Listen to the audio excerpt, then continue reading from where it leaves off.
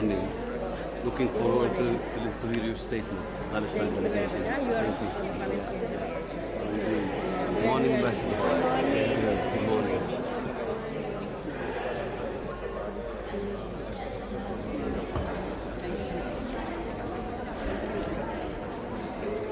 Buen punto.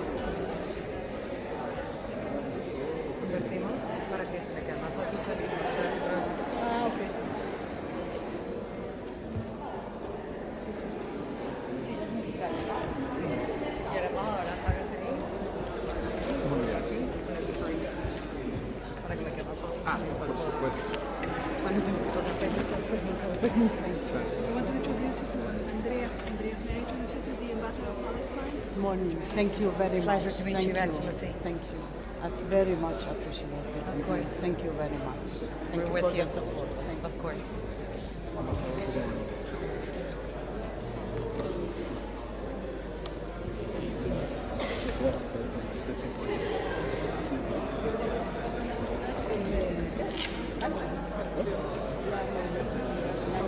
Yes. But we know for 20 years. We see each other always. Roughly.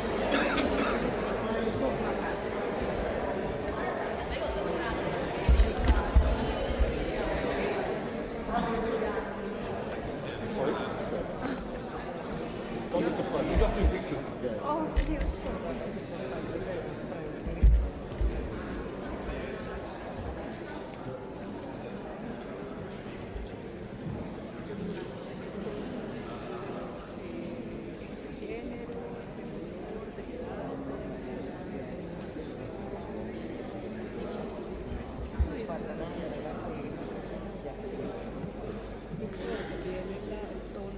Las formas incluso. Está interesante. Interesting times. No los que nos tocan, claro. No. Convento, una calle. No, terrible. No, y creo que es una buena cosa, es un buen mensaje, es un completamente distinto también que los Pero sé que vale lana. Esa casa no. Sé que van a Sí. venir ya la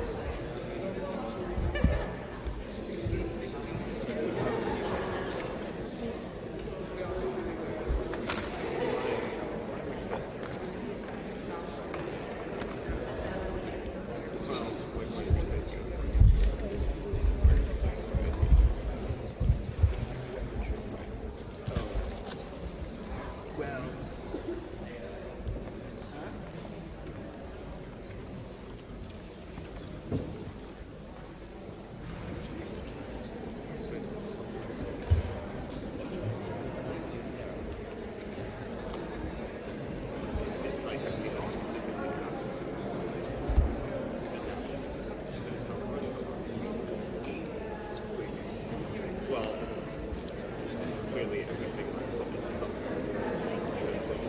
how spaces are.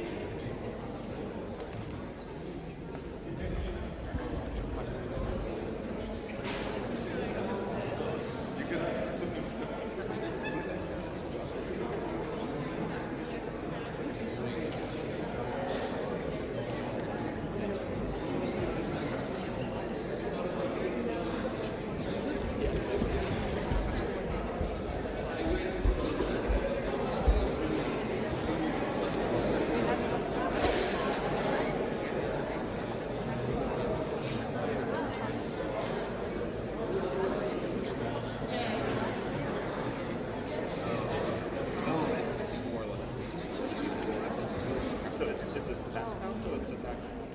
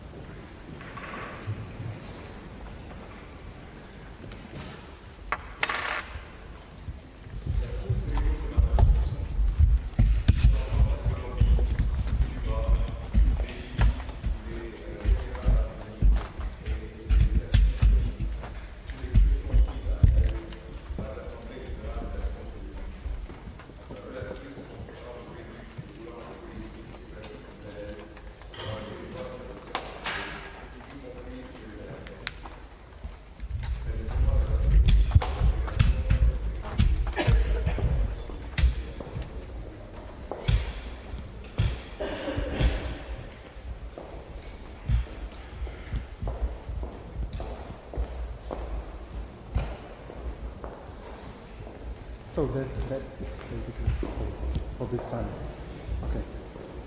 Okay. Okay. Découlant des politiques et pratiques d'Israël dans le territoire palestinien occupé, y compris Jérusalem-Est. Permettez-moi de rappeler que chaque délégation doit respecter le temps imparti pour sa présentation, qui est de 30 minutes. Ce matin, la Cour observera une brève pause après la présentation de l'Égypte. I shall now give the floor to the representative of Colombia and invite Mrs. Andrea Jimenez Herrera to address the court.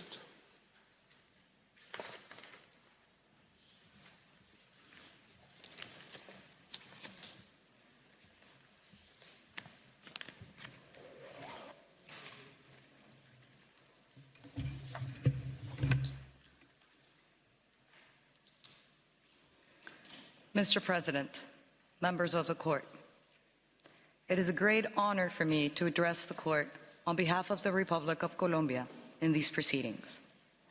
Our presence here today bears witness to Colombia's tradition of respect for international law, but it also reflects Colombia's deep concern about the incidents that regularly occur between the State of Palestine and the State of Israel, exacerbated after the horrific events taking place since 7th October 2023, which have unleashed a cycle of violence that has only worsened an already calamitous situation, causing the death of more than 27,000 civilians and thousands of wounded.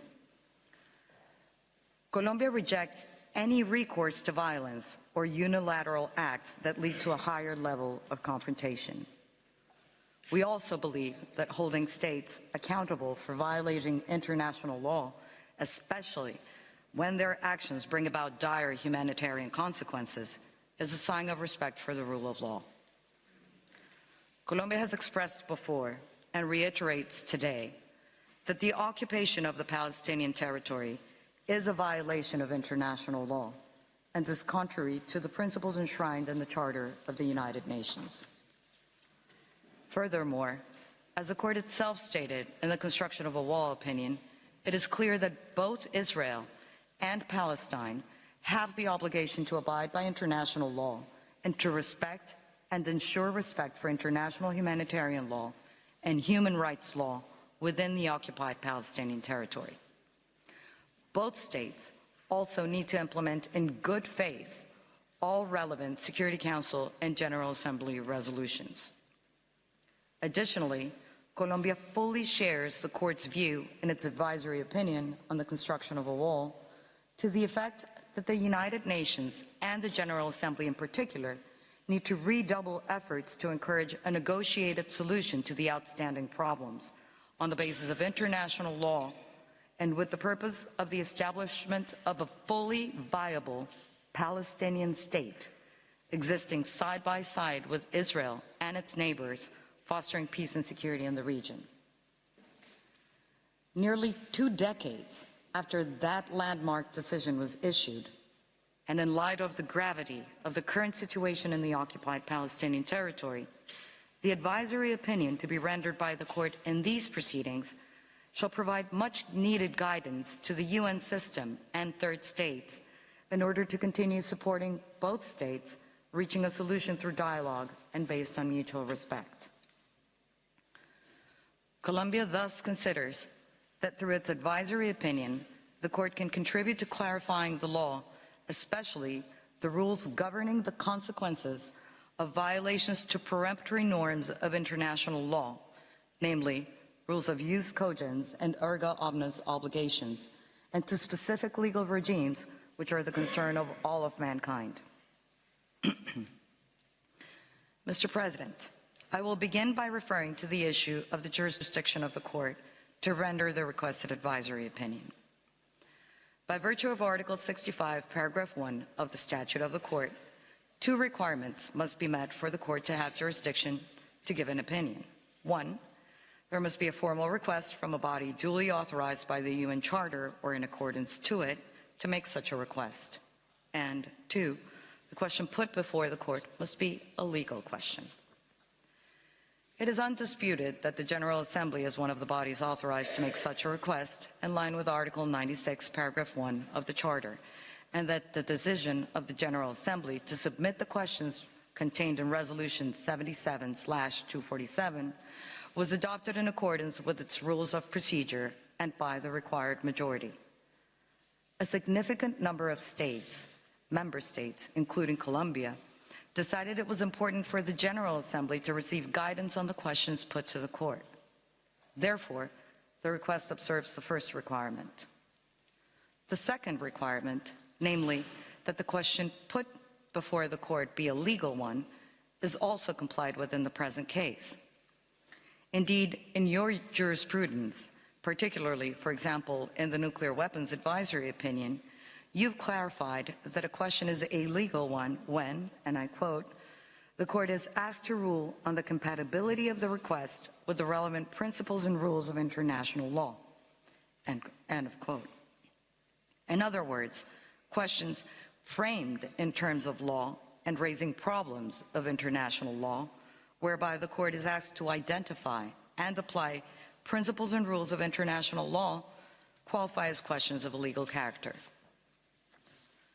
Colombia considers that the questions raised in Resolution 77/247 are indeed framed in legal terms, since they request the court to determine the legal consequences arising from the policies and practices of the State of Israel, a member state of the United Nations in the occupied Palestinian territory, including East Jerusalem, and to ascertain how those actions affect the legal status of the occupation. Those questions are to be answered through the application of rules of international law and therefore constitute legal questions which could form the basis of a request for an advisory opinion. Thus, in the opinion of Colombia, the court has jurisdiction to respond to the questions contained in Resolution 77/247. Mr. President, I will now focus on the question of propriety.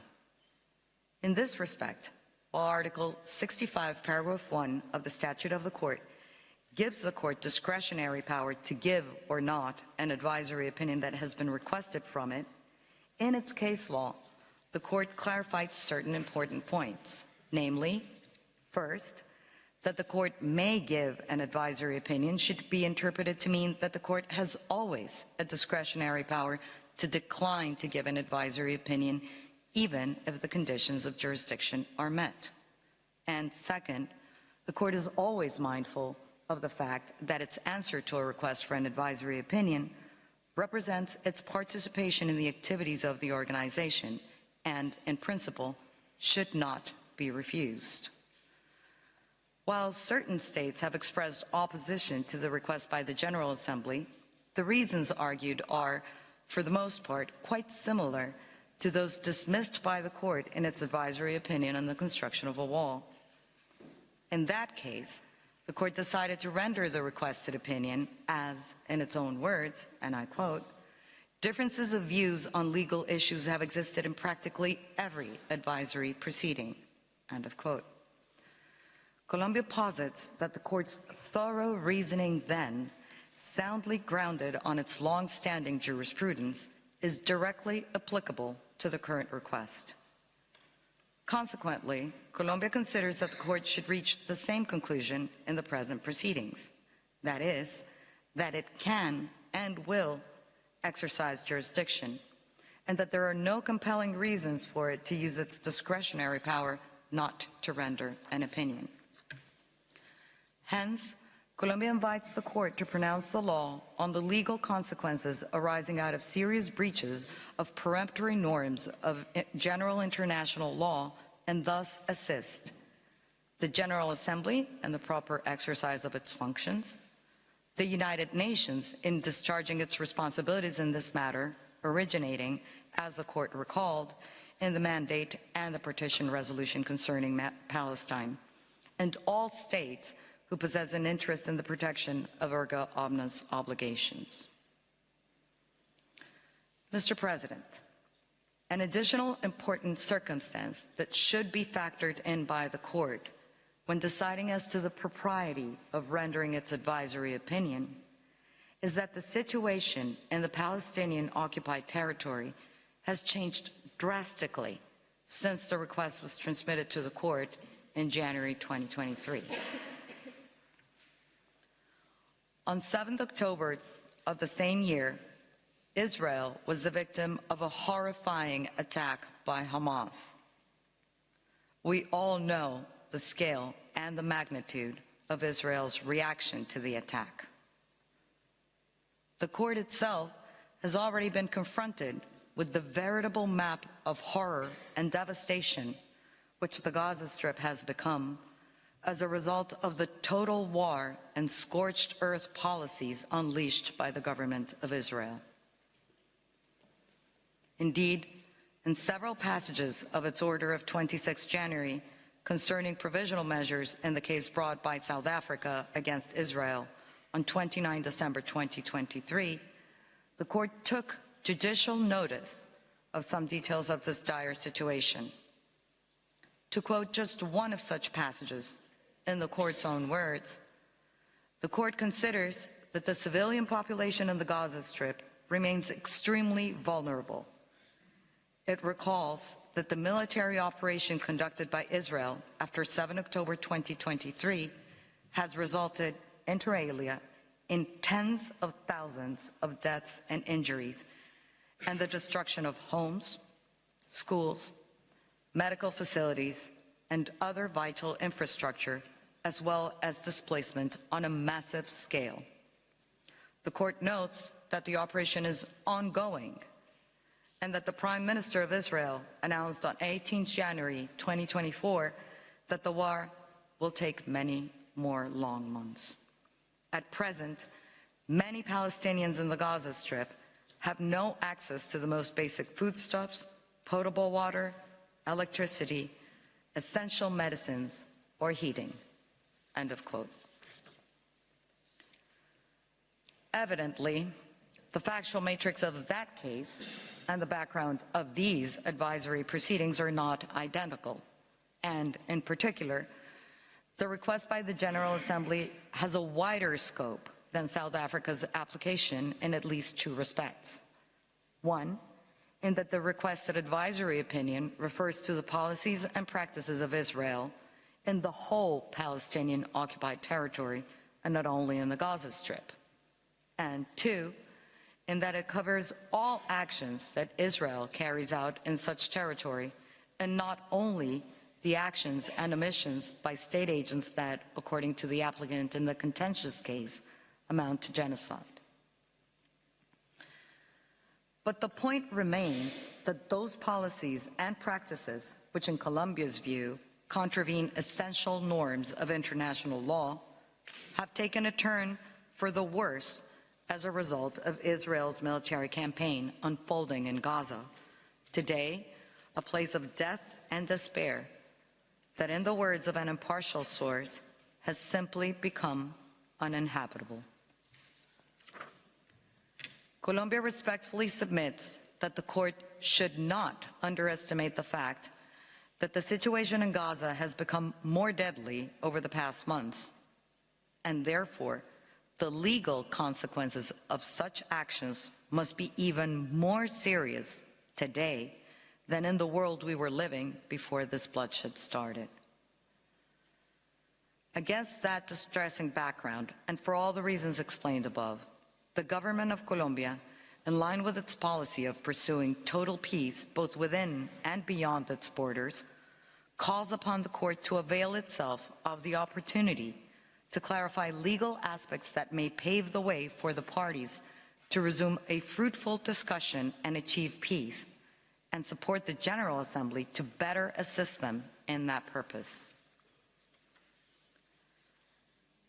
Mr. President, let me address now the questions submitted to the court by the General Assembly.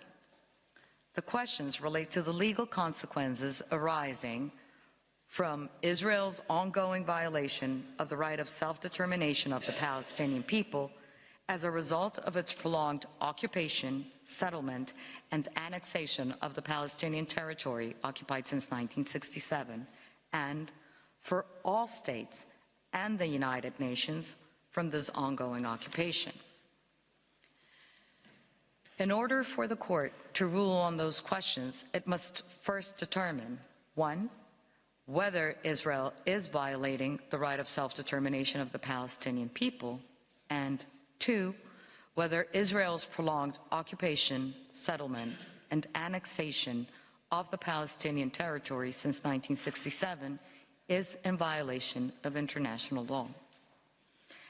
An answer in the affirmative to both questions will then enable the court to address the ensuing legal consequences.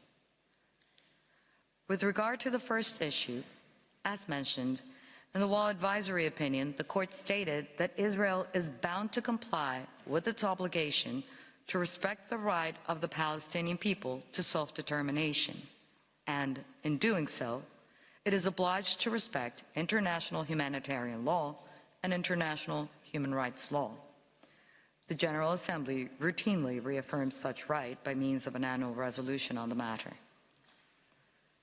Regarding the second point, Israel's prolonged occupation and further annexation of the Palestinian territory is in manifest violation of the rule of international customary law, which clearly prohibits the acquisition of territory by force. It also blatantly ignores the UN Charter and the findings of this court in its advisory opinion on the Wall case.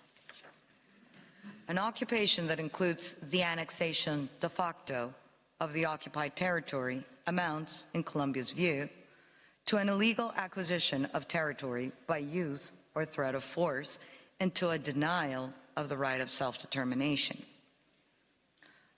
Furthermore, the occupation violates peremptory norms of general international law. In addition, as the court recalled in its 2004 advisory opinion, Israel's policies and practices involving the establishment of settlements in the occupied Palestinian territory are contrary to the terms of Article 49, Paragraph 6 of the Fourth Geneva Convention, to which Israel is a party.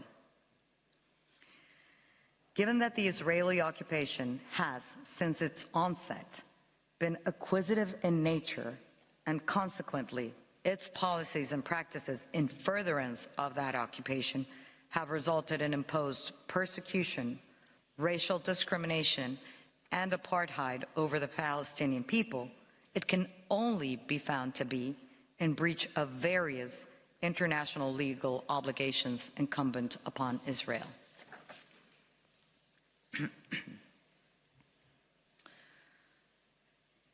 Mr. President, with regard to the consequences of those violations, Colombia is of the view that Israel's actions contrary to international law engage its responsibility and therefore entail distinct legal consequences.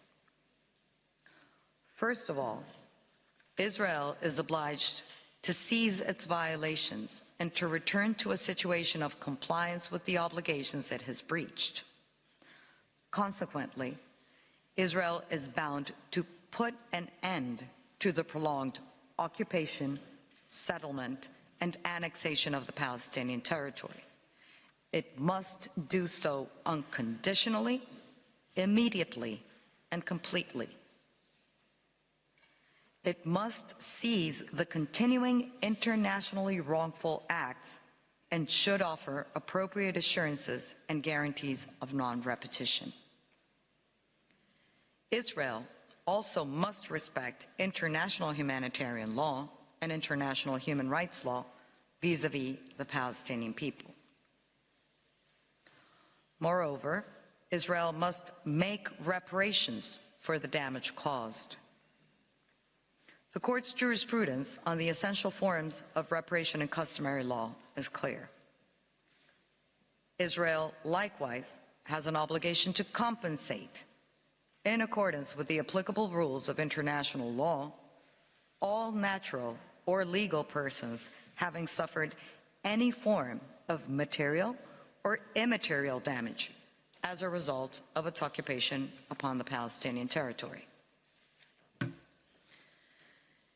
Israel also has violated erga omnes obligations, and as the court indicated in the Barcelona traction case, such obligations are, by their very nature, the concern of all states, and I quote, In view of the importance of the rights involved, all states can be held to have a legal interest in their protection." End of quote. Given the character and the importance of the rights and obligations involved, it follows that all states are under an obligation not to recognize the illegal situation resulting from the occupation of the Palestinian territory. They are also under an obligation not to render aid or assistance in maintaining the situation created by such occupation. As the court has asserted, and I quote, "It is also for all states, while respecting the UN Charter and international law, to see to it that any impediment to the exercise by the Palestinian people of its right to self-determination is brought to an end." End of quote. Finally, Colombia believes that states must cooperate within the multilateral framework of the United Nations. In the present situation, the organization, and especially the General Assembly and the Security Council, should consider what further and urgent action is required to bring to an end the illegal situation resulting, in the instant request, from Israel's illegal occupation. The court's guidance is crucial for that purpose. Mr. President, to conclude, Colombia respectfully calls upon the International Court of Justice to give the advisory opinion requested by the General Assembly.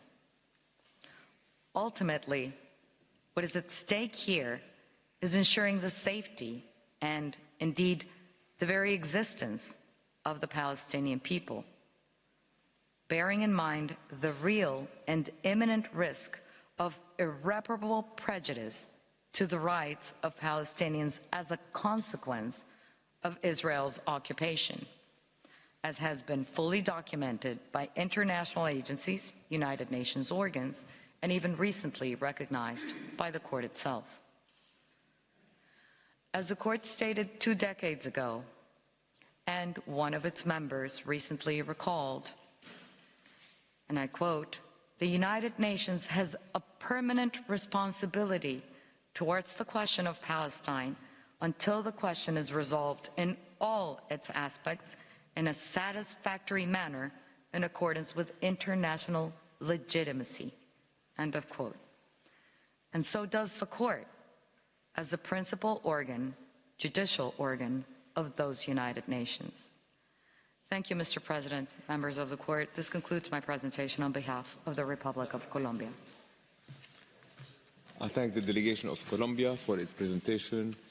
I invite the next participating delegation, Cuba, to address the court. I call upon Her Excellency Anayansi Rodriguez Camello to take the floor.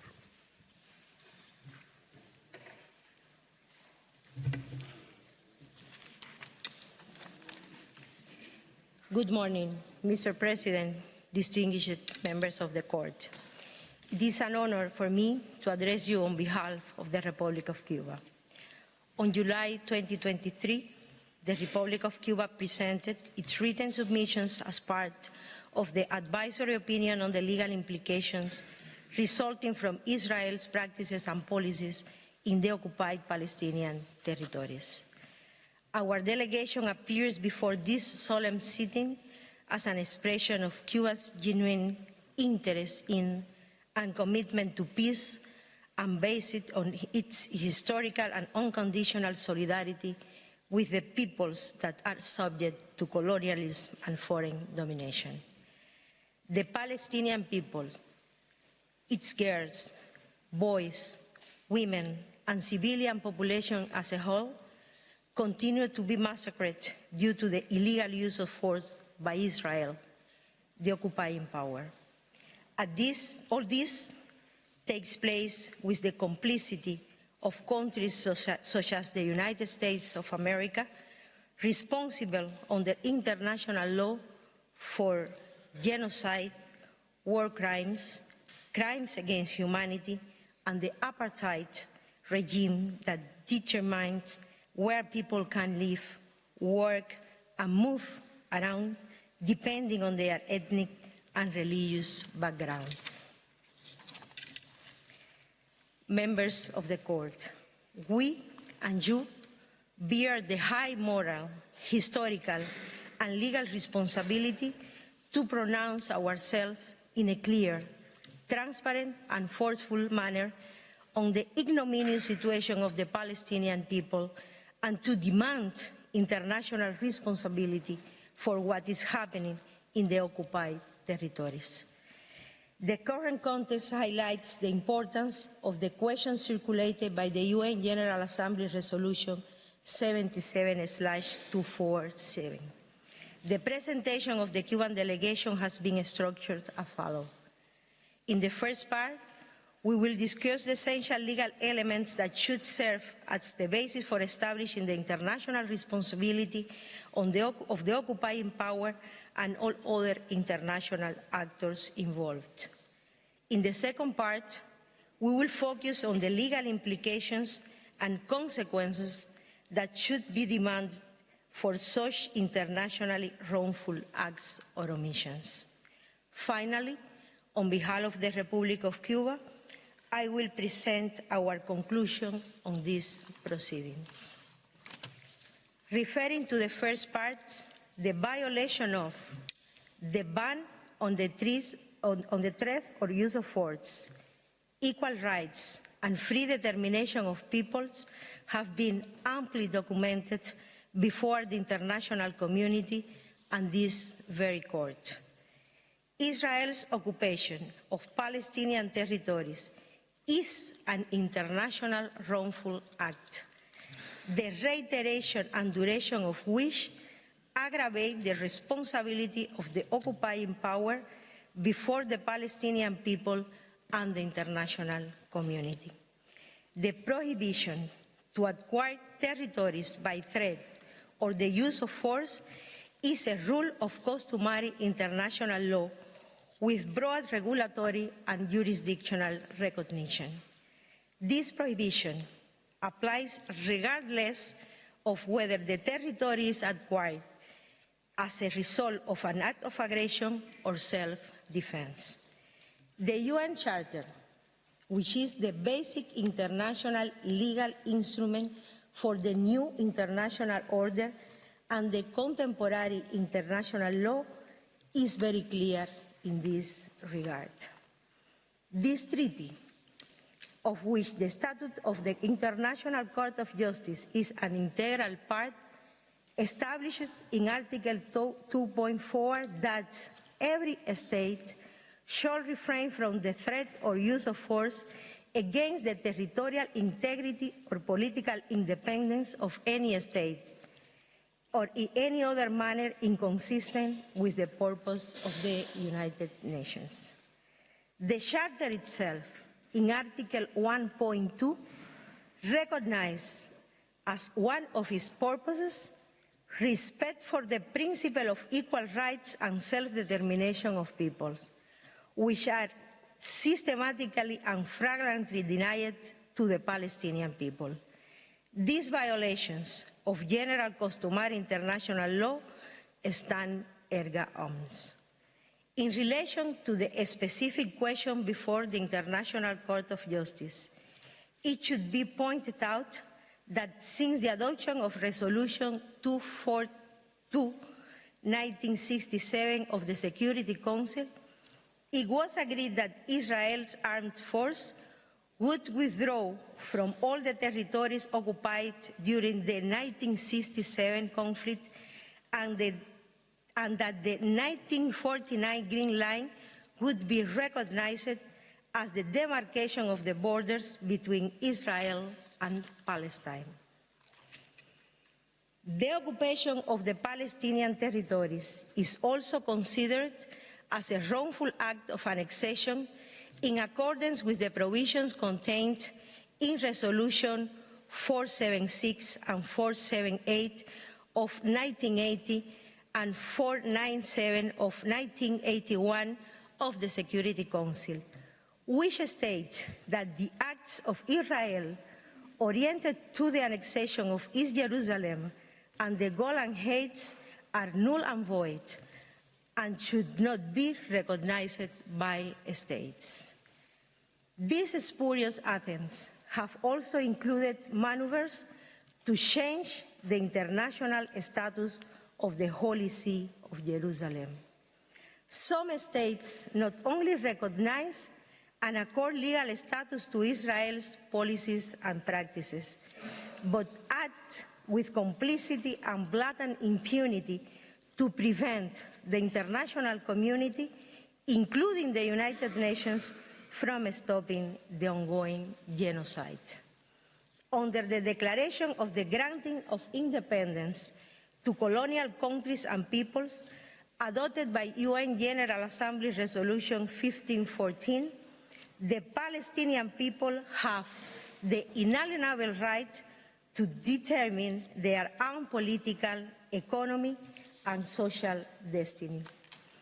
This is in keeping with the recognition of equal rights and self-determination of peoples, peremptory norms endorsed in the UN Charter, the Human Rights Covenants, and the Declaration on Principles of International Law concerning friendly relations and cooperation among states, in conformity with the Charter agreed upon by UNGA Resolution 2625. The presence of Israeli settlements in the occupied territories, the forced changes to the demography of the Palestinian people through land occupation and forced displacement of people, the construction of the separation wall, the control exercised over their natural resources, and the restrictions imposed on their mobility undermine and deny the ability of Palestinians to exercise their right to self-determination. Israel is also in violation of Resolution 242/1967 of the Security Council and the Oslo Accords. These agreements state that no party shall commence or take any step that would modify the status of the West Bank and the Gaza Strip pending to the outcome of negotiations on the permanent status. The destruction and appropriation of property in occupied territories, which are not justified by military necessity and are carried out on a large scale, unlawfully and arbitrarily, constitute grave breaches of the Fourth Geneva Convention relative to the protection of civilian persons in time of war, and therefore constitute a war crime. The Palestinian question demands a clear statement on the legal implications resulting from the non-applicability and violations of the Fourth Geneva Convention. Land, sea, and air blockades constitute collective punishment and are extreme violations of freedom of movement and the enjoyment of economic, social, and cultural rights. Collective punishment is expressly prohibited by international humanitarian law and is incompatible with several international human rights law provisions. The written submission presented by Cuba to this court provides well-documented evidence, particularly the serious violations of the Convention on the Prevention and Punishment of the Crime of Genocide. The genocide against the Palestinian people is not limited to the current stage of the extermination war by Israel. All this with the complicity of the United States of America, which prevents the international community from acting to protect the Palestinian people. The justification for fighting terrorism and exercising the right to self-defense are deceitful when they are raised by the aggressors themselves. The legal consequence of current and past events should not be analyzed in a fragmented manner. Taken as a whole, this institutionalized violence, which makes no distinction between civilians and combatants, is part of a broader policy that also includes, in a systematic and organized manner, massive confiscations of land and property, unlawful killings, extrajudicial executions, torture, administrative detentions, forced transfers, restriction on movement, and the denial of nationality and citizenship to the Palestinian population. There is also a discriminatory economic and cultural policy aimed at impoverishing the Palestinian population and denying the realization of their fundamental human rights. The International Court of Justice should make a general assessment of this situation so as to determine the legal implications resulting from it. In this regard, the Republic of Cuba believes that rather than an obvious apartheid regime situation prosecuted as a crime against humanity, this is indeed an act of low-intensity genocide that is perpetrated with systematic and effective cruelty. To qualify Israel's action merely as acts of apartheid would leave out the implicit intention to exterminate the Palestinian people, either in part or as an ethnic and religious group to whom the right to self-determination is denied. In case there was any doubt about the arguments that Cuba presented to the court in its brief, the current situation that is taking place in the eyes of all confirms the ongoing genocide. Innocent victims, girls, boys, women, civilians in general, numbers in the thousands. For the Genocide Convention to apply, the life of one single victim or the incitement, attempt, or conspiracy to commit such acts would be enough. The Convention Against Genocide also punishes the accomplices and instigators, those who veto decisions and prevent the international community and the United Nations from taking action, those who oppose an immediate ceasefire and the delivery of humanitarian aid, those who, for years, have supported each and every one of the policies and practices of Israel, the occupying power, which deny the existence of the Palestinian people and their rights. This agenda, to a large extent, has advanced in the course of time. We are convinced that this court should not wait for the complete extermination of an entire nation before ruling on the matter. That was the intention of the UN General Assembly in requesting the advisory opinion. The terrible situation currently facing the Palestinian people is a reminder of the urgency of a clear and consistent statement on the questions submitted to the consideration of the court. Israel, the occupying power, and its allies must take responsibility for the legal implications resulting from the sustained non-compliance with the international law. Consequently, the analysis of the international responsibility of Israel should go hand in hand with the responsibility of the United Nations and the member states that hinder its actions, creating by sustained and continued omission an international wrongful act that aggravates and worsens a clear situation of violation of international law in the Palestinian occupied territories. There should be a clear and unanimous ruling by the court that impartially and independently establishes the legal implications resulting from depriving the Palestinian peoples from their fundamental rights, including the right to life, freedom, and self-determination. Mr. President, members of the courts, related to the second part, added to the aforementioned international violations, there is the indolent attitudes of Israel, the occupying power, of ignoring the numerous resolutions and decisions adopted by the UN General Assembly, the Security Council, and the International Court of Justice. In this regard, and without intending to cover all issues, our brief to the court contains a report on the violations of the aforementioned provisions.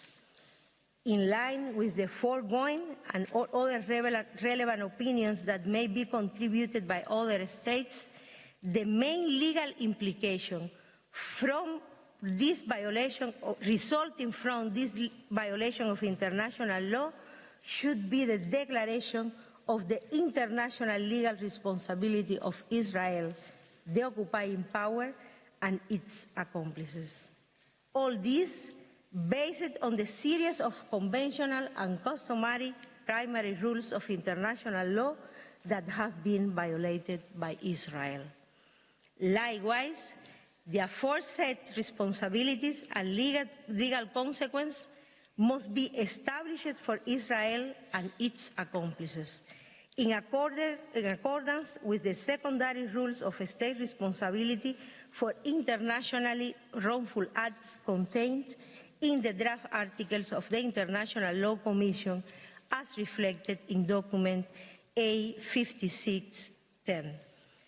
It would be appropriate for the court to provide in its advisory opinion that the international responsibility of Israel covers all illicit acts or omission of its state bodies, and those executed by persons or entities exercising powers of public authority, acting in the absence of official authorities or under the guidance or control of the occupying power. These secondary rules that govern the international responsibility of states clearly establishes the guidelines to determine the legal implication of the internationally wrongful act. This would motivate a strong ruling by the court, indicating the immediate obligation of all states, in particular the occupying power, to comply with the conventional and customary norms flagrantly and systematically violated in the Palestinian territory, including the cessation and non-repetition and reparation for the damage caused to the Palestinian people referred to respectively in Articles 29, 30, and 31 of the draft articles on responsibility of states. All of the foregoing is without prejudice to the applicable provisions of treaty law. In addition, the International Court of Justice should separately address the international responsibility of other states for the aid and assistance they offer to Israel, including those that supply weapons. It is an undisputed fact that certain members of the organization violate the principles reflected in Article 2 of the Charter, not only by denying the sovereign equality and rights of the State of Palestine, but also by acting in bad faith in such a way that precludes any possibility for a negotiated solution to the conflict that, far from being resolved, has worsened over the last 70 years.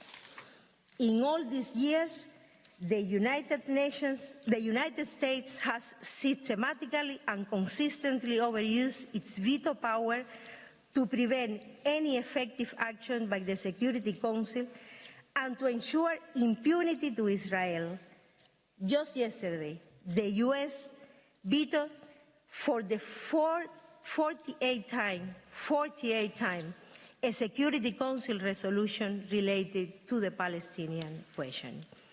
The International Court of Justice should emphasize the scope of Article 2.5 of the UN Charter, which states that all members shall refrain from giving assistance to any state against which the United Nations is taking preventive or enforcement action. This entails the obligation of all states to abide by the decisions adopted by the organization as a whole, particularly when the Security Council remains passive by the indolent attitude of one of its permanent members, the United States of America. And the United Nations General Assembly has continuously and categorically taken a stand on this question, supported by the International Court of Justice. Mr. President, members of the courts, to conclude, and based on the foregoing and especially taking into account the unbearable situation of the Palestinian people, the Honorable International Court of Justice should take a stand in the clearest, strongest, and most forceful legal terms in support of international law. The advisory opinion should establish the legal implications for Israel, other states, and the United Nations for the violation of the norms against the threat or use of force, equal rights and self-determination of people, as well as of the main international human rights instruments, the Geneva Convention on the Protection of Civilian Persons in Time of War, the Convention on the Prevention and Punishment of the Crime of Genocide, and the continued non-compliance with decisions of the UN General Assembly, Security Council, and the International Court of Justice.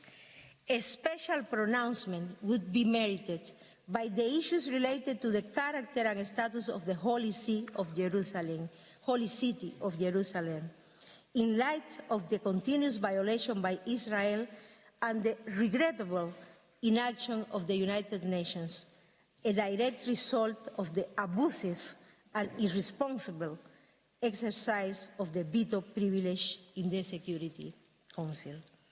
The Court should carefully think about the legal implications of these actions or omissions. We understand that once the Court has declared the existence of a situation of violation of international law, for example, the commission of a crime of genocide, war crime, or crime against humanity, there should be clear legal implications for all states that act in a way that ignores or undermines the decision or opinion of the Court. Actions or omissions that support violations of general international law should be held to be incompatible with the exercise of any international privilege. Honorable magistrates, it is up to the International Court of Justice to render the peace and justice that the Palestinian people deserve, without political double standards. That is the reason why the delegation of the Republic of Cuba respectfully requests the prompt issuance of an advisory opinion against the many years of genocidal impunity, clearly stating the international implications and responsibilities of those who, in one way or the other, contribute to the extermination of the Palestinian people. The international community requires a pronouncement that makes it clear to those responsible that today they may use their force against the innocent civilians, but this force will not be enough to spare them from justice. I thank you very much. I thank the delegation of Cuba for its presentation. I invite the next participating delegation, Egypt, to address the court and call Ms. Jasmine Musa to the podium.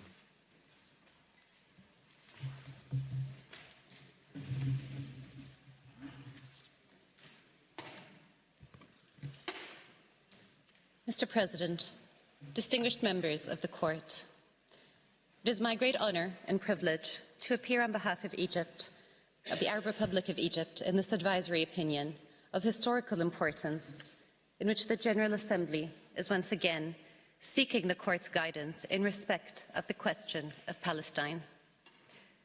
This comes against the backdrop of a 75-year history of displacement, dispossession, collective punishment, and daily, indiscriminate and systematic violence and human suffering of untold proportions.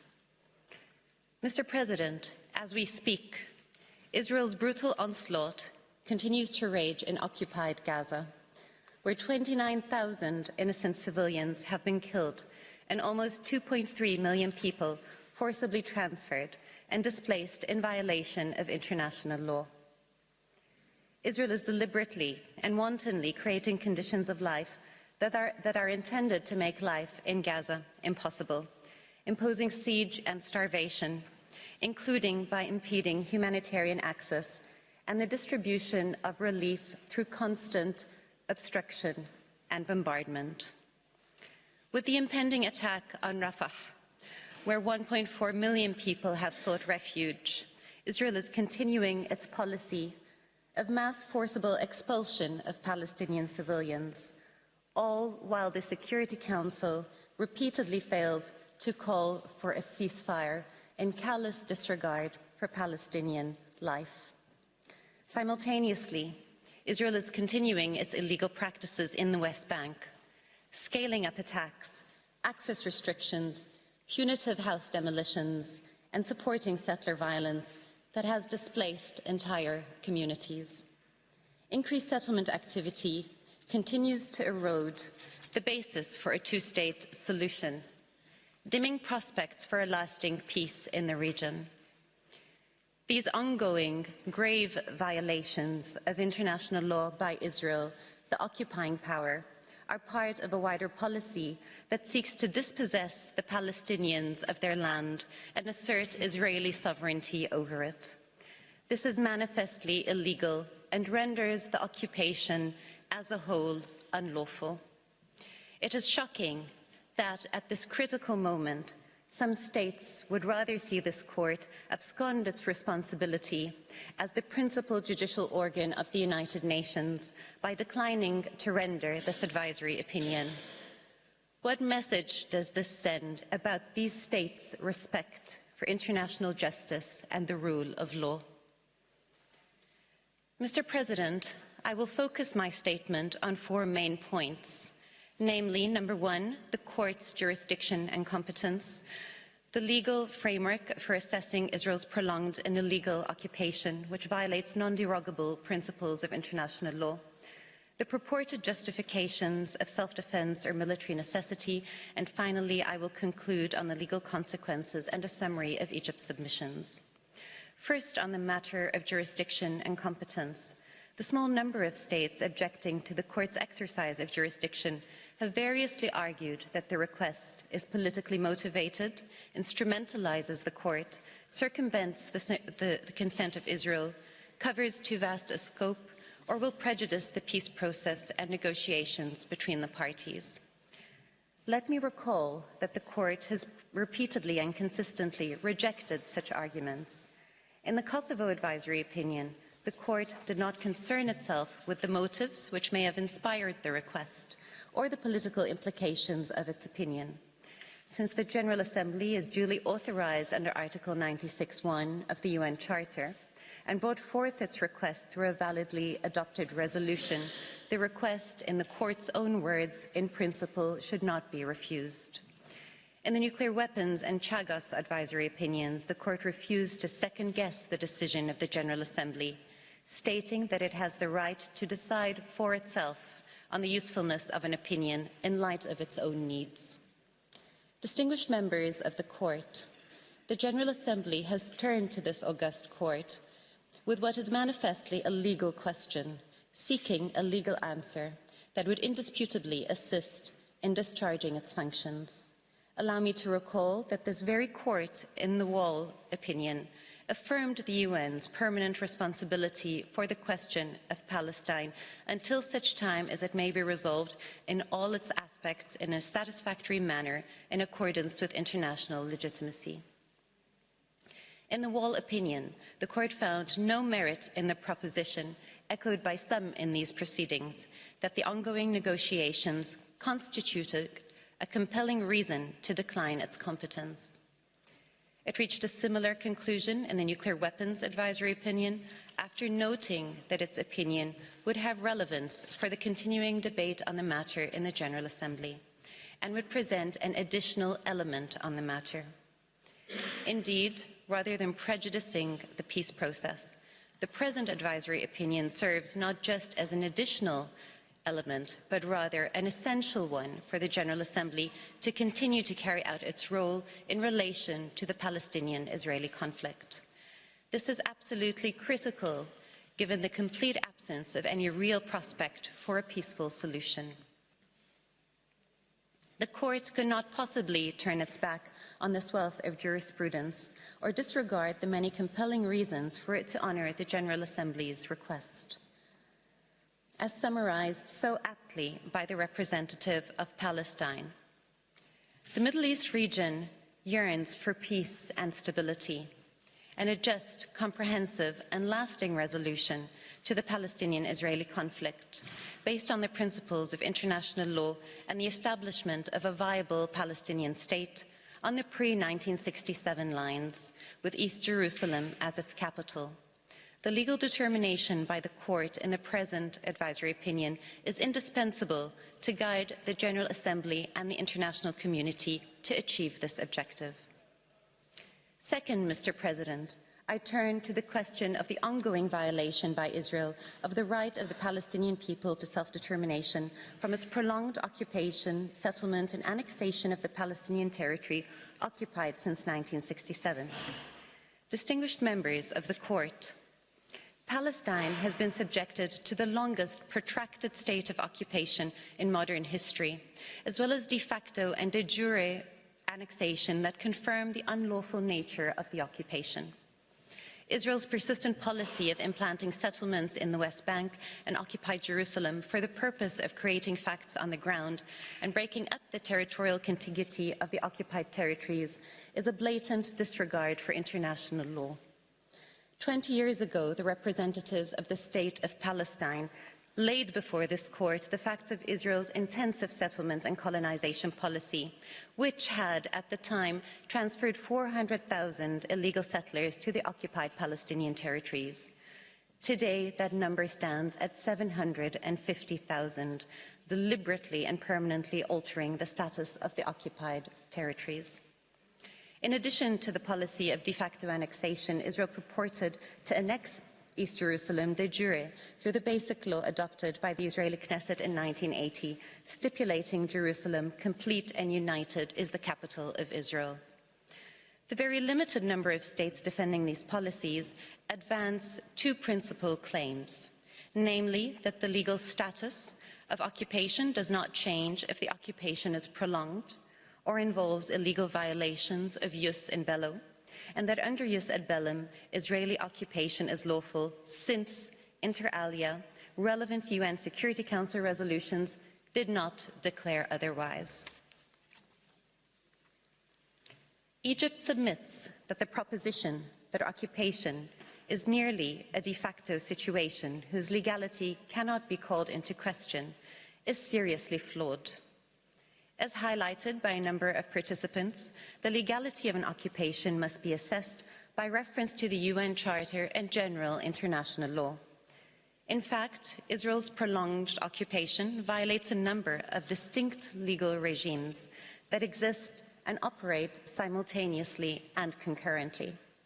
These include, number one, the law of occupation, part of the jus in bello that was characterized by this court as intransgressible. Number two, the jus ad bellum and the peremptory prohibition of the acquisition of territory through force. Number three, the principle of self-determination also a peremptory norm of international law, described by this court as erga omnes and irreproachable in the East Timor case. And 4, the fundamental prohibition of racial discrimination, segregation, and subjugation. It is against this legal framework that the legality of Israel's policies and practices in the occupied Palestinian territories must be assessed. First, with respect to the jus in bello, it is a fundamental principle of international law that an occupying power is prohibited from changing the status of the occupied territory, as well as its annexation in whole or in part. It is only entitled to exercise limited powers intended to be temporary in nature, with the aim of balancing between its own military needs and the protection of the local inhabitants. These are not rights bestowed on the occupying power, but rather limitations on its authority. It flows from this that belligerent occupation is governed by 2 key principles. First, it is a temporary regime, and second, it cannot transfer sovereignty to the occupying power. Rather, it freezes the legal order of the occupied territory throughout the duration of the occupation. The occupying authority is merely a de facto administrator, a principle intended to protect both the inhabitants of the occupied territory as well as the separate existence of the state, its institutions, and its laws. This is reflected in Article 47 of the 4th Geneva Convention, and is precisely what distinguishes occupation from annexation. The prohibition of permanently changing the occupied territory extends also to its demographic component. Article 49 of the 4th Convention prohibits individual or mass forcible transfer of civilians outside the occupied territory and the transfer by the occupying power of parts of its own civilian population into the territory it occupies. According to the 1958 commentary, this was intended to prevent a practice adopted during the Second World War by certain powers, which transferred portions of their own populations into occupied territory for political and racial reasons and in order, as they claimed, to colonize those territories. As demonstrated in Palestine's statement, there is overwhelming evidence that Israeli support for and maintenance of settlements is intended to permanently alter the demographic composition of the occupied Palestinian territory and extend Israeli sovereignty over it. This is coupled with Israel's mass forcible transfer and forced displacement of the Palestinians in Gaza through its illegal evacuation orders and indiscriminate use of force, which has been labeled by the UN Special Rapporteur on the situation of human rights in the occupied Palestinian territory as ethnic cleansing. It should be highlighted that Article 49 not only prohibits forced transfers, but also, in the court's own words, and I quote, "Any measures taken by an occupying power in order to organize or encourage transfers of parts of its own population into the occupied territory." Numerous resolutions of the General Assembly and Security Council affirmed the illegality of Israel's settlements, annexation, and measures altering the demographic composition, character, and status of the Holy City of Jerusalem, considering them invalid and a flagrant violation of the 4th Convention, while requiring Israel to desist from such practices. Security Council Resolution 298 stated, and I quote, "All legislative and administrative actions taken by Israel to change the status of the City of Jerusalem, including expropriation of land and properties, transfer of population, and legislation aimed at the incorporation of the occupied section, are totally invalid and cannot change that status." The Council also declared in relation to Jerusalem in Resolution 478 of 1980 that Israeli legislative and administrative measures are null and void and must be rescinded forthwith. Israel remains in defiance of these and subsequent resolutions, including Resolution 2334 of 2016 and numerous General Assembly resolutions, in addition to the provisions of the Geneva Conventions previously described. Israel's prolonged military rule and its strategic settlement policy, considered a national value under Israeli legislation, is essentially a systemic de-Palestinianization of the occupied territory, including Jerusalem, intended to permanently change its demographic characteristics and enhance its Jewish component, thereby achieving the de jure and de facto annexation of that territory. This leads to the conclusion that Israeli occupation is, in fact, an illegal annexation, conquest, and de facto colonial endeavour.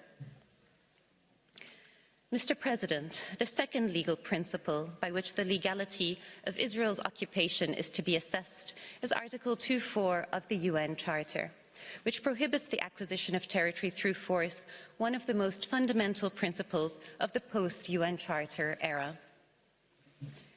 The vast majority of states participating in these proceedings submit that Israeli occupation, by virtue of its permanence, de jure and de facto annexation, manifestly violates the principle of inadmissibility of acquiring territory through force.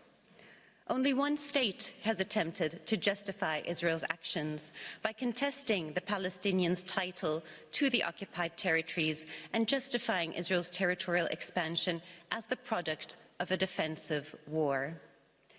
Egypt submits that these claims have no basis in fact or in law, and seek to derail the court by raising issues outside the temporal scope of this request.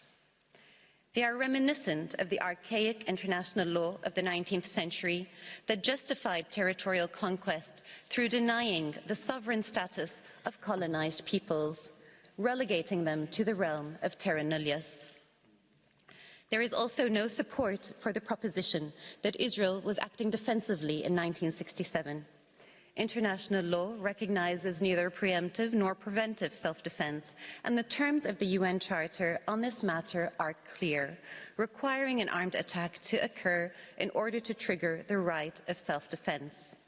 Israel's attack in 1967 was therefore not a defensive but an aggressive war. Even if the claim of self-defense were valid, which clearly is not the case, a decades-long occupation is not reconcilable with the customary international law conditions of necessity, immediacy, and proportionality. In any event, the issue is a moot one, as it is universally recognized that a state may not gain title to territory through any use of force, regardless of its purported legitimacy.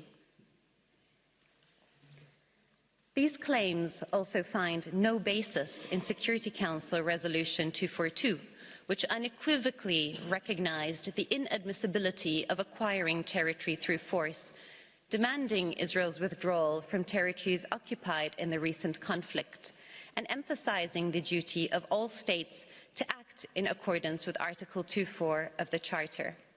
Resolution 242 was reaffirmed by Resolution 338, while the inadmissibility of territorial acquisition through force was confirmed in at least 9 subsequent Security Council resolutions. In fact, Resolution 471 clearly stated, as far back as 1980, the overriding necessity to end the prolonged occupation of the Arab territories occupied by Israel since 1967, including Jerusalem.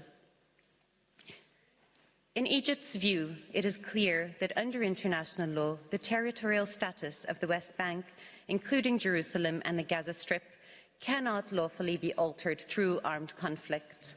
Israel's protracted occupation, which is coupled with measures to permanently change the demographic characteristics of the occupied territory and annex part of the land de facto and de jure in violation of the cardinal principle of the prohibition of the acquisition of territory through force, is therefore illegal per se and an ongoing violation of international law. Distinguished members of the Court, the third legal principle against which Israel's conduct must be assessed is self-determination. Egypt submits that Israel's indefinite occupation amounts to a nullification and denial of the Palestinian people's inalienable right to self-determination. It is indisputable that this right, enshrined in Article 1(2) of the UN Charter and both human rights covenants, is a cardinal principle in modern international law. Its erga omnes character, confirmed by the court in the East Timor case, entails that all states and international organizations have a legal interest and a duty in respecting and protecting this right. This court already affirmed in the Wall Advisory Opinion the applicability of this right to the Palestinian people. Mr. President, Israel's indefinite occupation of the Palestinian territories is, as a whole, inconsistent with the principle of self-determination and breaches three salient aspects of this principle. First, it obstructs the Palestinian people from freely determining their political status, achieving independent statehood, sovereignty, and the right of return.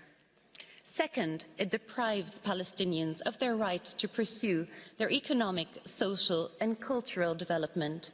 In gross breach of international law, Israel restricts Palestinians' access to Jerusalem's Christian and Muslim holy sites, notably Al-Aqsa Mosque, wantonly depletes Palestinian natural resources, imposes access restrictions to Area C, and obstructs the movement of goods and people between the West Bank and Gaza, stunting Palestine's economy and impeding the geographical unity of the State of Palestine. Third, the fragmentation and dismemberment of the occupied territories through Israel's settlements policy, the wall, and measures of de facto and de jure annexation are a blatant violation of the fundamental principle of the integrity of the self-determination unit. The territorial unit of Palestine includes both the West Bank, including the holy city of Jerusalem, and the Gaza Strip. Although Israel withdrew its forces from Gaza in 2005, it still retains effective control by, inter alia, exercising complete control over Gaza's airspace and territorial waters, the flow of people and goods in and out of Gaza, the Palestinian population registry, the tax policy and transfer of tax revenues. Israel's continuing military incursions into Gaza, including the ongoing brutal assault, indicate Israel's continuing authority over the territory. Together, the West Bank and Gaza constitute a single territorial unit. This has been confirmed by numerous Security Council resolutions which refer to Gaza as an integral part of the territory occupied in 1967 and of the Palestinian state under the two-state solution. Egypt firmly denounces the ongoing obstruction of the Palestinian people's inalienable, permanent and unqualified right to self-determination, a violation as argued by Palestine that is an essential feature of Israel's prolonged occupation. One only needs to look at Israel's vicious wholesale destruction of Gaza today after years of imposing the medieval methods of siege and blockade to realize the extent of Israel's transgression of this principle. Israel's prolonged occupation is therefore illegal per se and is an ongoing internationally wrongful act that must be immediately brought to an end by Israel by immediately ending the occupation. The fourth legal principle against which Israel's conduct must be assessed is the fundamental prohibition of racial discrimination, segregation, and subjugation.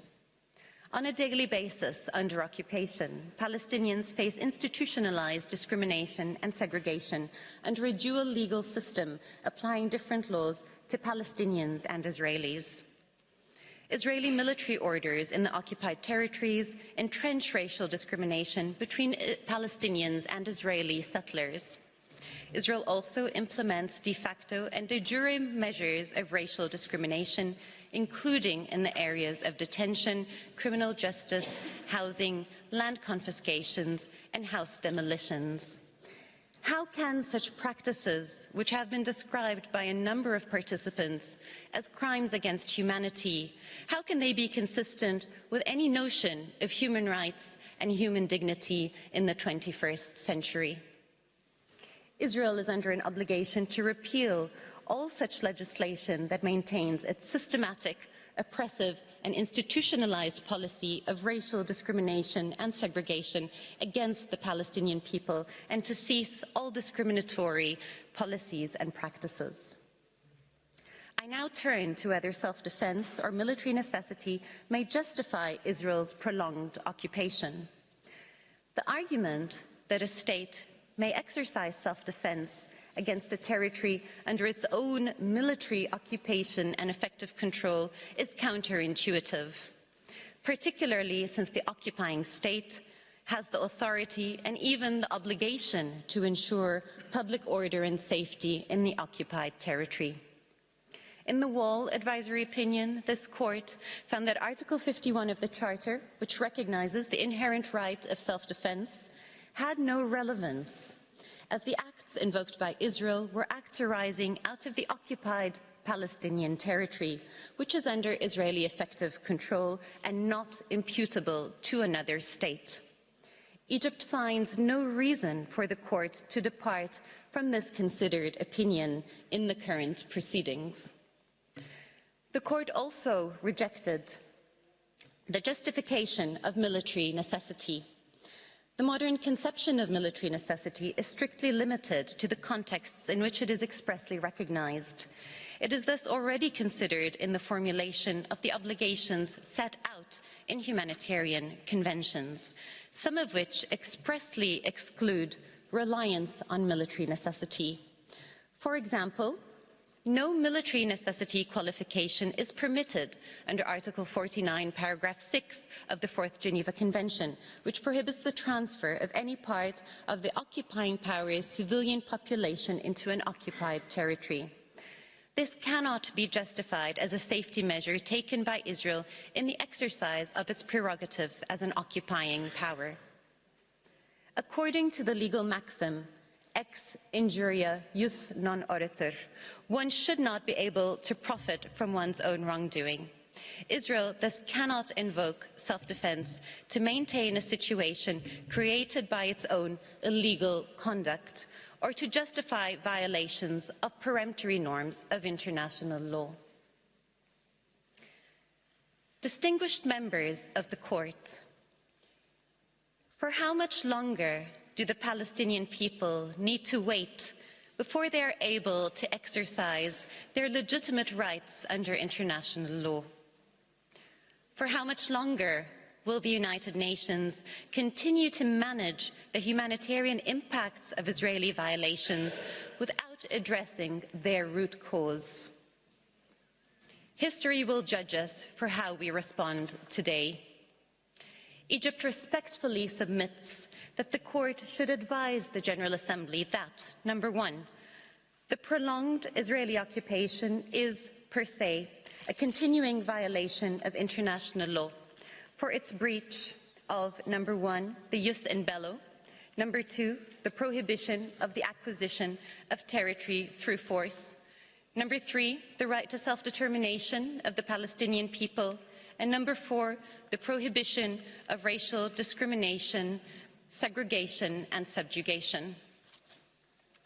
Second, Israel, as the wrongdoing state, is obliged to make full reparation through restitution, compensation and satisfaction, either singly or in combination, by ceasing immediately and unconditionally its unlawful occupation of Palestinian territory and rescinding the associated unlawful policies and practices of annexation, settlements and discriminatory legislation.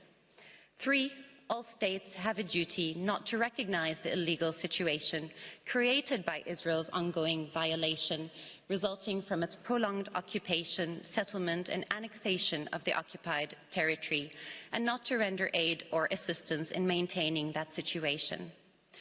Mr. President, the consequences of Israel's prolonged occupation are clear, and there can be no peace, no security, no stability, no prosperity in the Middle East without upholding justice and the rule of law for the Palestinian people. I thank you. I thank the delegation of Egypt for its presentation. Before I invite the next delegation to make its oral statement, the court will observe a break for 10 minutes. The sitting is suspended.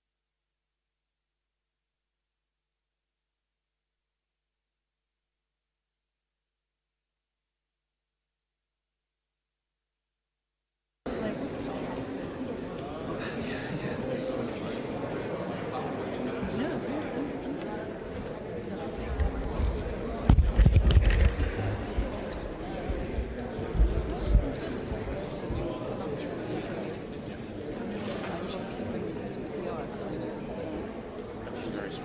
Yellow version also.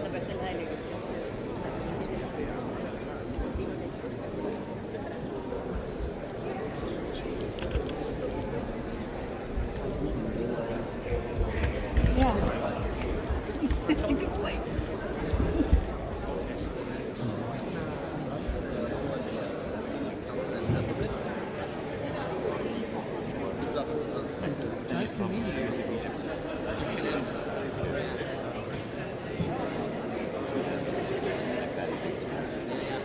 She's permanent, right? Yeah, like permanent in the ministry.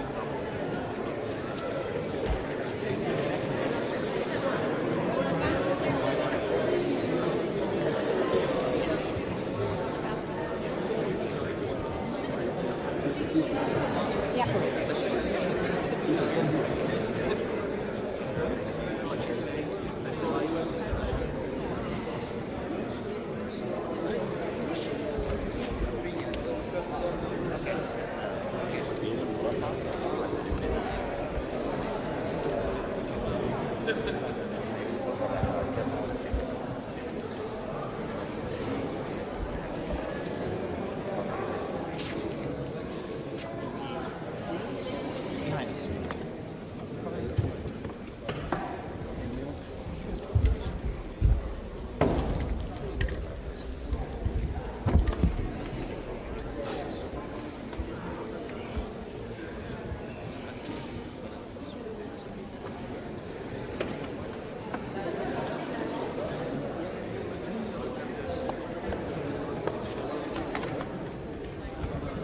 That's your Yep.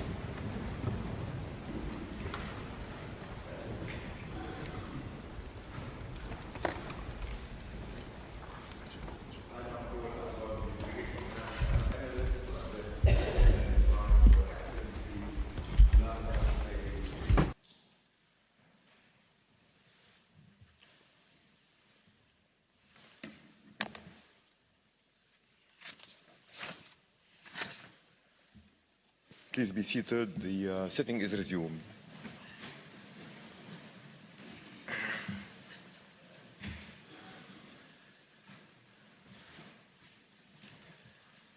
I now call upon the delegation of the United Arab Emirates to address the court and invite Her Excellency Lana Nusaybi to take the floor.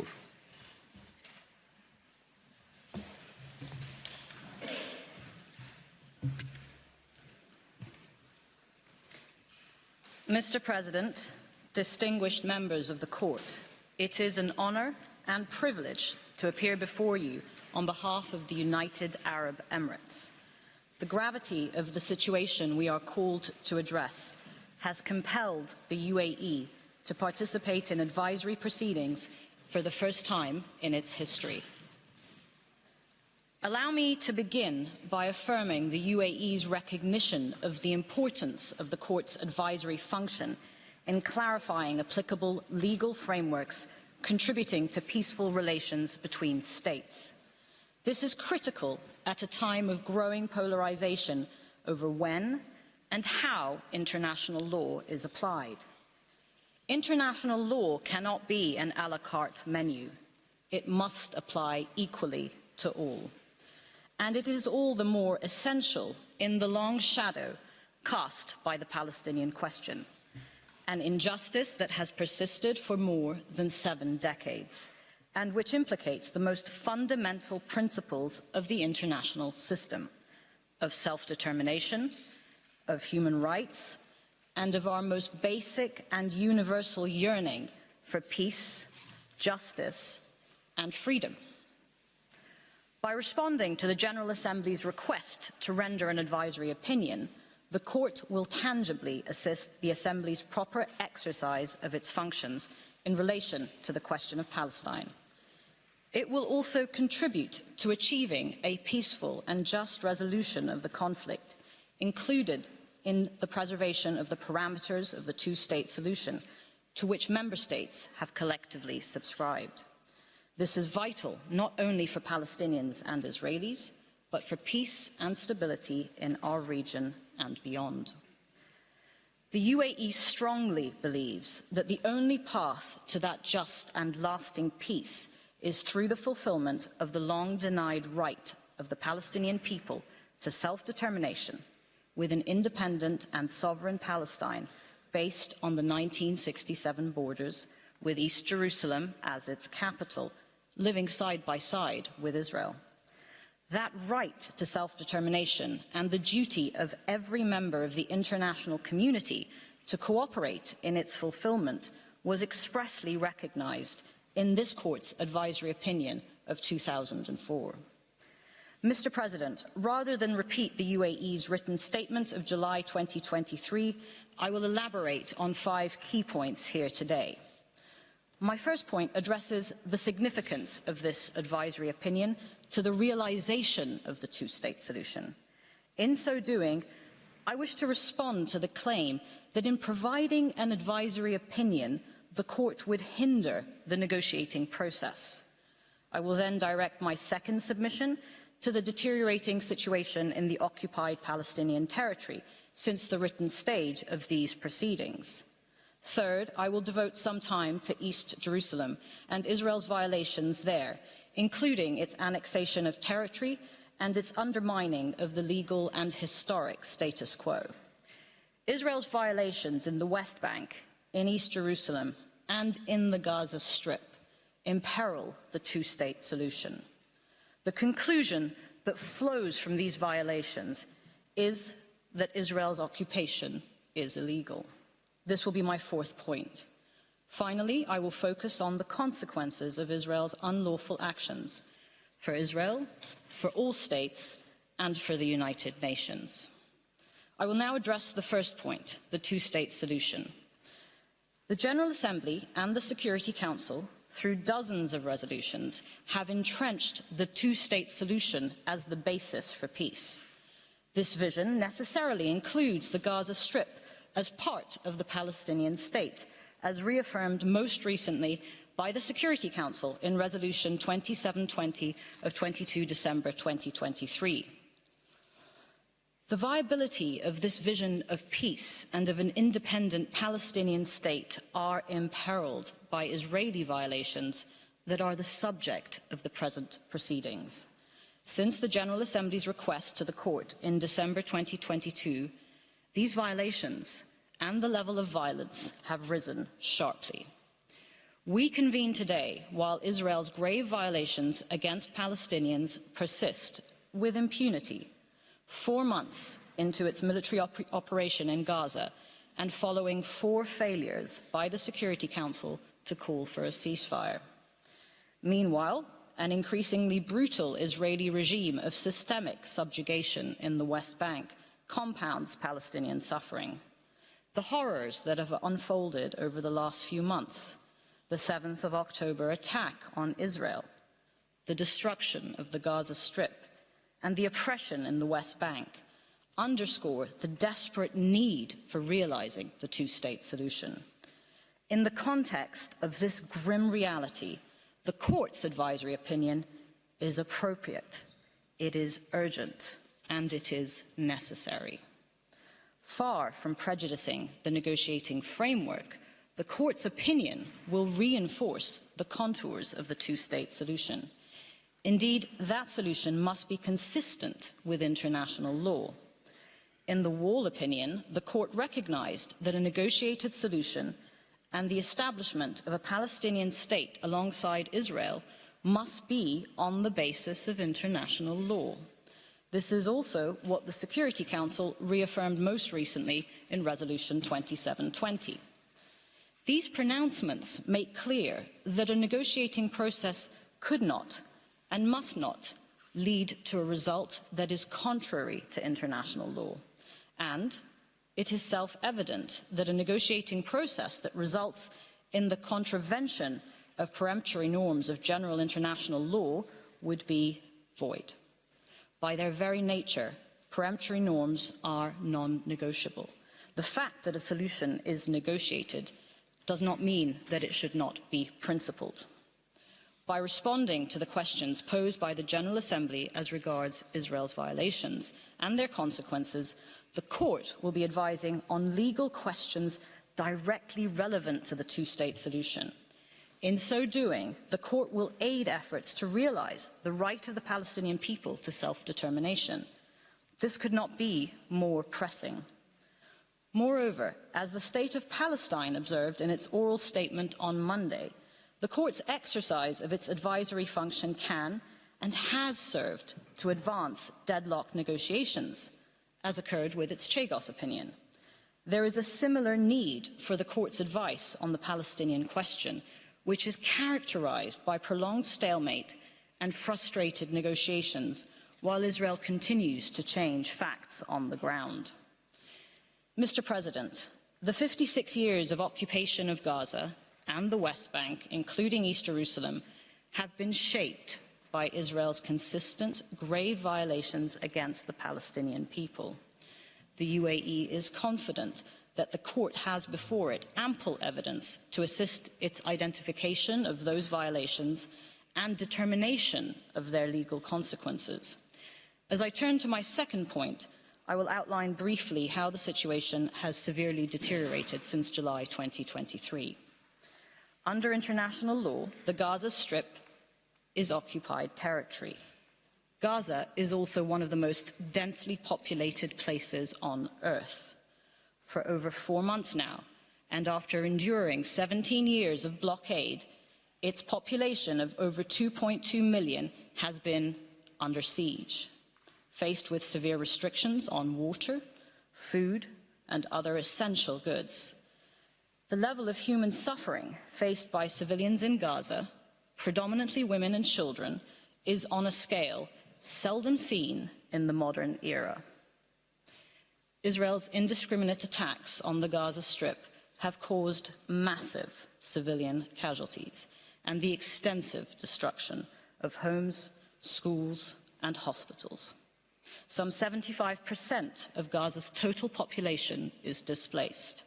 I note here, Mr. President, the latest orders issued to the Israeli Defense Forces to plan for the evacuation of Rafah ahead of another military offensive.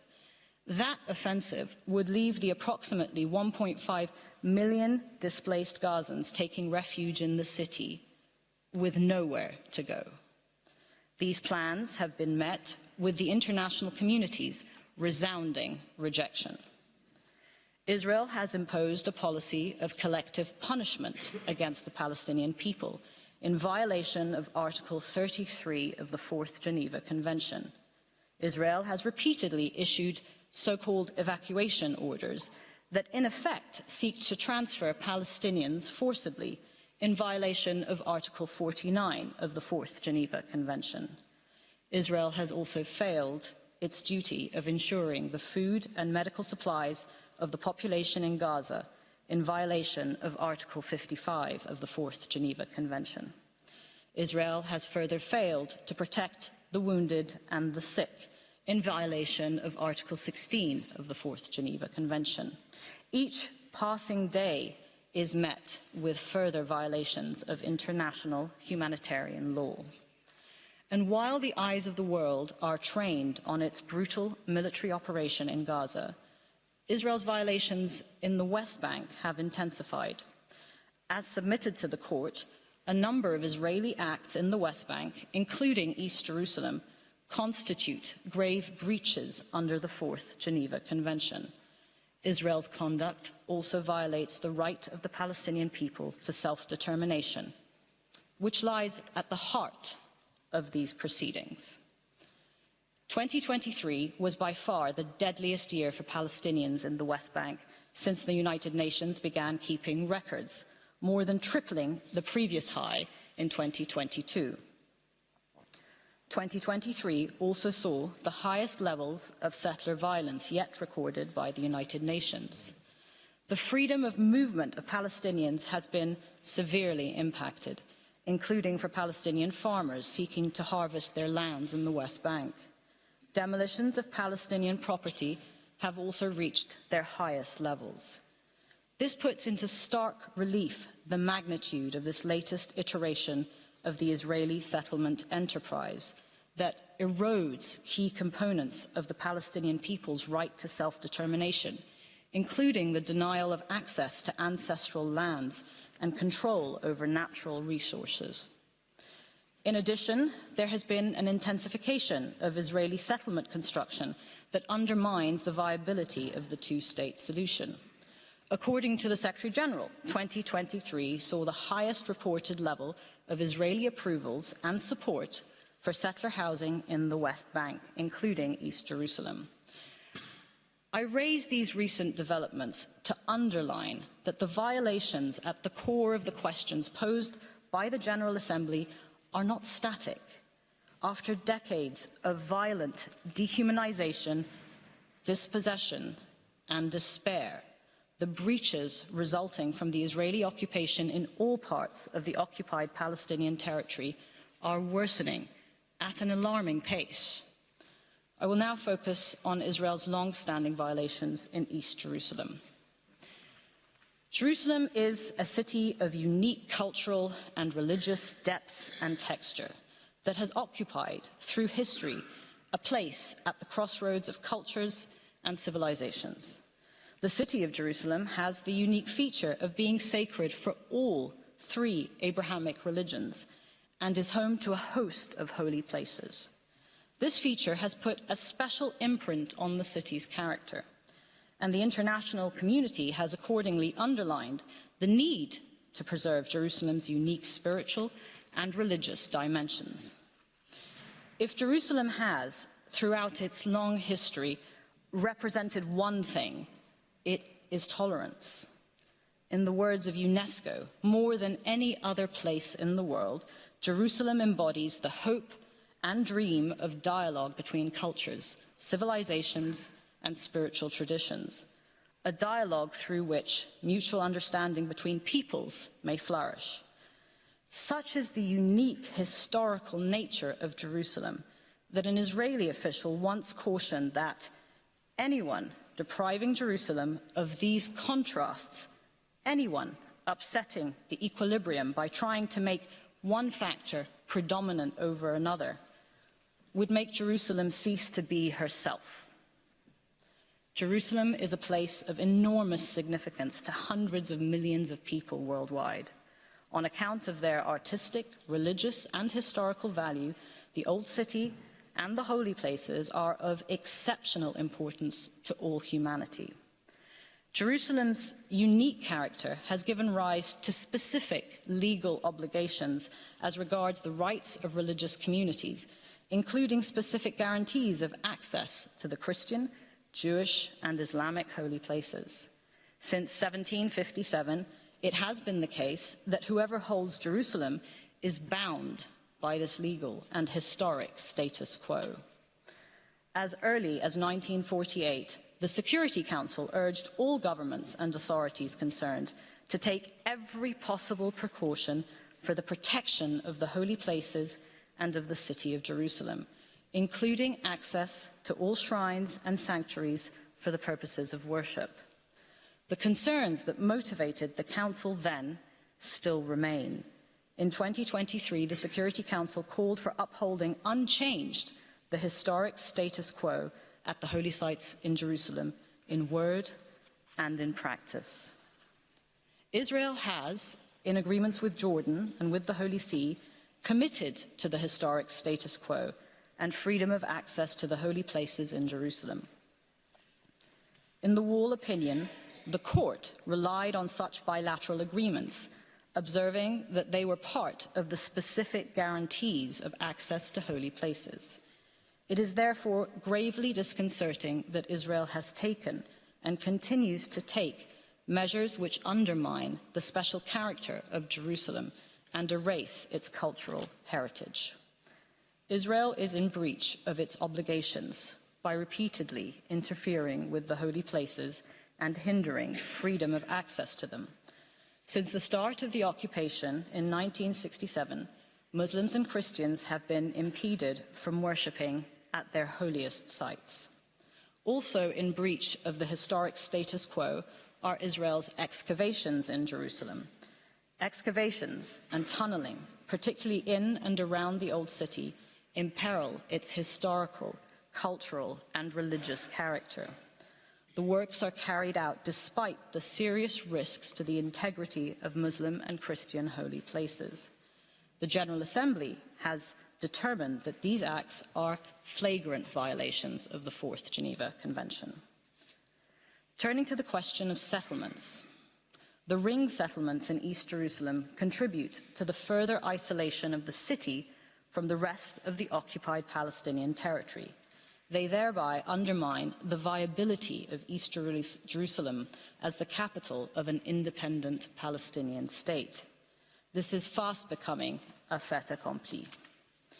Mr. President, Israel's measures to extend its administration and laws to East Jerusalem are inconsistent with the most fundamental tenets of the law of occupation and the right to self-determination. Indeed, Israel's administration of East Jerusalem constitutes annexation of territory on which the Palestinian people have the right to self-determination. International law is unequivocal in this respect. All measures by Israel that affect or aim to alter the status of East Jerusalem are null and void and have no legal effect on its status. By Resolution 478 of 1980, the Security Council affirmed that Israel's enactment of the Basic Law was a violation of international law. Resolution 478 was plainly intended to be legally binding on Israel and all UN member states. A binding determination by the Security Council to the effect that a situation is illegal must have consequences. As the court noted in the Namibia opinion, it would be failing in the discharge of its judicial functions if it did not declare that there is an obligation to bring such a situation to an end. Israel's violations in East Jerusalem and throughout the occupied Palestinian territory threaten the viability of the two-state solution and go to the very nature of the occupation. It is in this context that I come to the legality of the occupation itself. The Security Council reaffirmed in 1980 the overriding necessity for ending the prolonged occupation of Arab territories occupied by Israel since 1967. The General Assembly has declared that the Arab territories occupied since 1967 have continued to be under illegal Israeli occupation. Israel's occupation is, as the vast majority of participants in these proceedings have recognized, illegal and must end. Israel's occupation breaches the requirement under the law of occupation that an occupation must be temporary and cannot become permanent. It is in breach of the cardinal principle enshrined in the Charter of the United Nations that the acquisition of territory by war is inadmissible. Israel's occupation, furthermore, violates peremptory norms of general international law, such as the Palestinian people's right to self-determination. Mr. President, whether the illegality of Israel's occupation is determined under general international law or under the Charter, the conclusion is the same. It is illegal. Israel's illegal acts cannot remain without consequence, which takes me to my last point. Mr. President, distinguished members of the Court, I will now address the legal consequences of the ongoing violations by Israel. I wish to draw the Court's attention to the obligations identified by the Court in the Chagos and Wall opinions. First, Israel has, inter alia, an obligation to comply with the primary obligations it has breached, an obligation to ensure cessation of those breaches, and an obligation to make reparation for the damage caused by those breaches. Let me illustrate these obligations with a few examples. This means that Israel must cease all policies and practices impeding the exercise of the Palestinian right to self-determination, and repeal all laws and regulations that aim to alter the demographic composition, character, and status of East Jerusalem. It also means that Israel must ensure freedom of access to the holy places and respect the legal and historic status quo. This means that Israel must comply with all its obligations as the occupying power in the occupied Palestinian territory in East Jerusalem, the West Bank, and the Gaza Strip. For example, Israel must bring into the Gaza Strip the necessary food and medical supplies to the Palestinian population, and it must end its siege and all practices depriving Palestinians of supplies essential to their survival. In practical terms, it must mean a ceasefire. It also means that Israel must stop its so-called evacuation orders and forcible transfers of Palestinians. It means that Israel must dismantle settlements in the occupied Palestinian territory and must prevent violence perpetrated by settlers, many of them armed, against Palestinians. And it means that Israel must put an end to its settlement activities, its confiscation of land, demolition of homes, and the transfer of new Israeli settlers to the occupied Palestinian territory. Finally, Israel must also comply with all decisions of the Security Council, in line with Article 25 of the UN Charter.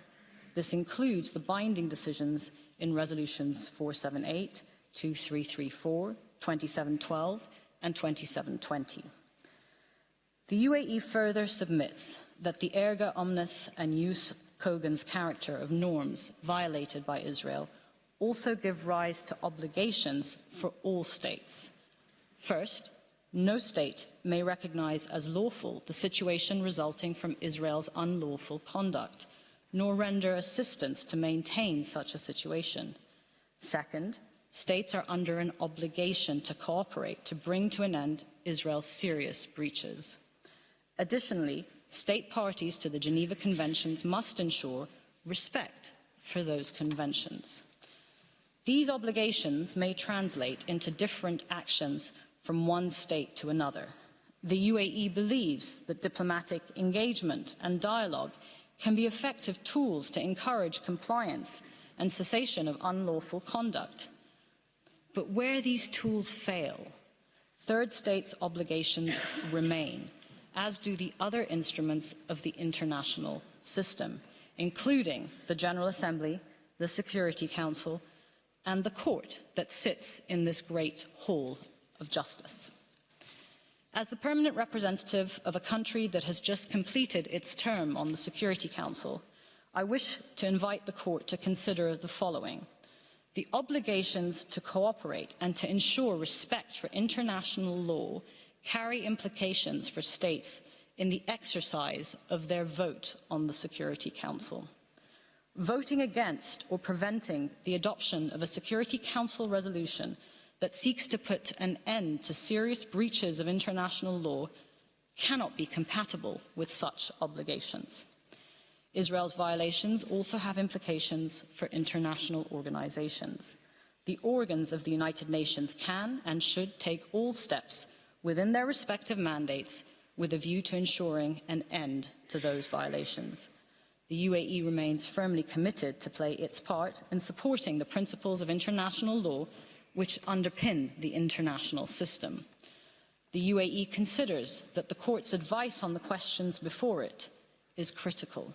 Indeed, we believe it matters for all states, large and small, who rely upon and seek to preserve our international order. The reason it matters is quite simple. The even-handed application of international law is essential if that order is to function. To allow otherwise, to permit states to pick and choose what international law to apply and when, risks destabilizing our international order. Mr. President, distinguished members of the court, the Palestinian people have suffered for far too long under an occupation that is seemingly immune from international law. Palestinians and Israelis deserve to thrive side by side in their own independent, prosperous and secure states. This cannot happen if Israel's violations persist. Peace will remain elusive while the Palestinian people's inalienable right to self-determination continues to be denied. The UAE has every confidence that the court's opinion will contribute significantly towards achieving a peaceful resolution of this conflict in accordance with international law. Thank you. I thank the delegation of the United Arab Emirates for its presentation. I invite the next participating delegation, the United States of America, to address the court. I call upon Mr. Richard Vizek to take the floor.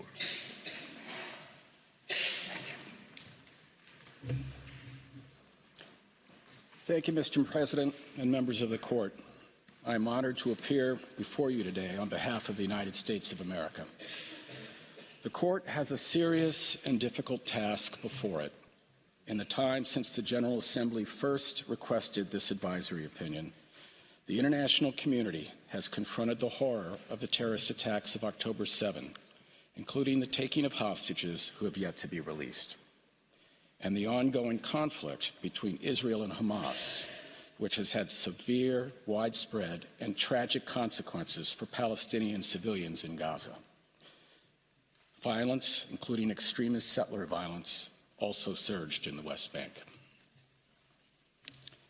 The United States, along with others, is engaging intensively with the Palestinians, with Israel, and with other states in the region and within the United Nations, not only to address the current crisis, but to get beyond where we have been, namely to advance a political settlement that will lead to a durable peace in the region that includes lasting security for Israelis and Palestinians and a path to Palestinian statehood.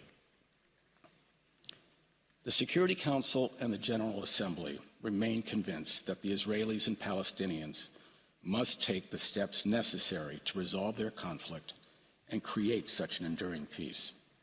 These principal organs of the United Nations have laid out and continue to endorse the path to achieve that peace through the principles first articulated in Security Council resolutions 242 and 338. Those resolutions are the core of the established framework within which the Court should address the legal questions before it. This Court's advisory opinion will have consequences for the parties to the conflict and for the ongoing efforts of all of those working to achieve a durable peace. It will do so for the Security Council, which bears primary responsibility for maintenance of international peace and security. It will do so for the General Assembly, which requested the Court's advice. And it will do so for the other members of the international community. Throughout the tumultuous and often violent history of the Israeli-Palestinian conflict, the United Nations has been consistent in its support for the proposition that a comprehensive, just, and lasting peace requires negotiations between the parties to the conflict.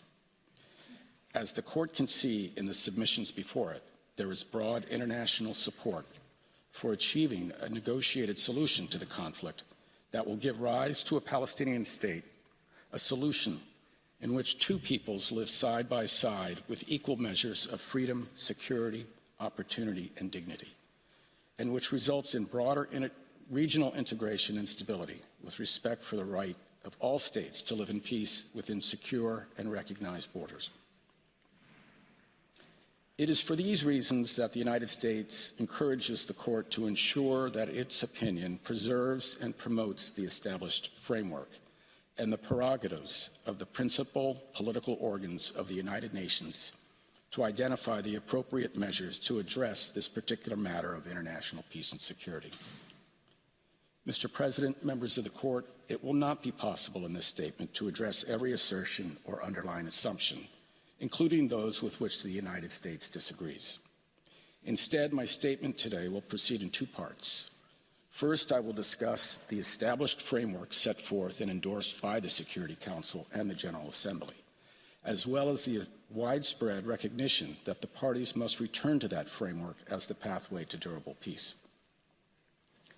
I will then address guiding considerations for the important role the Court should play in preserving and promoting that framework. Mr. President, members of the Court, the first time the General Assembly sought this Court's advice in relation to the Israeli-Palestinian conflict, the Court recognized that, and I quote, "This tragic situation can be brought to an end only through implementation in good faith of all relevant Security Council resolutions, in particular resolutions 242 adopted in 1967 and 338 adopted in 1973. This statement remains as true today as it was then, as the Security Council, the General Assembly, and the international community have consistently affirmed, and as many of the submissions in these proceedings recognize. As set out in our written submissions, the established framework for achieving a comprehensive and enduring peace is anchored in Security Council resolutions 242 and 338. At their core, these and subsequent resolutions call for the application of two interdependent and inseparable requirements for a just and lasting peace. One is the withdrawal of forces from occupied territory, and the other is peace and security for states in the Middle East through acknowledgement of the sovereignty, territorial integrity, and political independence of every state in the area. In identifying these interdependent requirements, the Security Council decided that the withdrawal of Israeli forces relies on and is bound together with the termination of belligerency, mutual recognition and respect for the right of Israel and every other state in the region to live in peace within secure and recognized boundaries, free from threats or acts of force. This principle is referred to by both the Security Council and the General Assembly as land for peace. In the years since, these interdependent and inseparable requirements have been the organizing principle of historic peace agreements, first between Israel and Egypt, and then between Israel and Jordan. They were also adopted by Israel and the Palestinians in the Oslo Accords, though the promise of Oslo has yet to be fulfilled. The framework built upon these requirements remains the only basis for achieving a comprehensive peace in the region and between the parties. The Security Council and the General Assembly have reflected this time and again in their respective resolutions. This framework also remains the basis for ongoing U.S. efforts to facilitate a lasting peace. Earlier this month, U.S. Secretary of State Blinken traveled to the region for the 5th time since October 7 and discussed the sets of commitments that all parties would need to make. As he explained, there will be difficult choices necessary to realize the vision of the long elusive prospect of true peace and true security.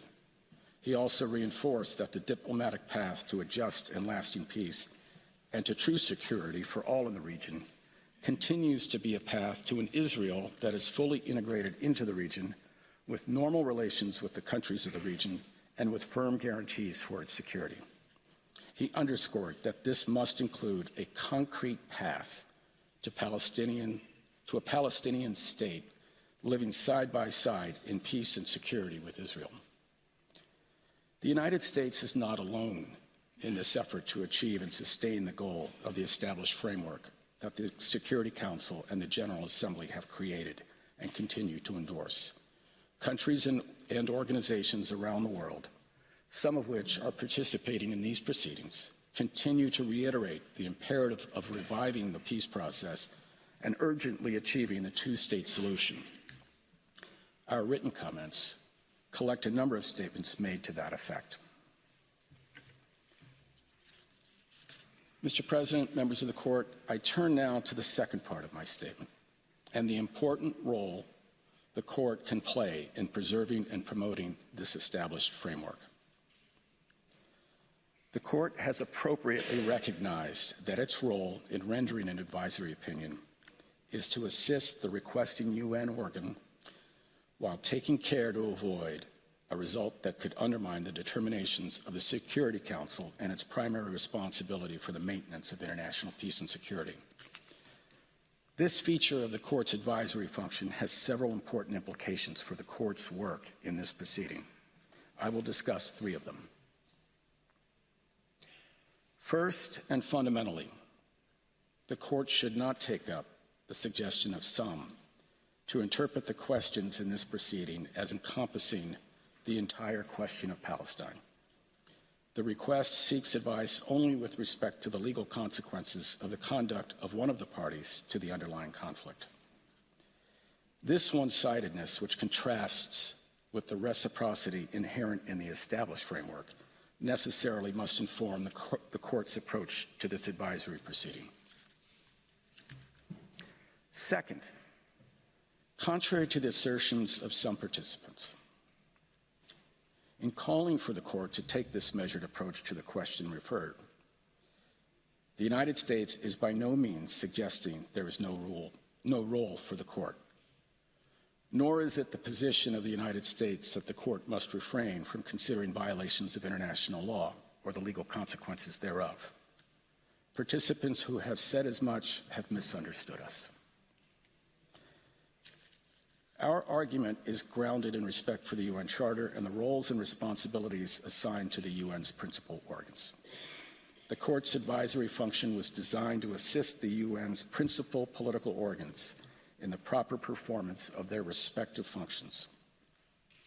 In exercising its advisory role, the Court must necessarily consider the extent to which the Security Council and General Assembly have taken action to address the matter of international peace and security, particularly where, as here, they have directly and repeatedly endorsed a specific framework for achieving peace.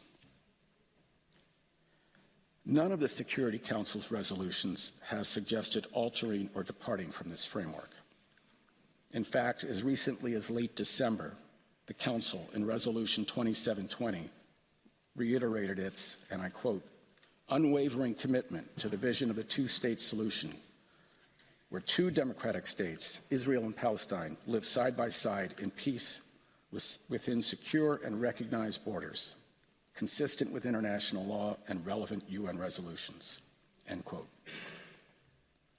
And at around the same time, the General Assembly likewise stressed in Resolution 78/192, quote, the urgency of achieving without delay an end to the Israeli occupation that began in 1967 and a just, lasting, and comprehensive peace settlement between the Palestinian and Israeli sides, based on the relevant resolutions of the United Nations, the Madrid Terms of Reference, including the Principles of Land for Peace, the Arab Peace Initiative, and the Quartet Roadmap to a permanent two-state solution to the Israeli-Palestinian conflict. International law has a central and important role to play here. Within the established framework, the Security Council itself, including in recent resolutions 2172 and 2720, has demanded that all parties comply with their obligations under international law, including international humanitarian law. And within the framework, the Council has also sought to remove obstacles to the achievement of a two-state solution, including the establishment of civilian settlements, destruction of infrastructure, demolition of homes, and the failure to prevent acts of terrorism. The Council has likewise emphasized that the parties should be held to their commitments. For example, Security Council Resolution 1850 notes the irreversibility of the bilateral negotiations between the parties and urges, and I quote, an intensification of diplomatic efforts to foster in parallel with progress in the bilateral process, mutual recognition and peaceful coexistence between all states in the region in the context of achieving a comprehensive, just, and lasting peace in the Middle East.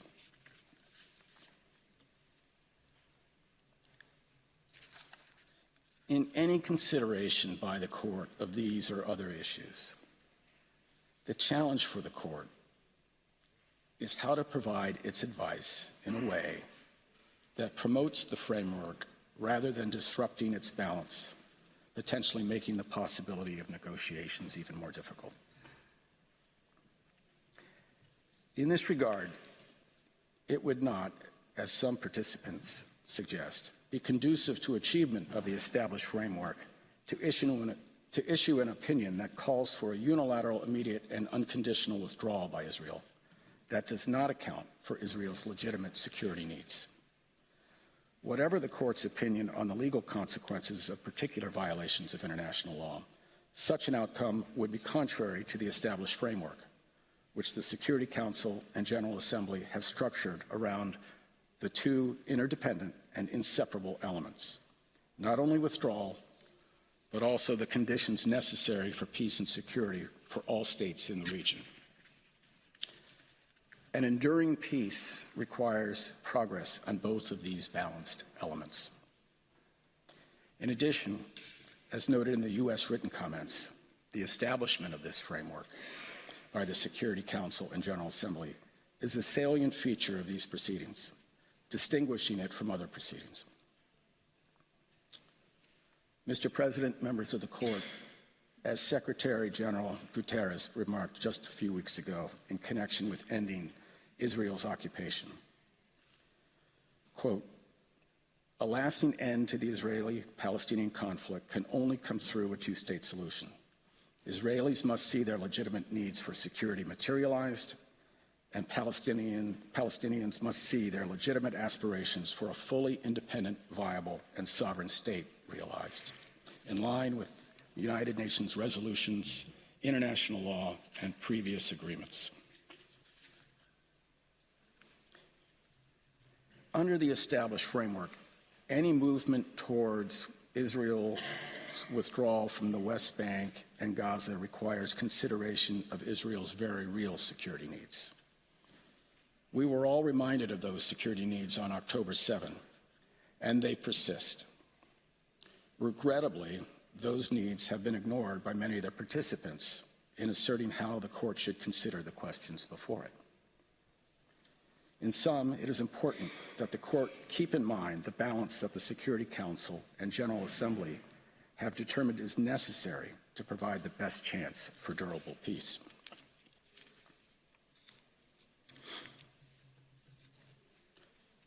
Mr. President, members of the Court, I turn now to my third point. In carefully considering how its advice might best support progress within the established framework, the Court should not deviate from longstanding principles of international law, including with respect to the law of belligerent occupation. As set out in the written submissions of the United States, international law does not provide for an occupation itself to be rendered unlawful or void, based either on its duration or on any violations of occupation law. Under international humanitarian law, a belligerent occupation is established when the customary international law standard reflected in Article 42 of the Hague IV regulations is satisfied. The fact of an occupation is the basis for the occupying power to exercise its authority over occupied territory. The fact of an occupation is also the basis for the application of the legal rights and duties applicable to an occupying power. For example, the Fourth Geneva Convention prohibits an occupying power from transferring parts of its own civilian population into territory it occupies.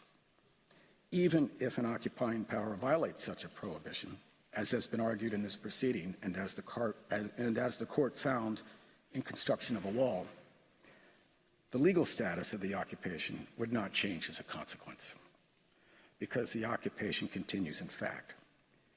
Importantly, this means that the protections of occupation law, including its protections for civilians, would continue to apply. We were surprised to hear that some have questioned in this proceeding the U.S. position on the illegality of acquisition of territory by the use of force.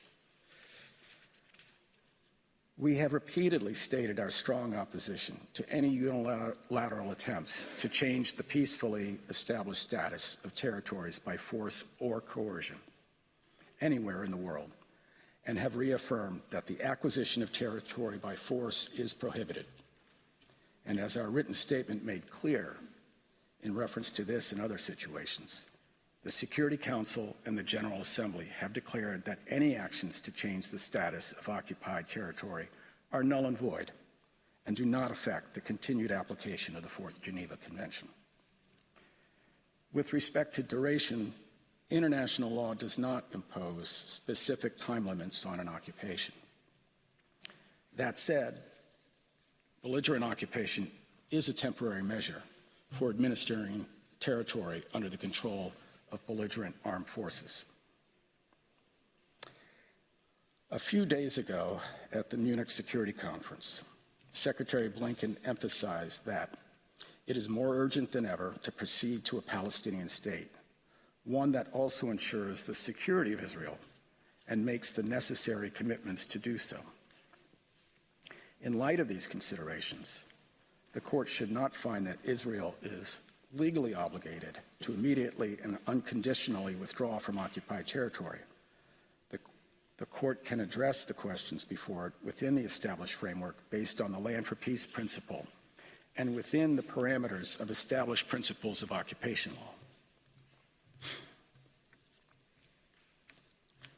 Mr. President, members of the Court, as I said at the outset, you have a difficult task before you. Others have asked you to broadly construe the questions and the law. They have asked you to try to resolve the whole of the dispute between the parties through an advisory opinion addressed to questions focusing on the acts of only one party. The United States disagrees with that this approach would be consistent with the Court's role within the United Nations or the established UN framework for achieving peace through negotiations. Hamas's attacks, hostage-taking, and other atrocities, the ongoing hostilities and the suffering of Palestinians in Gaza, and the violence in the West Bank reinforce the United States' resolve to urgently achieve a final peace that includes the full realization of Palestinian self-determination. The current crisis illustrates the vital need to achieve this peace, this final piece, with a Palestinian state living safely and securely alongside a secure Israel, fully integrated into the region. As Secretary Blinken said, quote, "We're not going to have durable security for Israel unless and until Palestinian political aspirations are met," end quote. The lack of meaningful progress on a negotiated end to the conflict and establishment of peace between the parties and for the region cannot and must not persist. The Security Council and General Assembly continue to make clear their support for the two-state solution and the established framework to fulfill it. This conflict cannot be resolved through violence or unilateral actions. Negotiations are the path to lasting peace. For these reasons, we respectfully encourage the Court to carefully calibrate its advice in this proceeding to support and promote final realization of peace and stability within the established UN framework set out in Security Council Resolutions 242 and 338. Mr. President, members of the Court, this concludes the oral statement of the United States. I thank you for your kind attention. I thank the delegation of the United States of America for its presentation, which brings to a close this morning's hearing. The Court will meet again this afternoon at 3 p.m. to hear the Russian Federation, France, the Gambia, Guyana, and Hungary. The sitting is adjourned.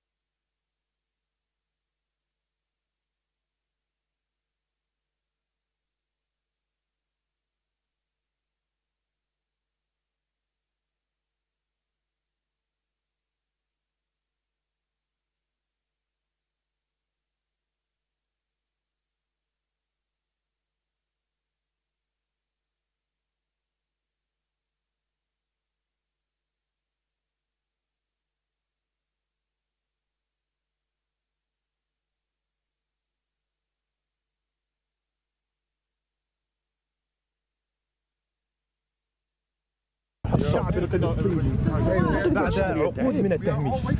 لو لم نكن نعتقد ذلك لما أتينا إلى محكمة العدل الدولية. نحن على قناعة تامة بأن هيئة القضاء لديهم من النزاهة ولديهم من الاستقامة ولديهم من المعرفة والجرأة والصلاحية ما يفوق كل أشكال الضغط والتنمر التي قد يتعرضون لها سياسيا أو غير ذلك. وبالتالي نحن لدينا كل الأمل الكبير أن يخرج عن هذه المحكمة ما يوفر العدالة المطلوبة والمنشودة من قبل الشعب الفلسطيني الذي احتاجها منذ أكثر من 75 عاما. نحن نعلم تماما بأن ما نطلبه هنا وما سوف يخرج هنا ليس كل العدالة المطلقة التي يجب أن يتم تقديمها للشعب الفلسطيني، وإنما هي عدالة جزئية، عدالة نسبية. ولهذا السبب نحن نتحدث عن دولة فلسطينية على حدود عام 67. لو أردنا العدالة المطلقة والعدالة الكاملة لكان الحديث ينطلق من مفاهيم أخرى مختلفة. تعليق على كلمة الولايات المتحدة الأمريكية. نعم، تعليق على كلمة الولايات المتحدة الأمريكية. لم يأتوا بجديد، هم أعادوا ما كتبوه في المداخلات المكتوبة، لم يتطرقوا إلى جديد. واضح تماما أن لديهم قلق كبير، هذا القلق انعكس في طبيعة المداخلة، وبالتأكيد هذا مؤشر مهم بالنسبة لنا. وهم يريدون إعادة الملف بالكامل إلى المجلس الأمن وإلى الجمعية العامة، وهم يدركون بأنهم لا يملكون أي صلاحية في محكمة العدل الدولية إلا إذا كان هناك ضغوط لا نعرفها موجهة باتجاه هيئة القضاء كل على حدة، ولكن لا نعتقد ذلك. أعتقد أن هناك ما يكفي من النزاهة والاستقامة والمسؤولية العالية والشجاعة والخبرة الكافية لدى هيئة القضاء لاتخاذ هذه القرارات المطلوبة والمناسبة. وبالتالي نحن نعتقد بأن ما جاء من قبل الوفد الأمريكي كان متوقعا ولم يخرجوا عن الإطار الذي حددوه لأنفسهم منذ اليوم الأول. نعم واضح تماما أنه كان موقفا سياسيا أكثر من موقفا قانونيا. تطرقوا إلى كلمات ومداخلات كثيرة لوزير الخارجية بلينكن في عديد المناسبات للتركيز على البعد السياسي في الموضوع بشكل كامل، لأنهم لو دخلوا في الإطار القانوني لفقدوا أي إمكانية للحديث بأي نقطة من هذه النقاط. وبالتالي هم ركزوا على البعد السياسي وحاولوا أن يطلبوا من المحكمة أن تكون أكثر اعتدالا وعدالة في النظر إلى الموضوع برمته. إذن أعتقد بأنه المداخلة ليست بجديد، مداخلة فيها بعد سياسي أكثر من قانوني، والمداخلة تؤكد على ضعف الموقف الأمريكي حيال ما يتم مناقشته هنا في محكمة العدل الدولية.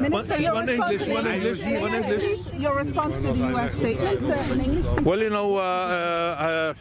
I expected much more. I didn't hear anything new. They repeated their written statement again. They focused on the political dimension rather than the legal one, and this is not the case here. But anyway, they even quoted Secretary Blinken more than twice, which really reflects, that where they stand is not that strong, and it's a reflection of certain weakness, because they have been requesting and asking that anything pertaining Israel Palestine should be addressed in other forums and not here. But we tried the other forums for the last 75 years, and we confronted exactly them, the U.S. veto and the U.S. hegemony, over decision-making processes within the UN system. And that's why we came to the ICJ, because we felt that the Americans they cannot perform in the same way like they have really performed, in the United Nations system, because here we have judges who will decide based on their judgment, based on the facts, based on the legal system, based on international law, and based on what they have really heard and what they possess in terms of knowledge and experience. Thank you. The Netherlands had nothing to say about the situation Israel and Palestine. They just talked about the law with no reference at all. Has the Netherlands changed its position? Well, I cannot really speak about each and every presentation, but what I want really to say is that until this moment we did not hear any presentation that contradicts what we have really said and what we do expect.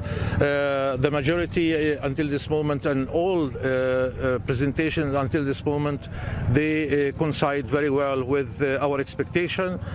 We will try to hear Hungary this afternoon, and that Hungary is the agent and the representative of Israel within the European Union and beyond, and so we will see what they will say regarding this matter. But that won't make any difference because Hungary is being really labeled as an Israeli agent. مع الوزير لو سمحت، هل فوجئت بالبيان الامريكي اليوم ام كنت تتوقعه؟ لا انا لم اتفاجأ. You guys are saying anything? Kannst du mal kurz halten? No.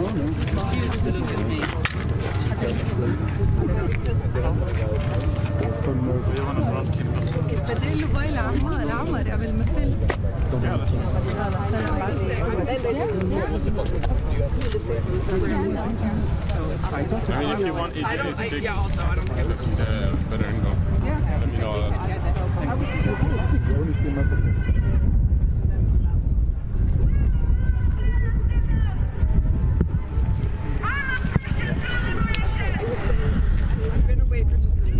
Okay, Errol, ich muss rein und den Edit machen. Es ist sehr... Keine Karte mehr. Okay, es ist super unlikely, dass die das sagen, ja? Aber ist sicher die Molly bleibt auch noch ein bisschen hier? Nee, du lässt die Karte hier. Ich muss nämlich das Hearing jetzt schneiden. Da würde ich dich hier draußen lassen. Okay, ich warte einfach mal.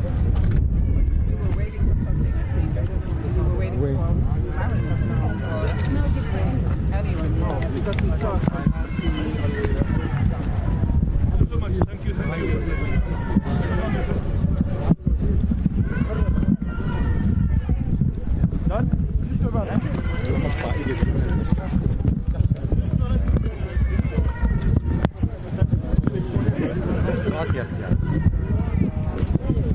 That was really interesting. So we wait for the Americans, yeah? Yeah, I don't think they're coming. That's okay. We can wait here. Is the American coming out? They're not going to speak. They never speak. No. But they will come. They'll come out. Get them on film, I guess. Has the U.S. changed its position? I mean, they oppose the environment. But I think what they said in court today was a bit more comatose than I suspected they were. You want to go back? Yeah. I'm not talking about it. It's like what's going on in the environment. There's nothing there anyway. I mean, their stance on the law. Shall I?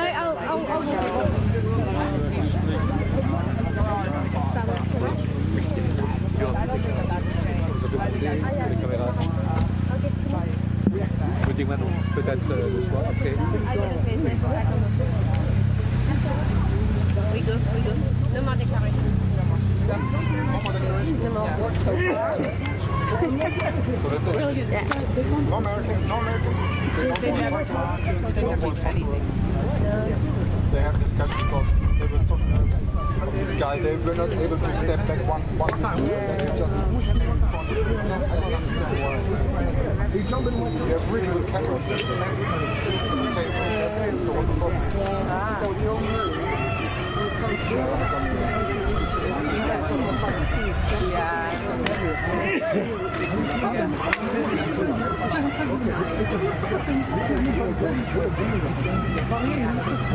Oh, sorry.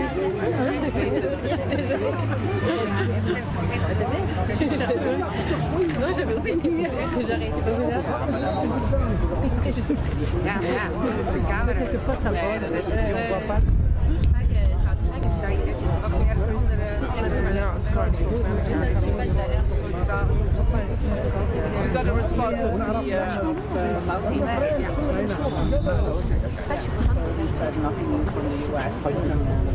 تحت الصورة هنا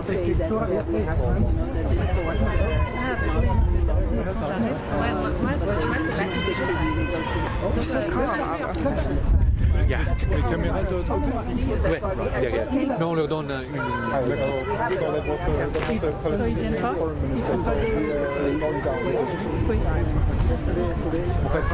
Déjà.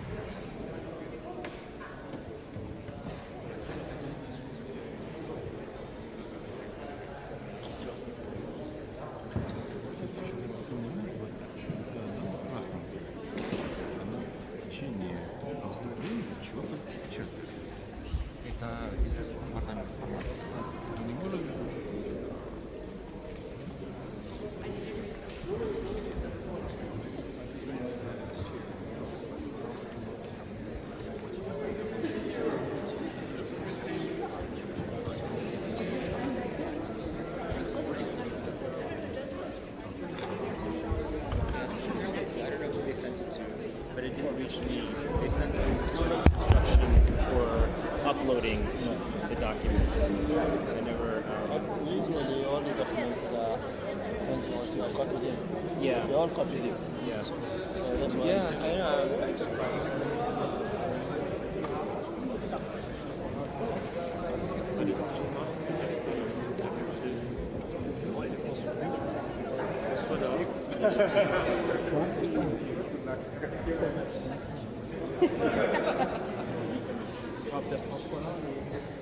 He doesn't understand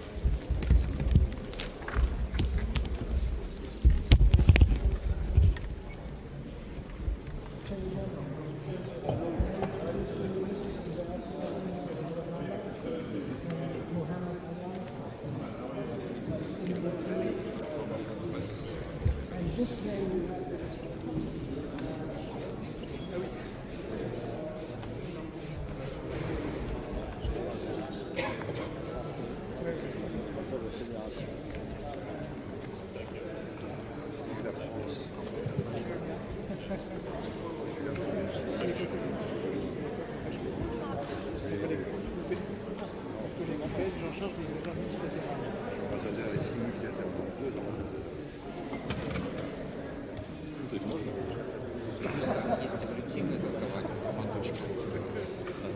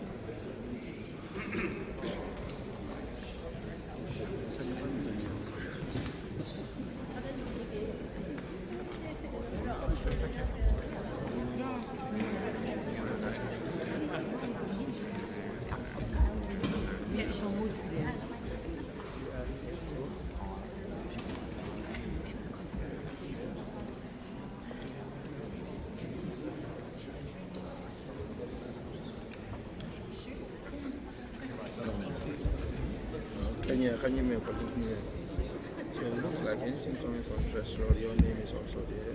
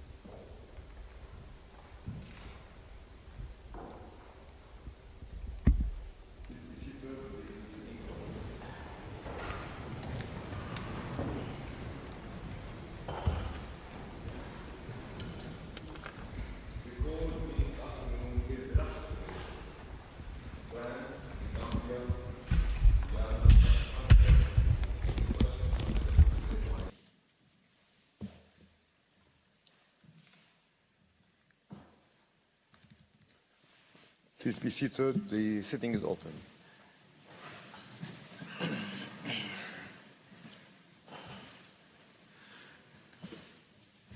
The court meets this afternoon to hear the Russian Federation, France, the Gambia, Guyana, and Hungary on the questions submitted to it by the United Nations General Assembly. As I have had the occasion to note, each delegation is kindly requested to keep to the maximum speaking time of 30 minutes for its presentation. This afternoon, the court will observe a short break after the presentation of the Gambia. I shall now give the floor to the representative of the Russian Federation, His Excellency Mr. Vladimir Tarabrin. You have the floor, Excellency.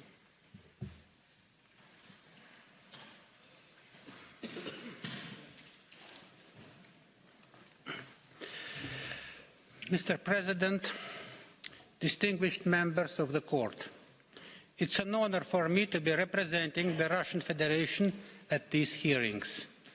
Seizing this opportunity, I would like to congratulate you, Mr. President, Madam Vice President, and all the new judges of the court upon election to your respective positions. We trust that the court, in its new composition, will continue making its immeasurable contribution to peaceful resolution of disputes and development of international law. Mr. President, the current proceedings originate in the adoption by the General Assembly of Resolution 77/247 back in December 2022.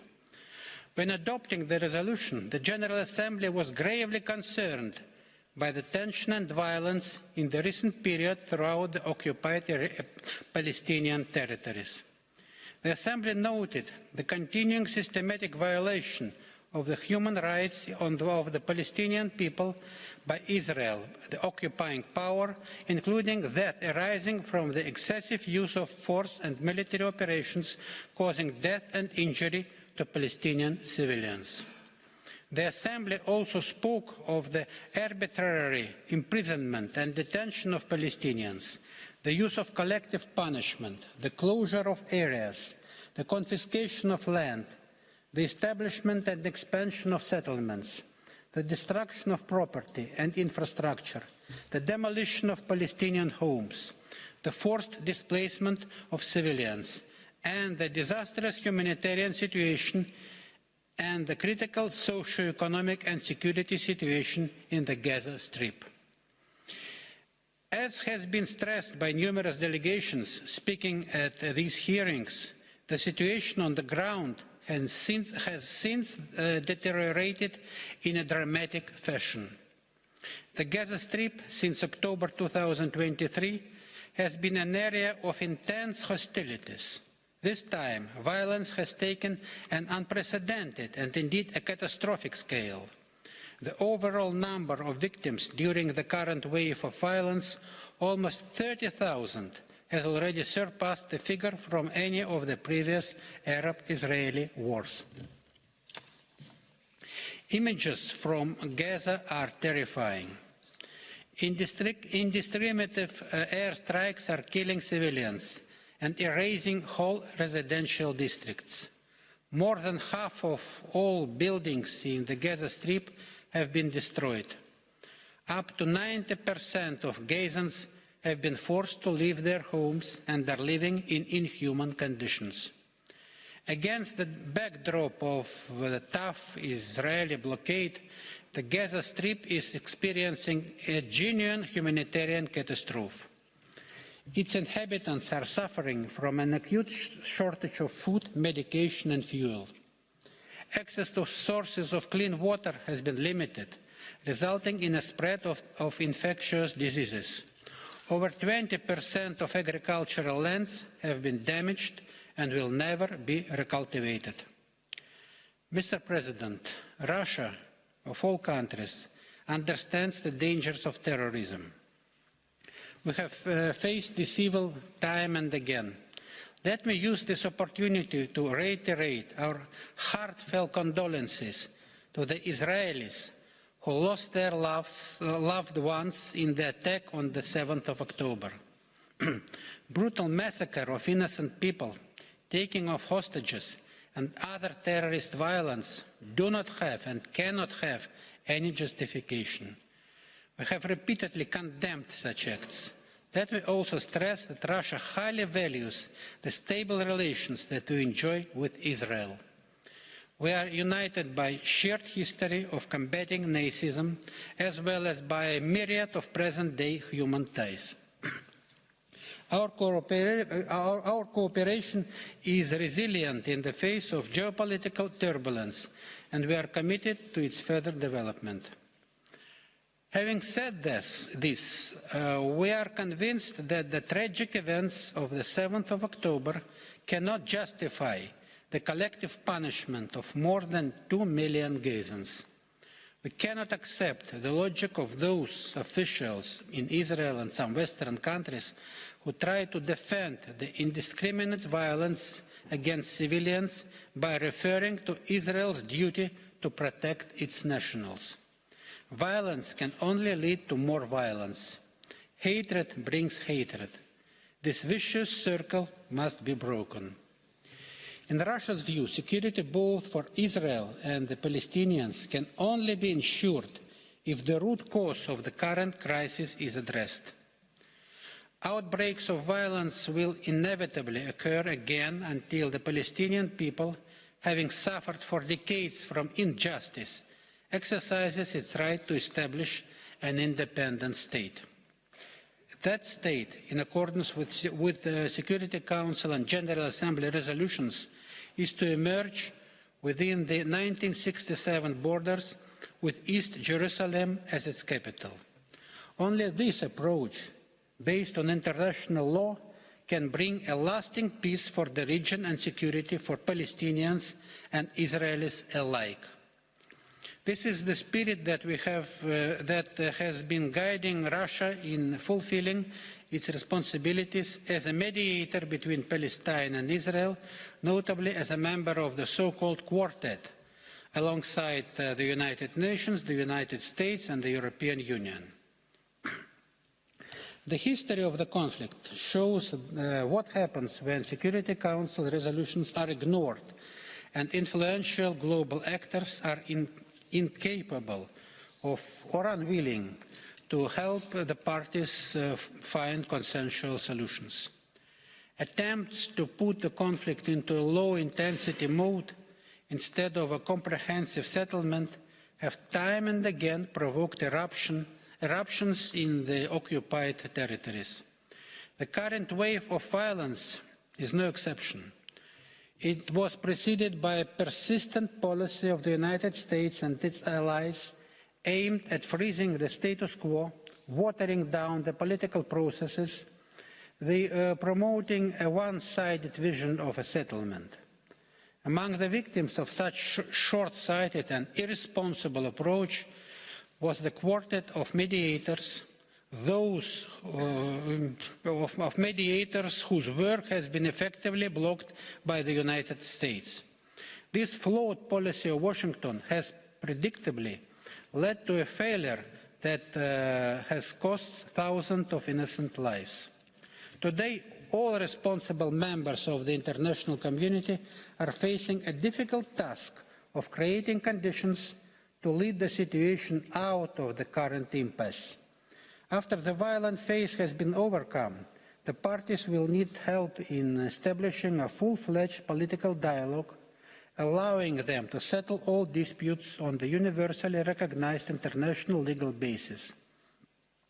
Russia hopes that the advisory opinion of the court will contribute to achieving this goal.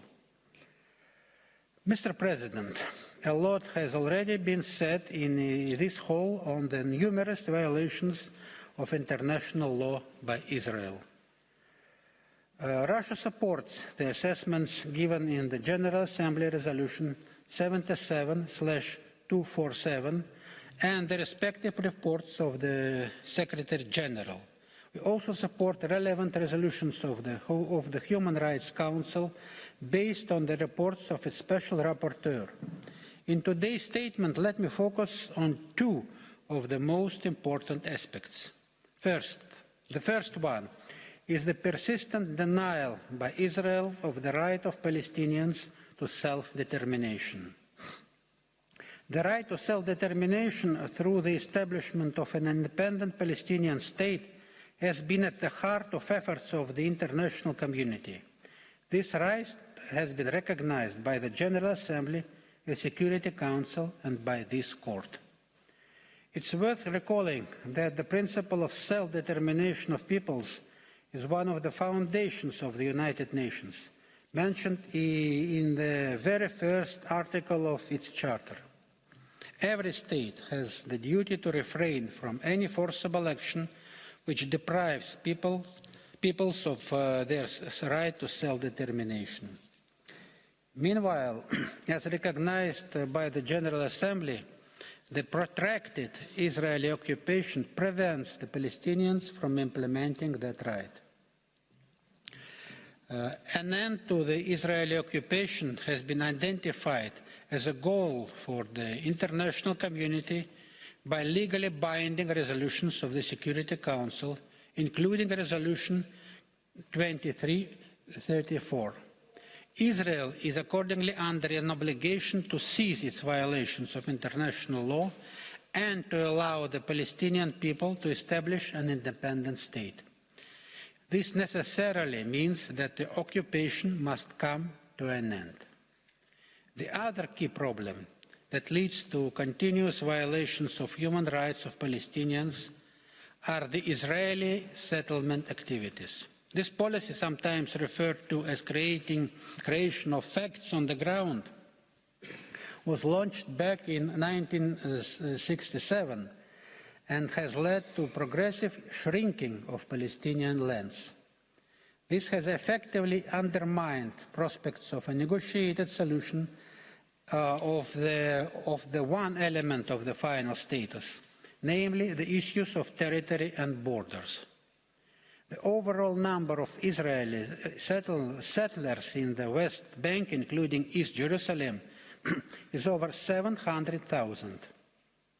The situation is exacerbated by other arbitrary moves by the Israeli authorities, such as confiscation of lands, demolition of homes, and prohibition of new construction.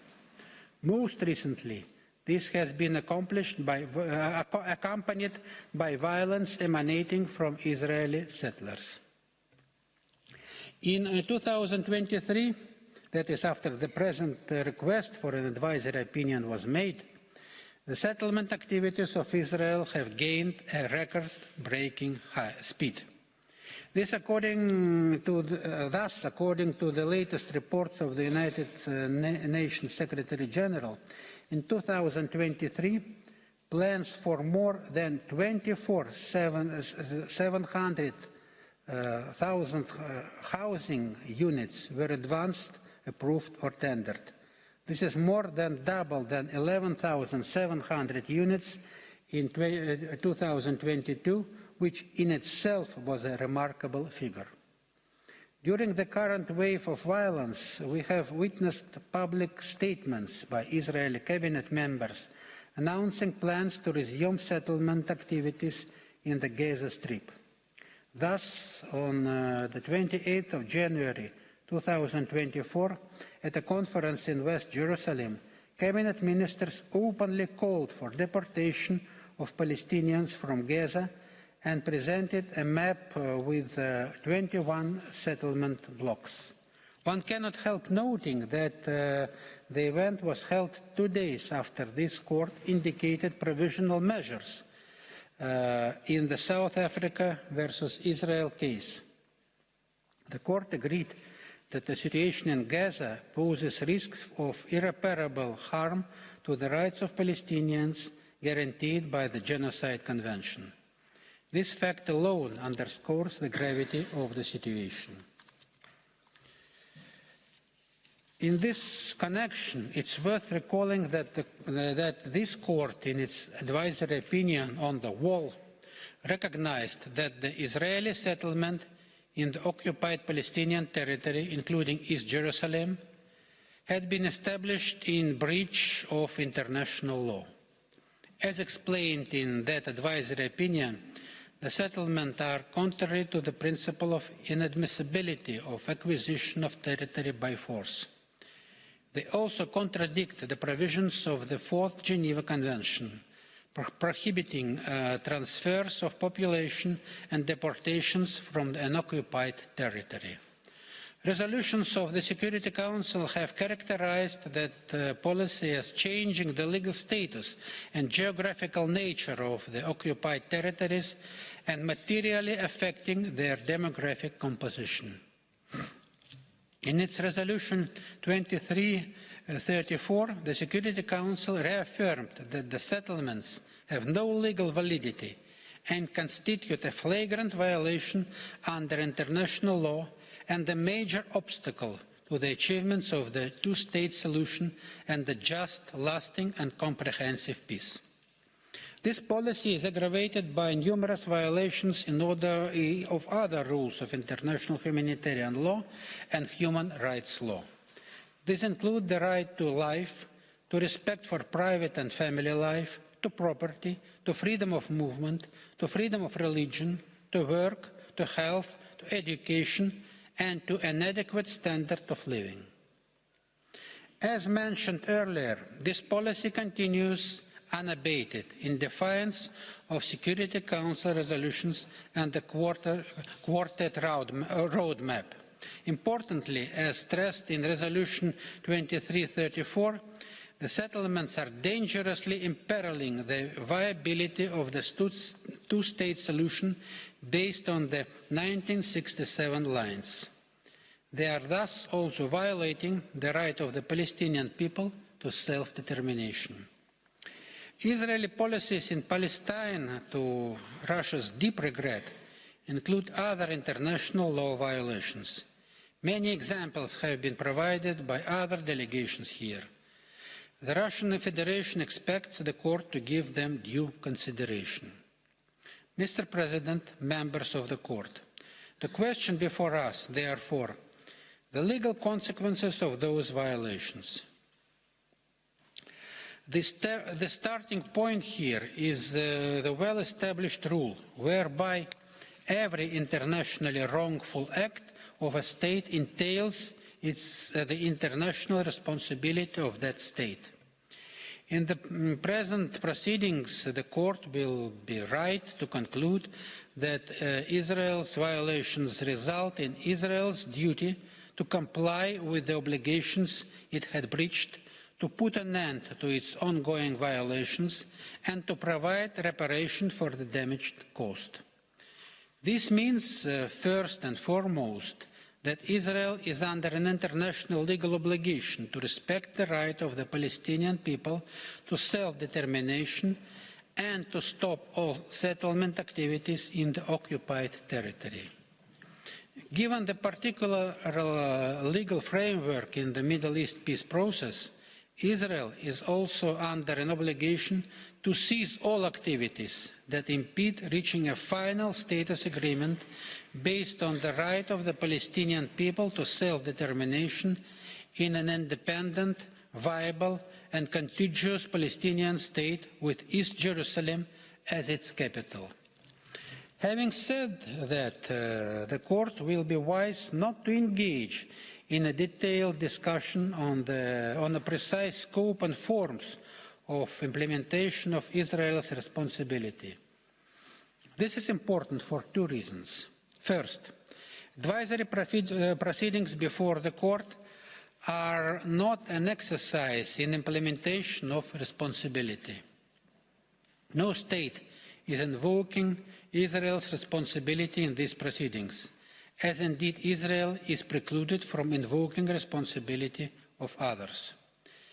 A state may only be brought before this court on the basis of its own consent.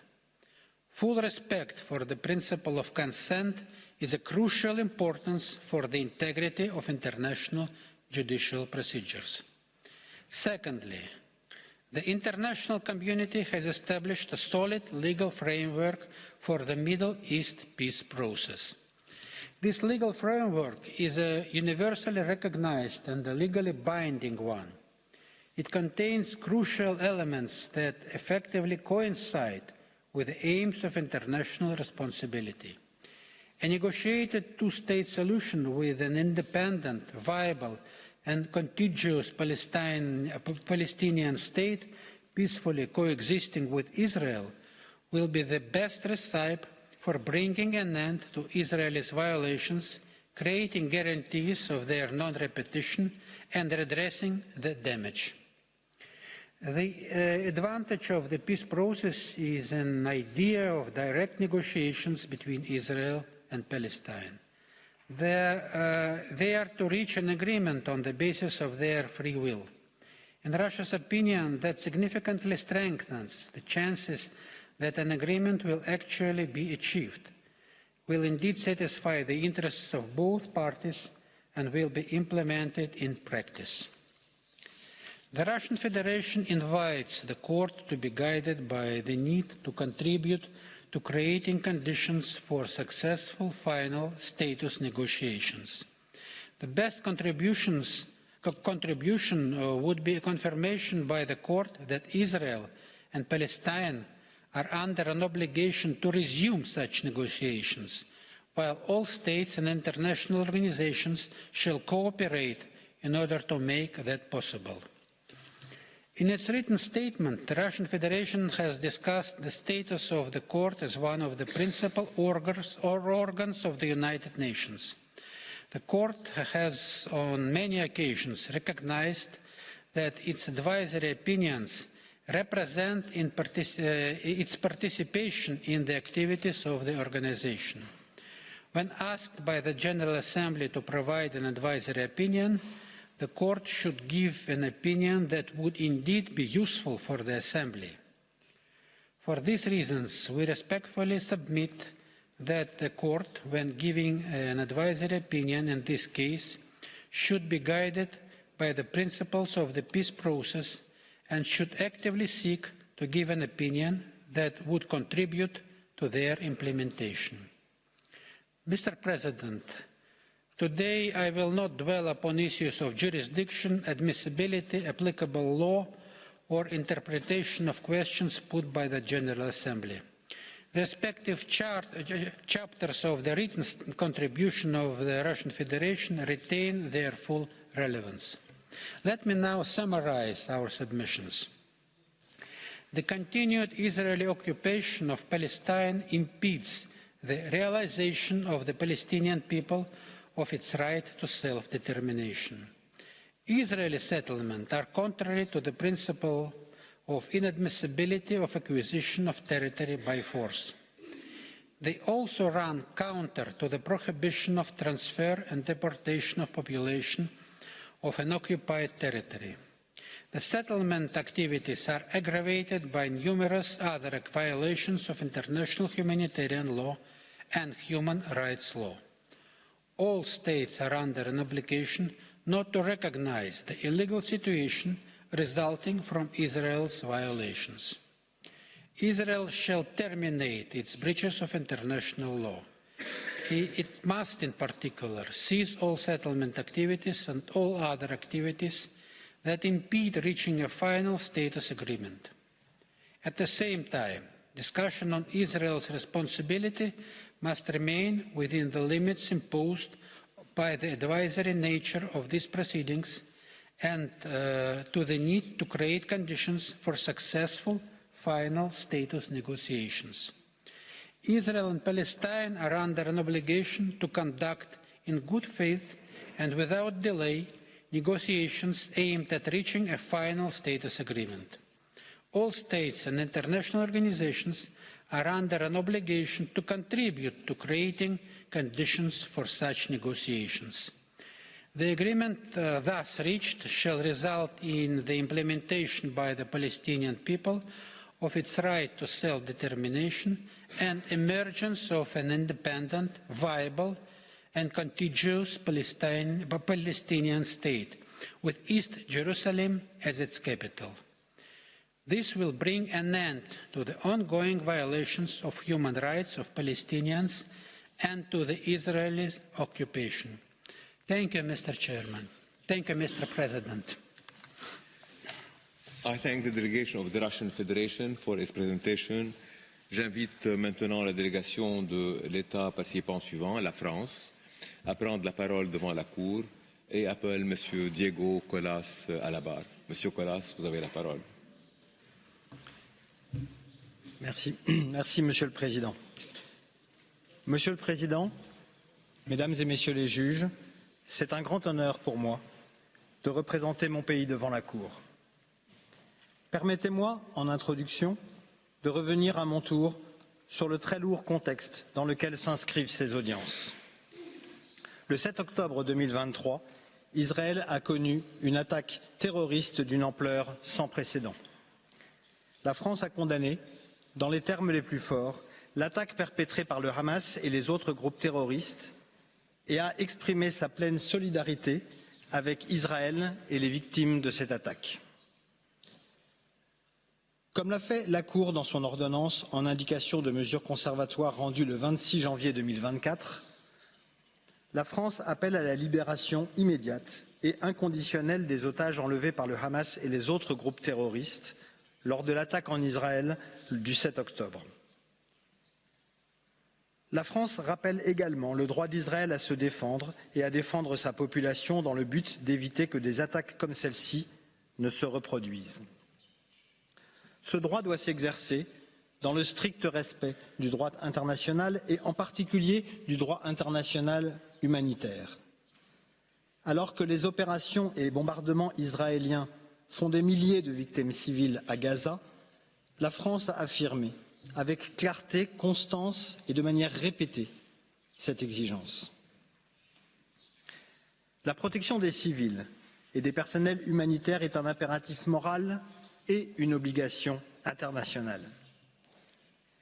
Israël doit se conformer au droit international humanitaire qui impose en tout temps et en tout lieu des principes clairs de distinction, de nécessité, de proportionnalité et de précaution. J'ajoute que le respect du droit international, en particulier du droit international humanitaire, par toutes les parties prenantes, est le seul horizon de paix possible. La France a pris note des inquiétudes exprimées par la Cour dans son ordonnance du 26 janvier dernier, quant aux conséquences des opérations militaires qui se déroulent dans la bande de Gaza. Les préoccupations de la Cour sur, je cite, l'ampleur de la tragédie humaine qui se joue dans la région et sur les souffrances humaines que l'on continue d'y déplorer ne peuvent qu'être partagées par mon pays. Comme l'a rappelé le ministre français de l'Europe et des Affaires étrangères lors de son intervention au Conseil de sécurité des Nations Unies le 23 janvier 2024, il nous faut œuvrer immédiatement à un cessez-le-feu durable qui seul permettra de mettre fin aux souffrances de la population civile de Gaza.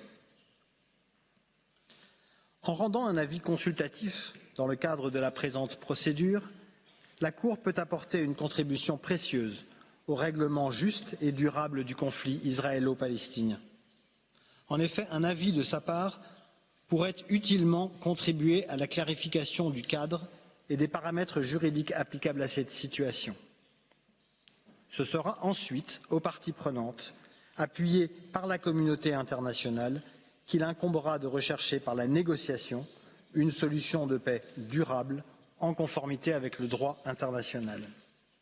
À cet égard, la France réitère son soutien constant à une solution négociée à deux États, vivant côte à côte au sein de frontières sûres et reconnues, fondées sur les lignes du 4 juin 1967, ayant l'un et l'autre Jérusalem pour capitale.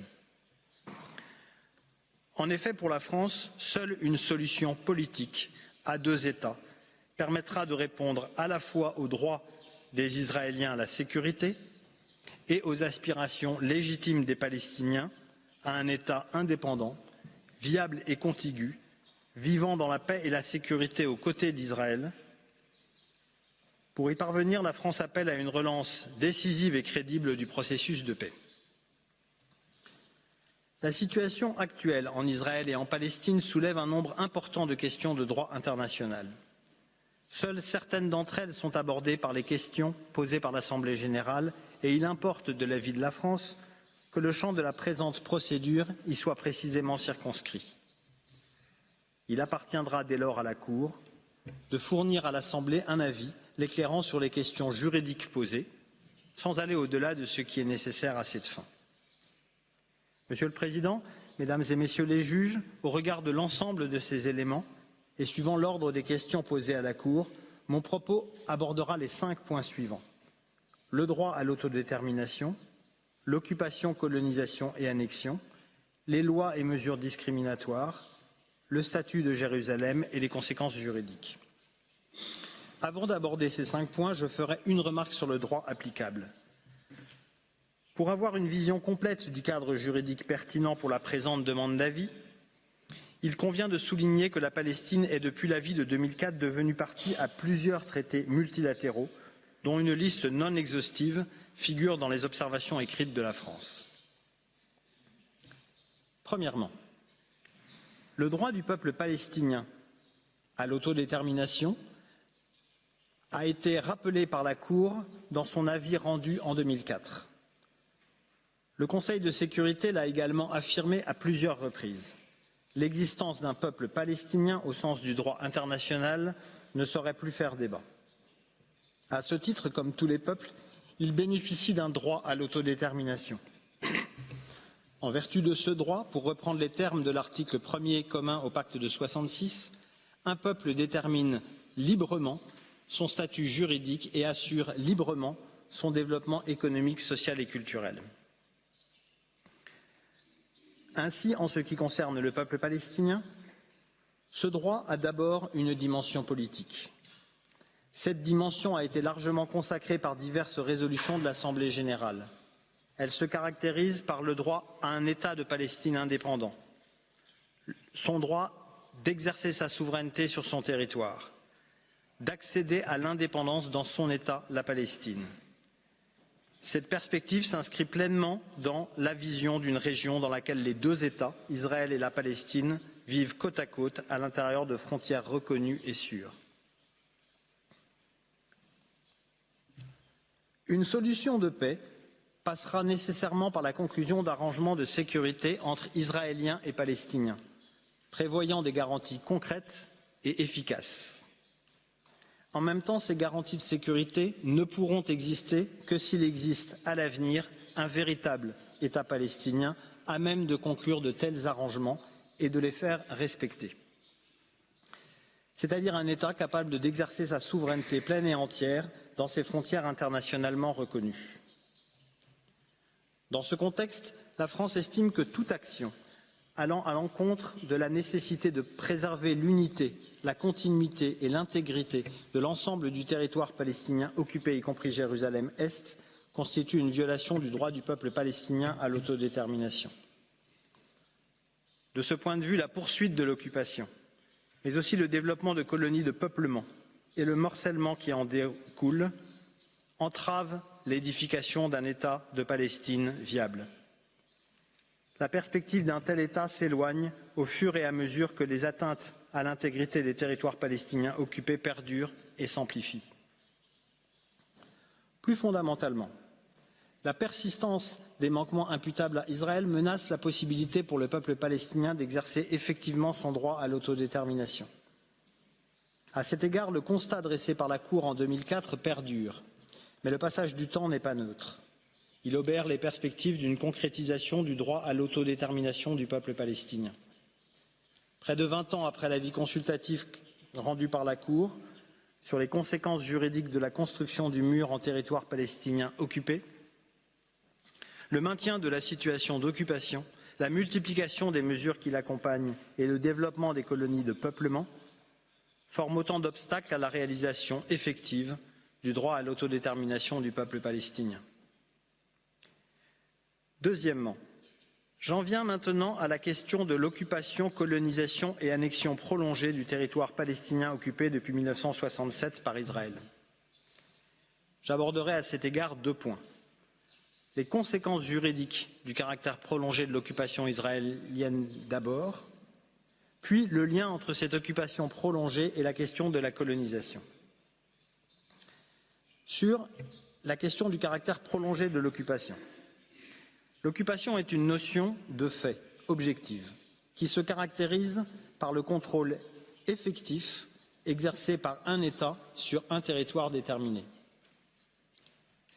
Depuis la fin de la guerre des 6 jours en 1967, Israël peut être considéré comme puissance occupante de la Cisjordanie, de Jérusalem-Est et de la bande de Gaza au sens de l'article 42 du règlement de La Haye de 1907, concernant les lois et coutumes de la guerre.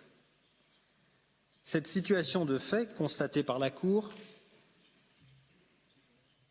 ainsi que par le Conseil de sécurité des Nations Unies, suppose l'application des normes internationales prévues en cas d'occupation militaire.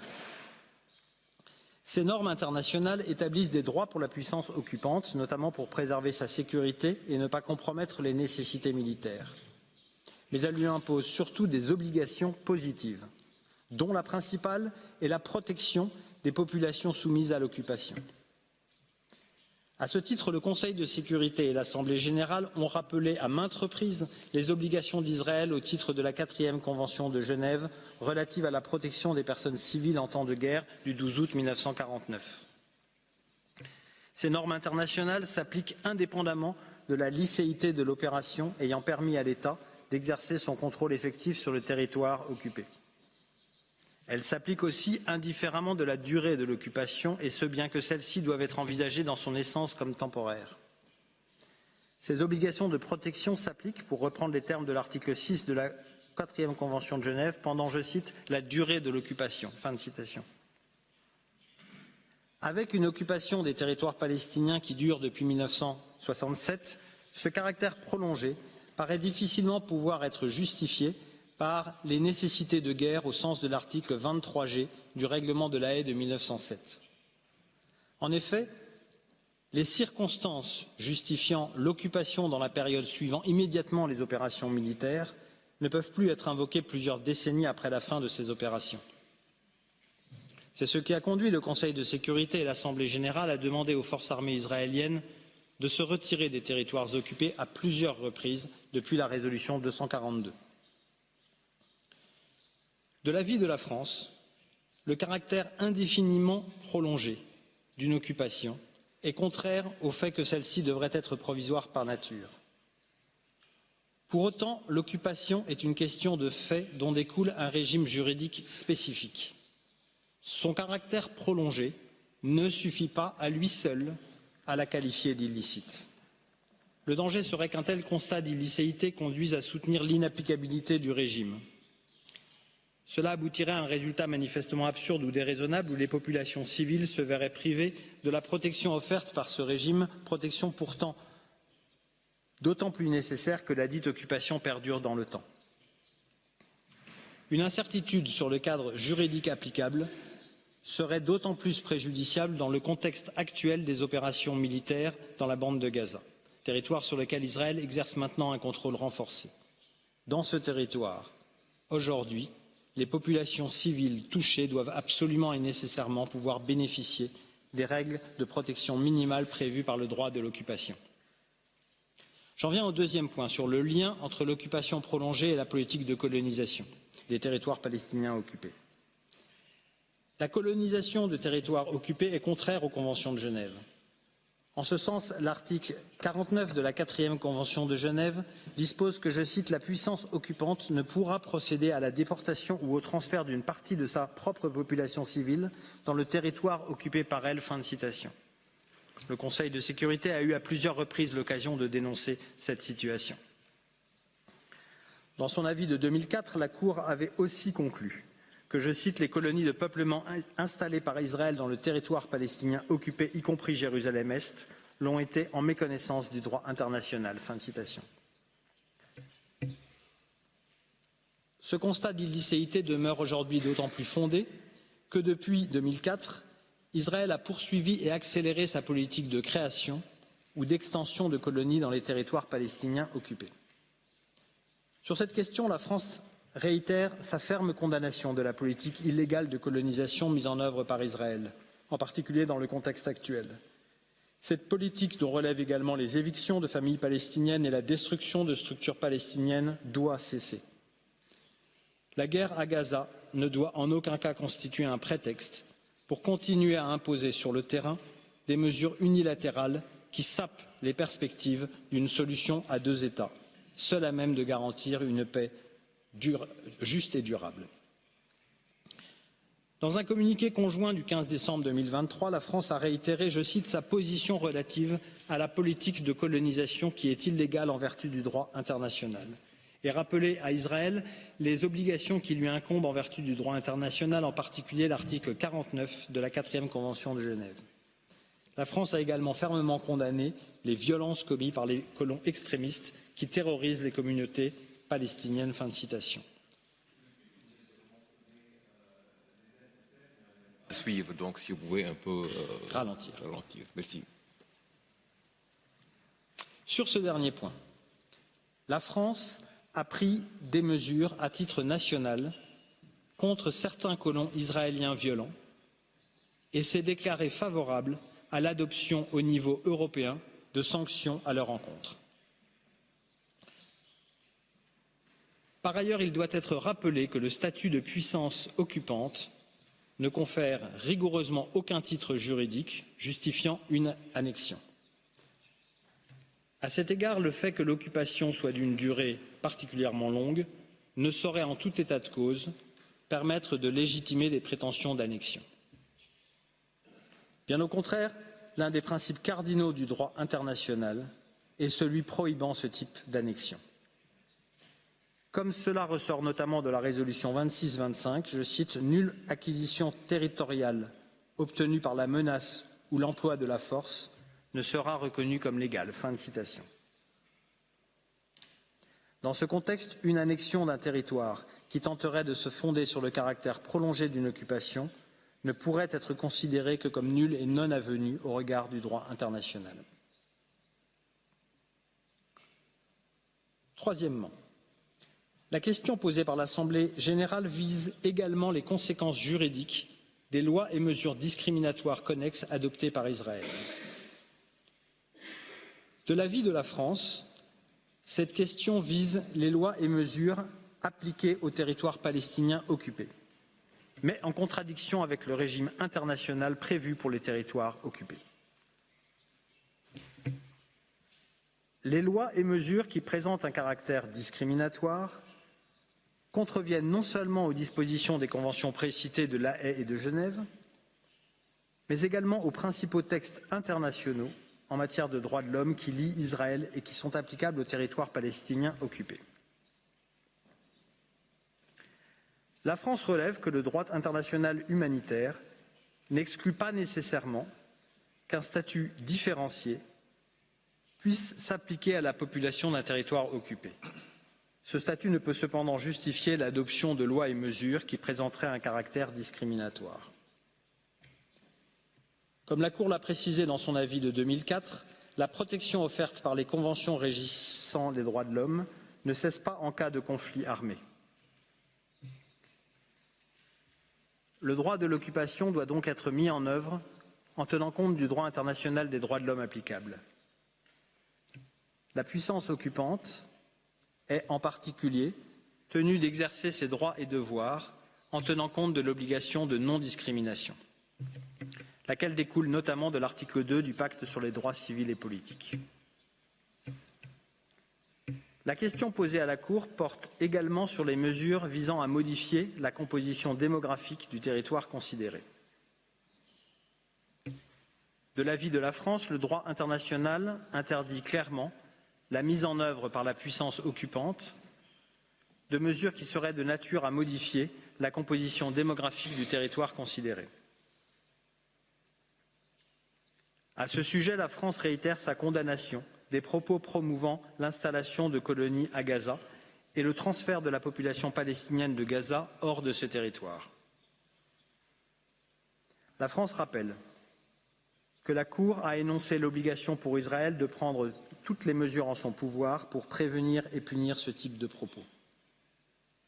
Comme en Cisjordanie ou ailleurs, une telle modification de la composition démographique de la bande de Gaza constituerait en effet une très grave violation du droit international tant conventionnel que coutumier.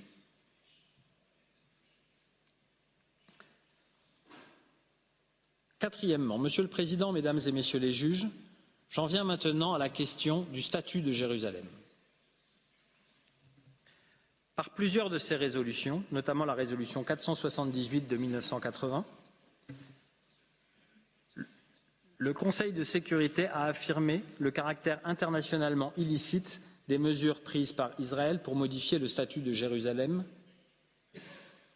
y compris la loi fondamentale du 30 juillet 1980, qui proclame Jérusalem une et indivisible comme capitale de l'État d'Israël. La résolution 478 de 1980 rappelle que l'adoption de cette loi fondamentale ne remet pas en cause l'application de la 4e Convention de Genève. Il ne fait donc aucun doute que le statut unilatéral imposé par Israël à Jérusalem est nul et non avenu au regard du droit international. En outre, les mesures protectrices prévues par la 4e Convention de Genève doivent s'appliquer à Jérusalem, comme dans le reste des territoires palestiniens occupés. Dès lors, l'expropriation des terres palestiniennes à Jérusalem-Est, mais aussi les statuts dédiés aux habitants palestiniens de Jérusalem-Est, constituent autant de manquements à l'obligation pour la puissance occupante de prendre de telles mesures protectrices. En effet, ce ne sont pas seulement les mesures militaires qui contreviennent aux obligations d'Israël en tant que puissance occupante, mais aussi les mesures du droit civil israélien appliqué aux Palestiniens de Jérusalem-Est. Israël est, au regard du droit international, plus largement tenu de ne pas adopter de mesures législatives ou autres tendant à modifier le statut de Jérusalem. Comme le rappelle la déclaration présidentielle du Conseil de sécurité du 20 février 2023, la France considère qu'il convient de maintenir inchangé le statu quo historique sur les lieux saints à Jérusalem. Cinquièmement et dernièrement, la demande d'avis consultatif de l'Assemblée générale porte enfin sur les conséquences juridiques découlant des violations du droit international susceptibles d'être constatées par la Cour. À cet égard, il est utile de rappeler que, dans son avis de 2004, la Cour avait répondu en distinguant les conséquences juridiques pour Israël et celles pour les autres États, ainsi que, le cas échéant, pour l'Organisation des Nations Unies elle-même. Il en sera de même dans les présentes observations orales. En ce qui concerne Israël, la première conséquence juridique est l'obligation de cessation de l'illicite. Selon les termes de l'article 30A des articles de 2001 de la Commission du droit international sur la responsabilité de l'État pour faits internationalement illicites, l'État responsable d'un fait illicite a l'obligation d'y mettre fin si ce fait continue. L'examen de la situation dans les territoires palestiniens occupés fait apparaître des violations continues du droit international auxquelles Israël doit mettre un terme. Ces violations portent, on l'a vu, sur le droit des peuples à disposer d'eux-mêmes et sur les règles du droit international humanitaire et du droit international des droits de l'homme applicables à la situation dans les territoires palestiniens occupés. Sont notamment concernés les transferts de populations israéliennes dans le cadre de la politique illégale de colonisation menée par Israël et les mesures discriminatoires ou restreignant certains droits et libertés de la population palestinienne dans les territoires occupés. Cette obligation doit être rappelée avec d'autant plus de force que, dans le contexte des tensions actuelles, la politique de colonisation se double d'un accroissement des violences commises contre les Palestiniens de Cisjordanie. L'obligation de cessation a des implications tant juridiques que matérielles. Dans le cadre de la présente procédure, l'obligation de cessation implique que les politiques et pratiques identifiées comme violant le droit international prennent fin. Elle implique aussi que soient abrogés les actes juridiques internes sur lesquels elles sont fondées, ainsi que des actions positives pour garantir le respect du droit international. La deuxième conséquence juridique résultant d'une violation du droit international est la réparation. Dans le cadre de la présente demande d'avis consultatif, la France considère que cette obligation de réparation s'étend à l'ensemble des dommages causés à la population palestinienne du fait de la politique et des pratiques d'Israël ne respectant pas le droit international. En règle générale, l'obligation de réparation doit, autant que faire se peut, prendre la forme de la restitution, et à défaut celle de l'indemnisation si la restitution n'est plus ou pas possible. S'agissant de violations concernant le peuple palestinien dans son ensemble, des formes de réparation collective ou symbolique seraient envisageables. Enfin, au titre de la satisfaction, il conviendrait qu'Israël mène des enquêtes et poursuive, le cas échéant, les personnes responsables de violations graves du droit international humanitaire et du droit international des droits de l'homme commises dans les territoires palestiniens occupés.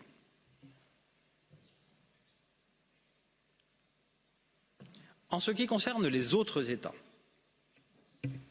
la Cour avait déjà constaté dans son avis de 2004 le caractère erga omnes des obligations internationales violées par Israël à l'occasion de la construction du mur dans les territoires palestiniens occupés.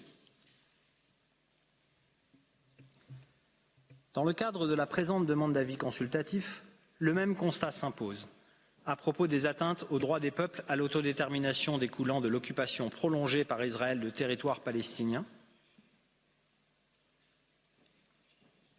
ainsi que de la politique et des pratiques menées dans les territoires palestiniens occupés. Il en résulte pour tous les États une obligation de non-reconnaissance de toute situation créée en violation grave du droit international. Toute forme d'annexion, y compris partielle, ne saurait ainsi être reconnue au regard du droit international. À cet égard, dans les territoires palestiniens occupés comme partout ailleurs, la France ne reconnaîtra jamais l'annexion illégale de territoire. Le respect du statut international des territoires palestiniens occupés emporte également des effets sur le plan économique. On rappellera à ce propos que dans sa résolution 2334 de 2016, le Conseil de sécurité des Nations Unies a demandé à tous les États de faire une distinction dans leurs échanges en la matière entre le territoire de l'État d'Israël et les territoires occupés depuis 1967. Cela se traduit notamment dans le droit de l'Union européenne par la prise en compte du droit international et de l'avis de la Cour de 2004, afin de traiter différemment les produits en fonction de leur origine. En ce qui concerne les Nations Unies,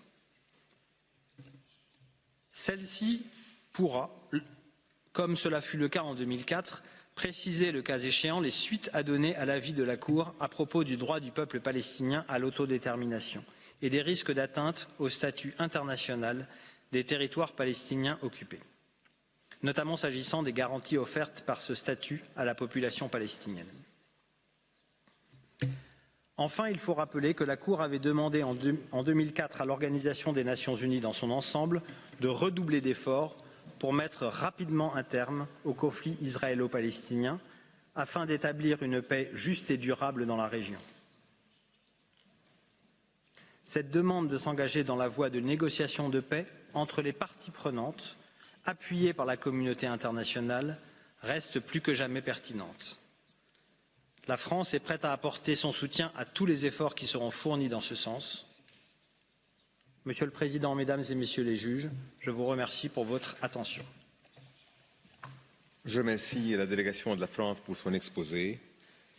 I invite now the next participating delegation, the Gambia, to make its oral statement before the court. I thus call upon His Excellency, Mr. Dawda Jallow, to take the floor.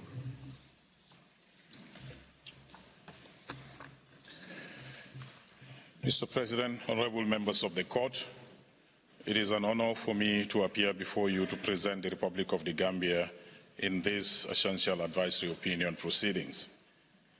As was the case with the Gambia's written statement, My oral submission today focuses on the second question presented to the court regarding the legal status of the occupation and the legal consequences that arise therefrom. The preamble of the UN Charter reminds us the fundamental goals of our international system: to save succeeding generations from the scourge of war, to reaffirm faith in fundamental human rights and the dignity and worth of human persons, in the equal rights of men and women and of nations large and small, to establish conditions under which justice and respect for the obligations arising from treaties and other sources of international law can be maintained, and to promote social progress, better standards of life, in large freedom. Mr. President, members of the court, notwithstanding the great resources invested by the international community at large, none of these goals have been achieved for the Palestinian people. None of them. And none of these goals can be achieved for the Palestinian people until Israel's illegal occupation of the Palestinian territories is brought to an end. My remarks today will focus on 3 points. First, I will discuss the fact that a belligerent occupation can be illegal per se under certain circumstances. Second, I will set forth 3 reasons why Israel's prolonged occupation of the Palestinian territories is illegal, a view shared by a substantial majority of the states participating in these proceedings. Third, I will conclude by emphasizing the essential role of this court in declaring that Israel's occupation is illegal and must be brought to an end immediately. As the court knows quite well, the international system is based on certain fundamental principles of law, which includes peremptory norms of international law or jus cogent norms. Adherence to these norms is not subject to derogation, and compliance with them is owed erga omnes to the international community as a whole. Some of the recognized jus cogent norms include prohibition of aggression, prohibition of genocide, the prohibition of apartheid, and the right to self-determination. If a particular action of a state violates one or more jus cogent norms, that action is illegal under international law. Any state may invoke the responsibility of that state for such a violation and seek an immediate end to it. This is fundamentally the situation regarding Israel's occupation in the Palestinian territories. The international community, collectively over many years, has found Israel's occupation of the Palestinian territories to be illegal, among other reasons on account of its violations of multiple jus cogent norms. And collectively, we have invoked Israel's responsibility in that regard to end the occupation. Mr. President, at least one state in the course of these proceedings has suggested that an occupation under international law cannot be illegal under any circumstances. This argument posits that an occupation exists, therefore it's legal. The proposition is unfounded in international law and fails for several reasons. First, this argument confuses jus in bello and completely ignores the jus ad bellum. As the court is well aware, international humanitarian law and the jus in bello is the body of law that governs the ways which warfare can be conducted. It includes within it the law of occupation, a body of rules regulating the conduct of occupying power. It is indeed true that the obligations under jus in bello, as they relate to an occupation, persist throughout the pendency of the occupation. But separate from jus in bello is the jus ad bellum, or the conditions under which state may resort to armed force. It is the jus ad bellum that addresses the legality of use of force, including an occupation, which is maintained by ongoing use of force. Article 2.4 of the UN Charter prohibits the threat or use of force in any manner inconsistent with the purpose of the United Nations. The only exceptions to this prohibition are the very narrow circumstances of the force authorized by the UN Security Council or self-defense under Article 15 of the Charter. Any use of force outside of these narrow exceptions, that is, any any annexation or occupation of territory arising from an act of aggression or otherwise unlawful use of force is illegal. Any use of force that is unnecessary, disproportionate to the threat against which it is exercised is also illegal under jus ad bellum. Second, the proposition that an occupation exists, therefore it is legal, also ignores the existence and implications of jus cogent norms going beyond the jus ad bellum. If an occupation inherently violates one or more jus cogent norms, then it is illegal as a whole, and the occupying power's responsibility for that violation can be invoked in order to bring the violation to an end. The occupying power's ongoing obligation under international humanitarian law do not and cannot preclude the wrongfulness of jus cogens violations inherent in the occupation itself. For example, the argument that occupations are inherently legal, if adopted, would directly conflict with and undermine the prohibition on the annexation of territory. Any state that wanted to de facto annex a territory could do so by indefinitely occupying that territory, but not formally incorporating it within its borders. It is the same with the jus cogent norms of the rights of self-determination. Simply put, flagrant violations of international law cannot be brushed aside by the fig leaf of occupation. Finally, the thesis that an occupation exists, therefore it is legal, also ignores the fact that the court has determined occupations to be unlawful in the past. As discussed in the Gambia's written statement, this was the case regarding South Africa's occupation of Namibia without title, and regarding Uganda's occupation of the Congolese province of Ituri.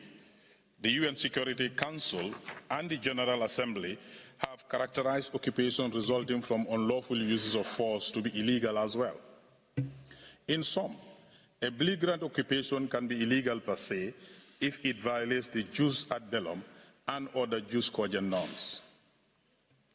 Mr. President, members of the court, the Gambia will highlight 3 reasons why Israel's prolonged occupation of the Palestinian territories is illegal. All 3 of these reasons, the right of self-determination, the prohibition on apartheid, and the jus ad bellum, reflect obligations rooted in jus cogent norms. This conclusion of illegality is shared by a substantial majority of the participants in these proceedings, many for the same reasons as the Gambia. First, Israel's occupation violates the right to Palestinian people to self-determination and is therefore illegal. Their government's right of self-determination is one of the essential principles of contemporary international law and jus cogens norm enshrined in the UN Charter. The court has before its extensive and uncontested fact-finding, the court has before it extensive and uncontested fact-finding multiple UN mandate holders, including the Independent International Commission of Inquiry on Occupied Palestinian Territory and the many reports of the Special Rapporteur on the situation of human rights in Palestinian territories occupied since 1967. These reports have been produced by independent UN mandate holders who engage in extensive fact-finding, utilizing multiple sources of evidence. The court should accept these reports as conclusive and convincing evidence of Israel's long-standing, ongoing, and indefinite infringement on the right of self-determination for the Palestinian people. Indeed, there is no end in sight to Israel's occupation. Already extending over 56 years, Israel's current leadership boasts with pride its long-standing efforts to prevent the creation of an independent Palestinian state. As reported by the UN Special Rapporteur, Israel's occupation violates Palestinians' ability to organize themselves as a people, free from alien domination and control. No derogation is permitted from respecting the right of the Palestinian people to self-determination. There is no escaping the conclusion that Israel's occupation is illegal for violating the right of the Palestinian people to self-determination, and that it must expeditiously be brought to an end. Second, Israel's ongoing occupation of the Palestinian territories is also illegal because it amounts to a regime of apartheid, the prohibition of which is a peremptory norm of international law. This court has described apartheid as flagrant violation of purposes and principles of the Charter. Once again, the court has before it extensive, credible, and independent fact-finding demonstrating conclusively that Israel has imposed an apartheid reality in the Palestinian territories. This is clear in the reporting of the UN Special Rapporteur, who concluded that Israel has imposed upon Palestine an apartheid reality in a post-apartheid world. This is also reflected in the findings of the Committee on the Elimination of Racial Discrimination. Senior international leaders like Ban Ki-moon, Desmond Tutu, and former Israeli officials, including former Attorney General, former Director of Israel's Intelligence Service, Shin Bet, and former Ambassador of Israel to South Africa, have also concluded that Israel's occupation constitutes a regime of apartheid. The most credible non-government human rights organizations that report on the situation in the occupied Palestinian territory have also concluded that the occupation is, in fact, and in law, apartheid regime. A sober review of the uncontroverted evidence convincingly shows that the occupation is a regime of apartheid. As such, Israel's occupation of the Palestinian territories is illegal and must urgently be brought to an end. Third, Israel's 56-year occupation of Palestinian territories violates the laws on the use of force, jus ad bellum, and is illegal for that reason as well. As discussed earlier, the prohibition on the threat and use of force as a jus cogent norm, even then resort to force is justified by self-defense in response to an armed attack. The particular force used may still be illegal if it is unnecessary or disproportionate to the threat against which it is exercised. Israel launched the June 1967 war that led to its occupation of the Palestinian territory. After its surprise attack initiating the war, Israel occupied all remaining Palestinian territory in the West Bank, including East Jerusalem, the Gaza Strip, as well as Syria, Golan Heights, and Egypt in Sinai Peninsula, effectively tripling the size of the territory under its control. Since this use of force was not taken in response to an armed attack and was not necessary or proportionate even if it had been, the occupation was flagrant violation of the laws of the use of force from the onset. Furthermore, even if the occupation of the Palestinian territories were lawful at one time, its continuation for more than 5 decades means that it could not possibly still be lawful today. First, the use of force in self-defense is only justified within the strict confines laid down in Article 51 of the Charter and does not allow the use of force by a state to protect perceived security interests beyond those parameters. As such, essentially, preventive use of force are beyond the scope of Article 51. Second, as clarified in the World Advisory Opinion,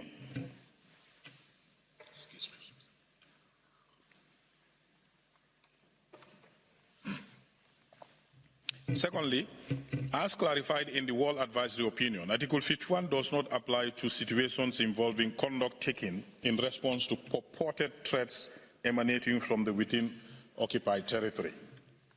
Israel therefore cannot justify its occupation as a response to illegal threats emanating from within the occupied Palestinian territory itself. Israel's ongoing occupation of the Palestinian territories also violates the jus ad bellum because its maintenance is unnecessary and disproportionate. It is simply not possible that it has been necessary for Israel to maintain its occupation since 1967 for over 56 years. Moreover, Israel also cannot possibly justify its settlements upon an annexation of occupied territory as a necessary response to any perceived threat not to mention the myriad of rights violations that are intrinsic to the occupation. By settling and annexing occupied territory, Israel has acted unnecessarily in using force. Israel's prolonged occupation is also wholly disproportionate to any legitimate aim. Israel's occupation of the entirety of the Palestinian territories, long after the period in which they presumed armed attack could reasonably be contemplated, makes it even more disproportionate now. And the manner in which the occupation has been conducted, including the establishment of an apartheid regime, renders the occupation disproportionate as well. In sum, Israel's decades-long occupation violates the jus ad bellum and is therefore illegal. Mr. President, members of the court, in the almost 20 years since the World Advisory Opinion, Israel has only deepened the occupation. Israel has annexed more territory and expanded its illegal settlements. It has further fragmented the Palestinian territory. In Gaza, Israel has decimated the territory and the Palestinian population there. In the territories overall, Israel has entrenched an apartheid regime. The Palestinian people continue to be deprived of their right to self-determination indefinitely. And all the while, there is no justification under international law for Israel's continued use of force to maintain the occupation, if there ever was one to begin with. Mr. President, members of the court, I remind us of the fundamental goals of the United Nations that I recited at the beginning of my remarks. If we are to ever achieve any of those goals in regard to the Palestinian people, then this court must play its role in robustly answering the question posed by the General Assembly. As to the second question posed, the Gambia submits that the court should find Israel's occupation of the Palestinian territories is illegal per se for all of the reasons discussed.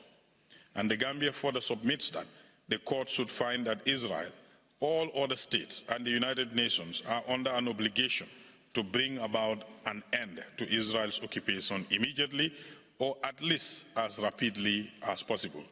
Thank you, Mr. President, members of the court, for your kind attention. I thank the delegation of the Gambia for its presentation. Before I invite the next delegation to make its oral statement, the court will observe a break for 10 minutes. The sitting is suspended.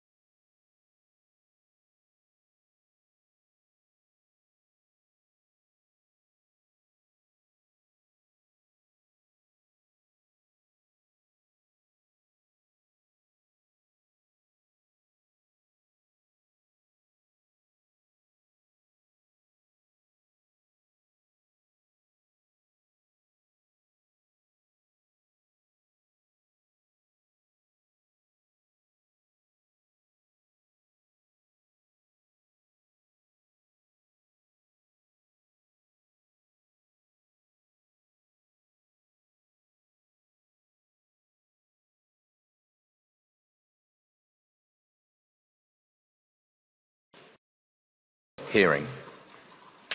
Although situated far from the Middle East, Guyana has a close interest in the legality of Israel's occupation of Palestinian territory.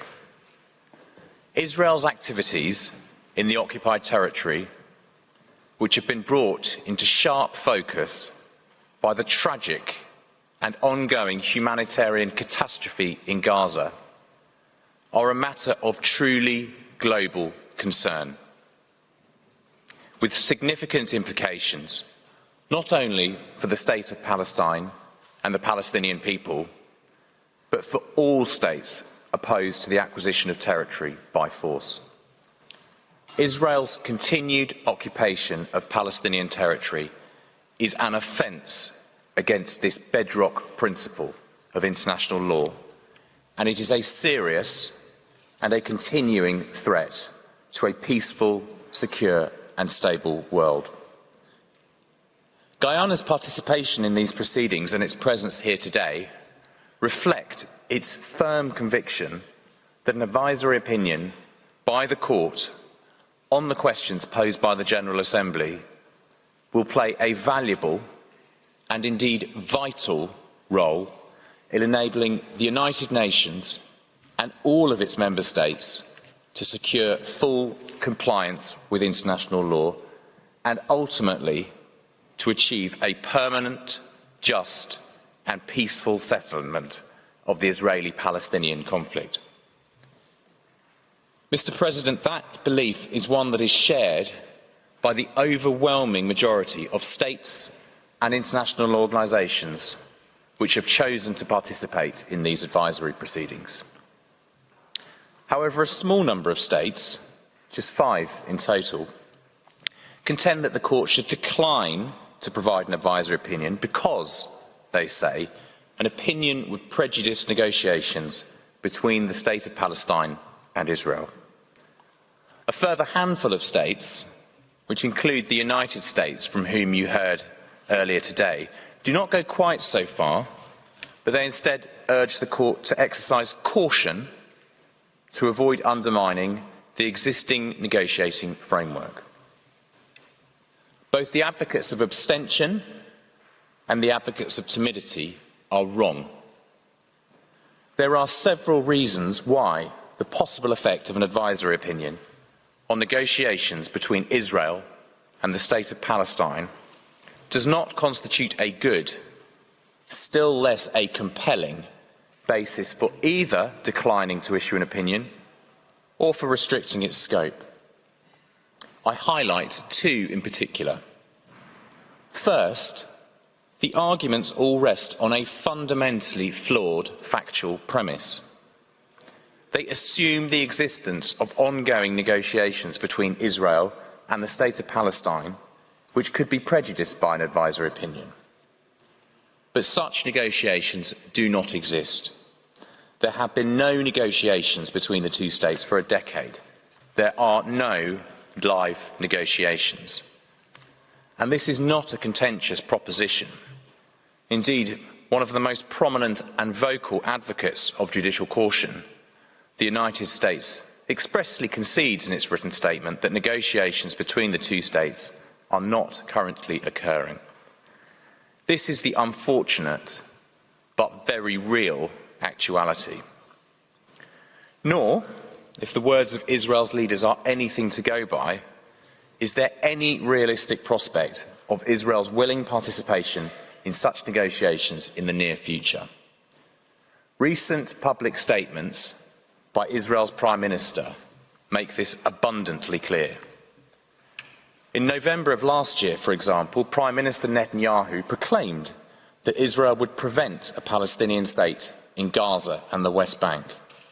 That was a position that he reiterated emphatically in January of this year. The second and more fundamental reason why the Court should not be deterred from issuing an advisory opinion which answers in full the questions posed by the General Assembly is that the General Assembly, the Security Council and this very Court have all made clear that the Israel-Palestine conflict must be and can only be resolved in accordance with international law. In November 2022, for example, the General Assembly adopted Resolution 7725, which, and I quote, stressed that compliance with and respect for the Charter of the United Nations and international law is a cornerstone of peace and security in the region.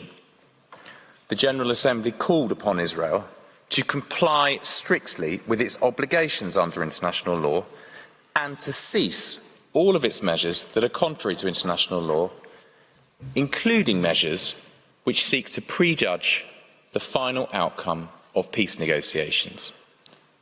The resolution went on to refer to, I quote, the illegality of the annexation of any part of the occupied Palestinian territory, which constitutes a breach of international law and challenges the prospect for the achievement of a just, lasting and comprehensive peace. In other words, a just, lasting and comprehensive peace necessarily requires compliance with international law. In a similar vein, in February of last year, the President of the Security Council issued a statement which emphasised that, I quote, the Security Council reaffirms its unwavering commitment to the vision of the two-state solution where two democratic states, Israel and Palestine, live side by side in peace within secure and recognised borders, consistent with international law and relevant UN resolutions. The Security Council strongly underscores the need for all parties to meet their international obligations. In the Wall opinion, the Court likewise stressed the importance of, quote, achieving as soon as possible, on the basis of international law, a negotiated solution in order to achieve peace and security for all in the region. In his concurring opinion in that case, Judge Al-Hassani stressed that, quote, it is of the utmost importance, if negotiations are not to produce non-principled solutions, that they be grounded in law. The principal judicial organs of the United Nations have spoken emphatically and with one consistent voice. They could not be clearer that any negotiations between Israel and the State of Palestine must be grounded in international law and must be aimed at ensuring a resolution of the conflict which is in accordance with international law. It is obvious and it is self-evident that an advisory opinion containing the Court's answers to the questions of international law posed by the General Assembly will help, not hinder, the attainment of that end. Indeed, the very resolution which requested these advisory proceedings confirms that this is exactly what the General Assembly considers that an advisory opinion will help to achieve. Resolution 77247 stressed the need to, I quote, advance and accelerate meaningful negotiations aimed at the achievement of a peace agreement that will bring a complete end to the Israeli occupation and the resolution of all core final status issues, leading to a peaceful, just, lasting and comprehensive solution of the question of Palestine. In adopting this resolution, the General Assembly plainly considered that an advisory opinion from the International Court of Justice would facilitate, rather than frustrate, negotiations leading to a peaceful, just, lasting and comprehensive solution. It follows that the Court can and should answer the questions posed by the General Assembly, confident in the knowledge that its answers will help to achieve a peaceful resolution of the conflict in accordance with international law. Mr. President, I turn now to an important issue of substance, namely whether as a matter of international law an occupation can be unlawful. The United States, as you heard earlier, contends that an occupation cannot be unlawful or lawful. It argues that occupation is governed exclusively by international humanitarian law, which is concerned only with the acts of the occupying power and has nothing to say about the legality of the occupation itself. For the United States, when it comes to occupation, international humanitarian law is both the start and the end. It is the only game in town. Guyana, like dozens of other states and international organisations, disagrees. Put simply, there is a distinction between the law of occupation on the one hand and the legality of an occupation on the other. The conduct of an occupation is governed by international humanitarian law, while the legality of an occupation as a whole is determined by the United Nations Charter and general international law. The argument advanced by the United States that occupation is governed solely by international humanitarian law leaves no room for the application of the Charter or general international law. In particular, it leaves no room for the principle enshrined in Article 2.4 of the Charter that acquisition of territory by force is absolutely prohibited.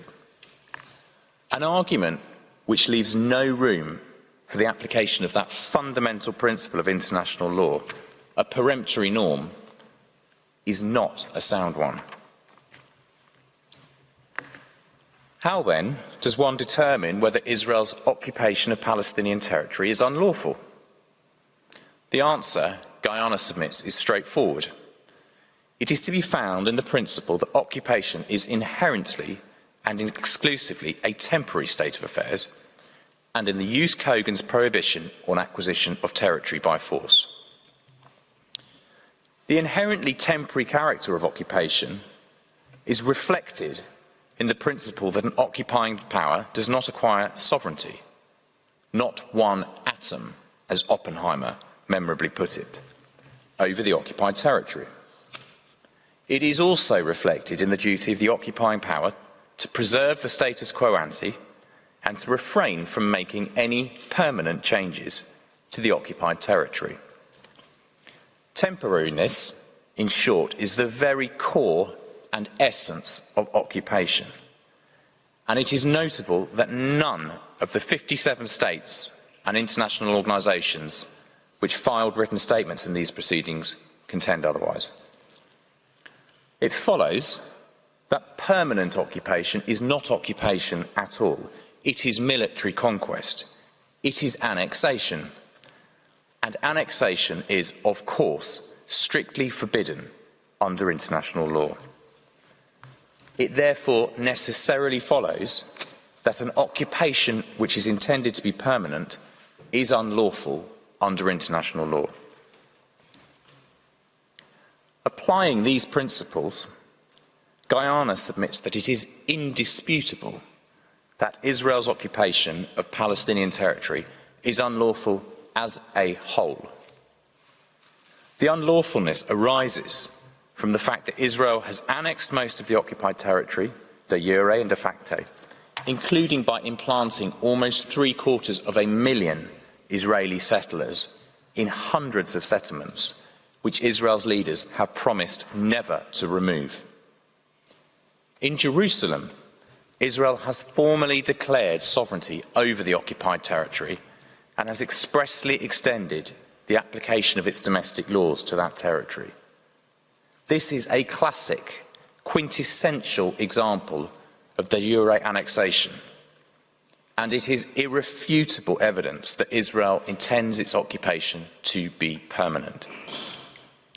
Over many years, Israel's leaders have repeatedly proclaimed East Jerusalem to be an inseparable part of Israel. In the words of Israel's current Prime Minister, East Jerusalem has been and always will be ours, and will remain only under Israel's sovereignty. This unequivocal declaration and many others like it have been accompanied by far-reaching actions. These include the systematic implantation of more than 230,000 Israeli settlers in East Jerusalem, an exercise in deliberate demographic manipulation that has profoundly changed the composition, the character, and the status of the Holy City. In the rest of the West Bank, Israel has conducted a similar decades-long process of implanting 500,000 Israeli settlers in more than 270 illegal settlements. Those settlements and the network of settler-only roads and infrastructure which connect them form a vast, interconnected constellation of illegal colonies to which Israel has extended the application of its domestic laws. The intent and the effect is to establish permanent Israeli dominion throughout the West Bank. Indeed, the highest officials in successive Israeli governments have openly and brazenly declared an intention to exercise sovereignty over the entire West Bank, which they have renamed Judea and Samaria, and which they define as an integral and inseparable part of the land of Israel. Israel has created, expanded, and entrenched its sprawling network of settlements in the face of repeated condemnation of the illegality of those actions by the General Assembly, the Security Council, the Secretary-General, a plethora of UN committees and rapporteurs, as well as the international community and, of course, this very court. Israel's annexation of the occupied territory and its intention for the occupation to be permanent has been widely recognised and condemned by the United Nations. I offer 5 examples, but I stress that these are merely illustrative, and they are very far from exhaustive. First, literally dozens of General Assembly resolutions from the early 1970s onwards have expressly referred to and condemned Israel's, quote, annexation of the occupied territory. Examples of those resolutions, which span a period of more than half a century, are listed in Guyana's written statement. This vast corpus of resolutions demonstrates a clear, consistent, and emphatic recognition by the General Assembly that Israel has unlawfully annexed much of the occupied territory with the intention of retaining it forever. Second, multiple resolutions of the Security Council between 1968 and 2016 expressly recalled the prohibition on acquisition of territory by force and condemned Israel's annexation and settlement of Palestinian territory on that basis. Examples of those resolutions are also listed in Guyana's written statement. Those resolutions represent a clear recognition by the Security Council that Israel has annexed most of the occupied territory in contravention of fundamental principles of international law, and that it intends to exert perpetual control over that territory. Third, successive Secretaries-General of the United Nations have also repeatedly described and condemned Israel's annexation of Palestinian territory in official published reports. In 2010, for instance, the Secretary-General referred to Israel's annexation of East Jerusalem, which is a flagrant violation of international law. In 2015, the Secretary-General reported to the General Assembly that, quote, in the West Bank, the establishment and maintenance of the settlements amount to a slow but steady annexation of the occupied Palestinian territory. Similar statements are once again cited in Guyana's written statement. Fourth, the UN's Independent International Commission of Inquiry has also concluded that Israel has illegally annexed much of the West Bank and intends the occupation to be permanent. In its September 2022 report, the Independent Commission concluded that, quote, Israel treats the occupation as a permanent fixture and has, for all intents and purposes, annexed parts of the West Bank. The report went on to describe Israel's settlement enterprise as the principal means used by Israel to create irreversible facts on the ground to support its permanent occupation. The Commission added that statements made by Israeli officials provide further evidence that Israel intends the occupation to be permanent. Fifth, successive UN special rapporteurs have similarly concluded that Israel has annexed the occupied territory. In 2021, for instance, the special rapporteur reported that Israel's occupation has become indistinguishable from annexation. He highlighted the de jure annexation plans made by Israel, and he cited the plentiful evidence that Israeli policies and practices are designed to pursue a strategy of de facto annexation and permanent control over the Palestinian territory. In a report published the following year, the Special Rapporteur observed that the implantation of hundreds of thousands of settlers in the occupied territory was intended to, I quote, demographically engineer an unlawful sovereignty claim through the annexation of the occupied territory. He concluded that Israel's occupation had burst through the restraints of temporariness long ago, and that Israel has progressively engaged in the de jure and de facto annexation of occupied territory. Mr. President, Israel's annexation of Palestinian territory and its clear intention for the occupation to be permanent render the occupation unlawful as a whole. This has already been recognised by the United Nations.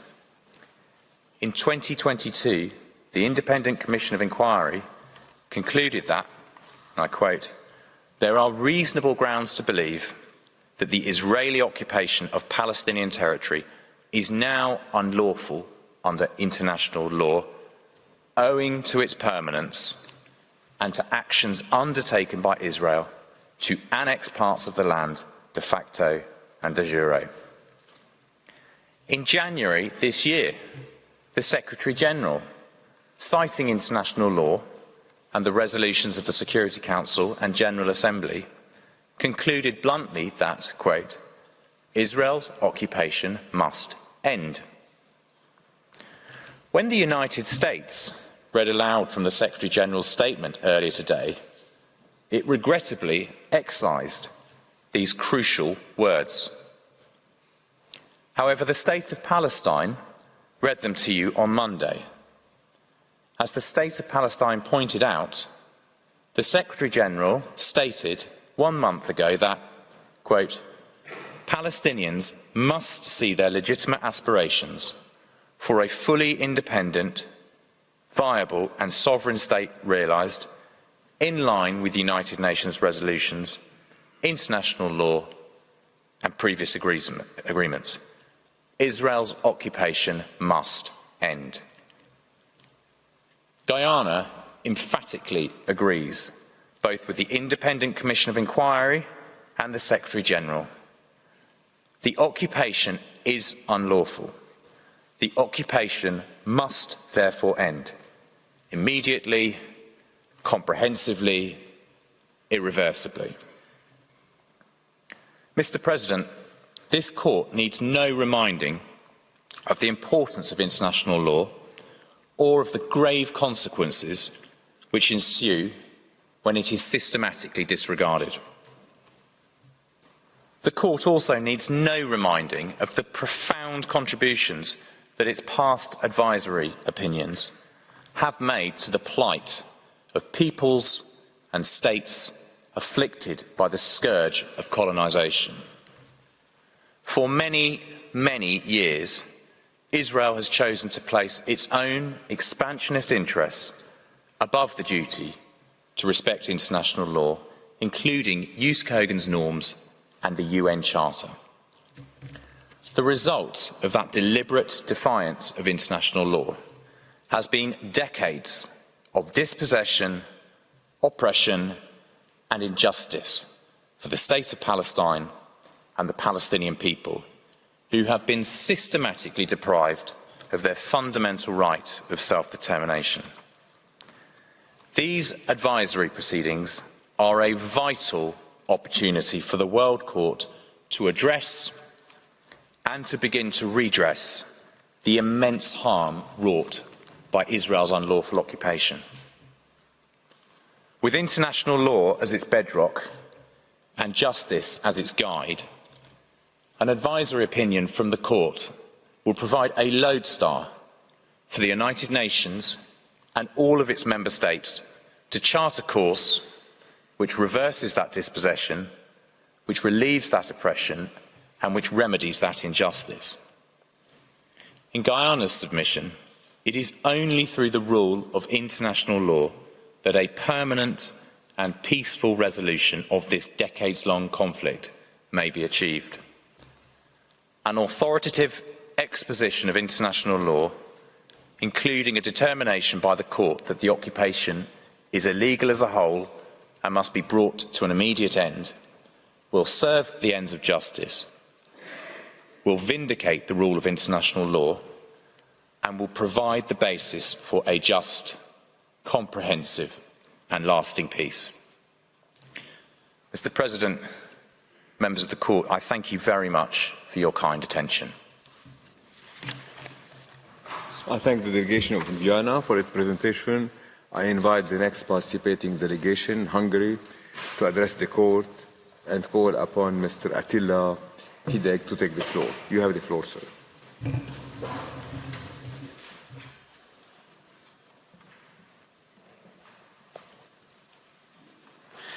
Mr. President, distinguished members of the Court, it's an honor to appear before you today on behalf of Hungary concerning the case legal consequences arising from the policies and practices of Israel in the occupied Palestinian territory, including East Jerusalem. We take this opportunity to reaffirm the importance that Hungary attaches to the respect for international law and the role played by the principal judicial organ of the United Nations. The government of Hungary recognizes the significance of this case and the potential impact it has on the prospects for peace and stability in the Middle East and beyond. In discussing the Israeli-Palestinian conflict, one must reflect on the broader political context. Hungary recalls that in 2004, this esteemed court clearly stated in its advisory opinion concerning the construction of a war case that the resolution of the Israeli-Palestinian conflict can only be achieved through direct negotiation between the parties, on the basis of the international law and through the implementation of relevant Security Council resolutions. Since 2004, this fundamental approach has not changed, although numerous aspects of the political context have shifted. As Hamas came to power in 2007, it rejected fundamental pillars of the existing political framework, in particular the Quartet principles, including Israel's right to exist, as well as renouncing violence as means of achieving goals and adherence to previous agreements between the parties. This has significantly affected the existing peace initiatives and has induced intra-Palestinian divisions that have proven difficult to resolve over the years. We must also note more recent developments that have yielded significant change in the broader political dynamics of the conflict.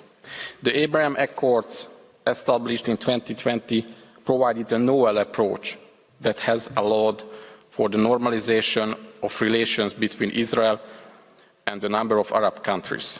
We believe that, in a political sense, the Abraham Accords represented an effort to create a more conducive environment for the negotiated settlement of the conflict. Moreover, it aimed to provide a solid foundation for enhancing regional peace, prosperity and stability. Unfortunately, the progress of these promising developments were impaired by the horrendous terrorist attacks conducted against Israel by Hamas on 7th of October 2023. What happened on 7th October was one of the worst terrorist attacks and sexual barbarism the world has seen in 100 years. On that Saturday morning, innocent Israeli civilians were awakened by an unprecedented brutal terrorist attack, the launching of thousands of rockets, the torturing and killing of hundreds, among them babies, and Hamas taking more than 200 hostages. Hungary strongly condemns these horror terrorist attacks and calls for the immediate and unconditional release of all hostages. These actions are not just an attack on a democratic country, they represent an assault on all democracies around the world. These actions are not just a clear violation of international law, they are also crimes against humanity. Israel has since been fighting the terrorist organization Hamas with the aim to eradicate terrorists and to prevent such horrific terrorist attacks ever happening again. The evil of terrorists is well shown by the fact that they use innocent civilians, education and healthcare facilities as shields. Sparing the life of both Israeli and Palestinian civilians is of the utmost importance. Now, as well as in the future, in the interest of a sustainable peace free of terror. We welcome that the esteemed court has recently called for immediate and unconditional release of the hostages held by Hamas and underlined that all parties to the conflict must abide by international humanitarian law and international human rights law. Upholding the rules is non-negotiable. Nonetheless, we must also note that the proceedings brought before this esteemed court may directly contribute to the escalation of the conflict. We are of the view that both the present proceedings as well as the proceedings against the State of Israel on application of the Convention on the Prevention and Punishment of the Crime of Genocide in the Gaza Strip may be considered as provocations in the ongoing conflict, not contributing to the de-escalation and an eventual settlement of the conflict. A potential utilization of the court in the communication war could create a never-dividing lines and could continue to fuel tensions in one of the most severe conflicts of recent history.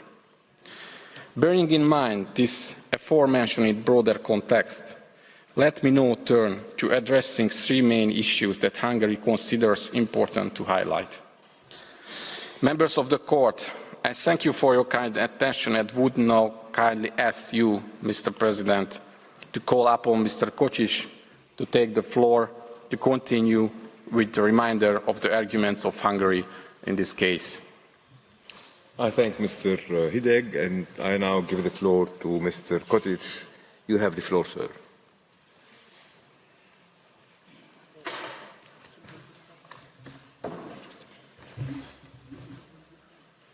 Mr. President, it is my pleasure to continue the presentation of Hungary's considerations in the present advisory proceedings.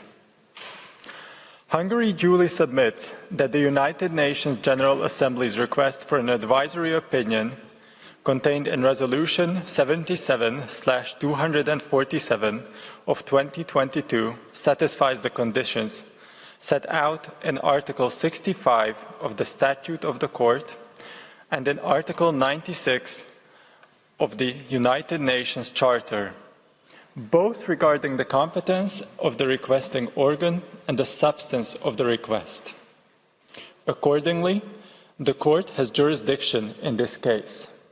However, we also duly submit that based on Article 96 of the United Nations Charter, it is at the discretion of this court to decide whether it exercises its jurisdiction. We put to the court that there are compelling reasons to deny the request for an advisory opinion. All these reasons pertain to the issue of judicial propriety. The reasons include the specifics of the questions, the essentially bilateral nature of the dispute and the lack of consent of one of the parties, as well as the already existing legal framework for the resolution of pending issues and disputes between the parties. Consequently, the Hungarian government is of the view that the court should decline to exercise its jurisdiction.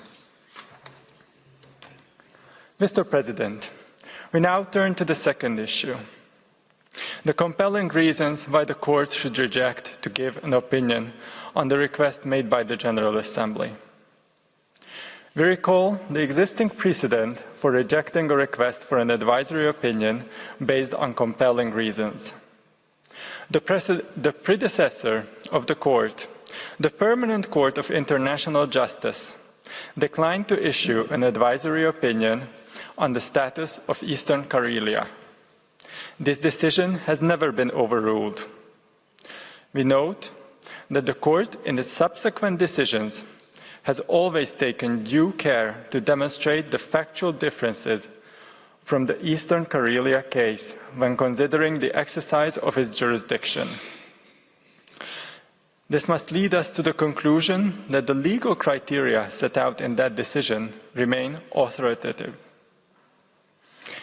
As to compelling reasons, we would like to bring the court's kind attention to the following three considerations that individually, as well as cumulatively, may compel the court to refrain from issuing an advisory opinion to the present questions.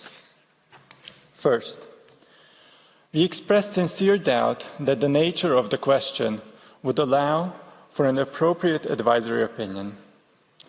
While the title of the General Assembly Resolution 77/247 speaks of Israeli practices affecting the human rights of the Palestinian people, the question posed in operative paragraph 18 of the resolution says, legal consequences arising from the ongoing violation by Israel of the right of the Palestinian people to self-determination and related discriminatory legislation and measures.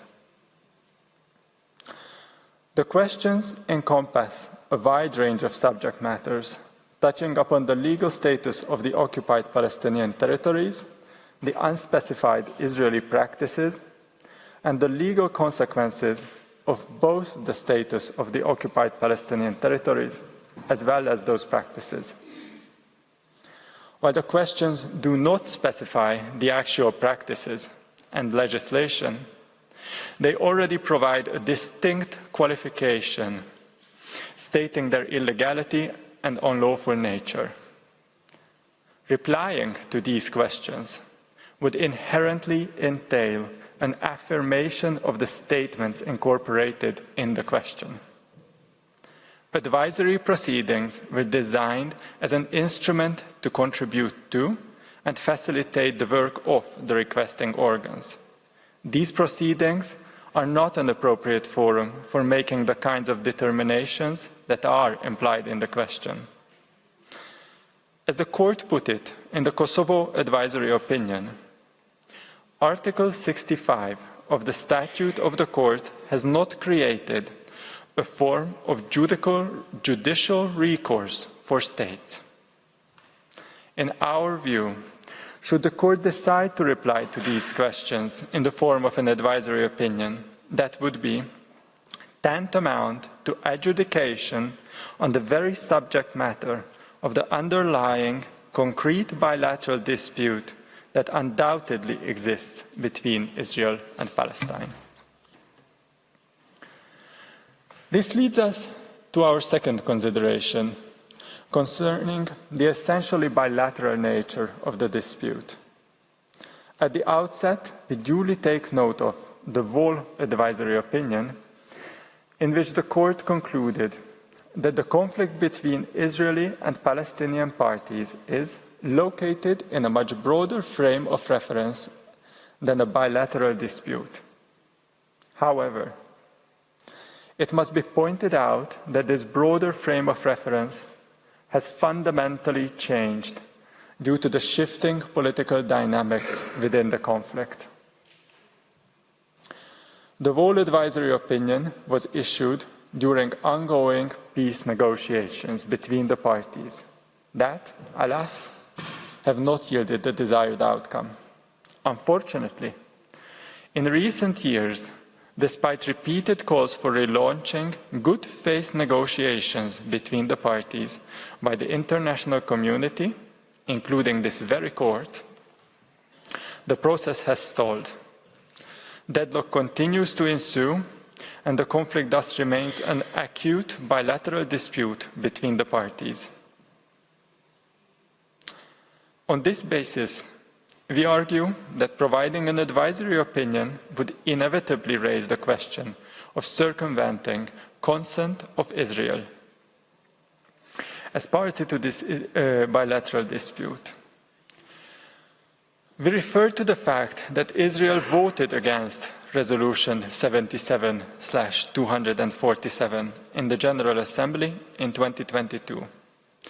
Israel's attitude in the previous decades has demonstrated its readiness to participate in different negotiations and peace processes.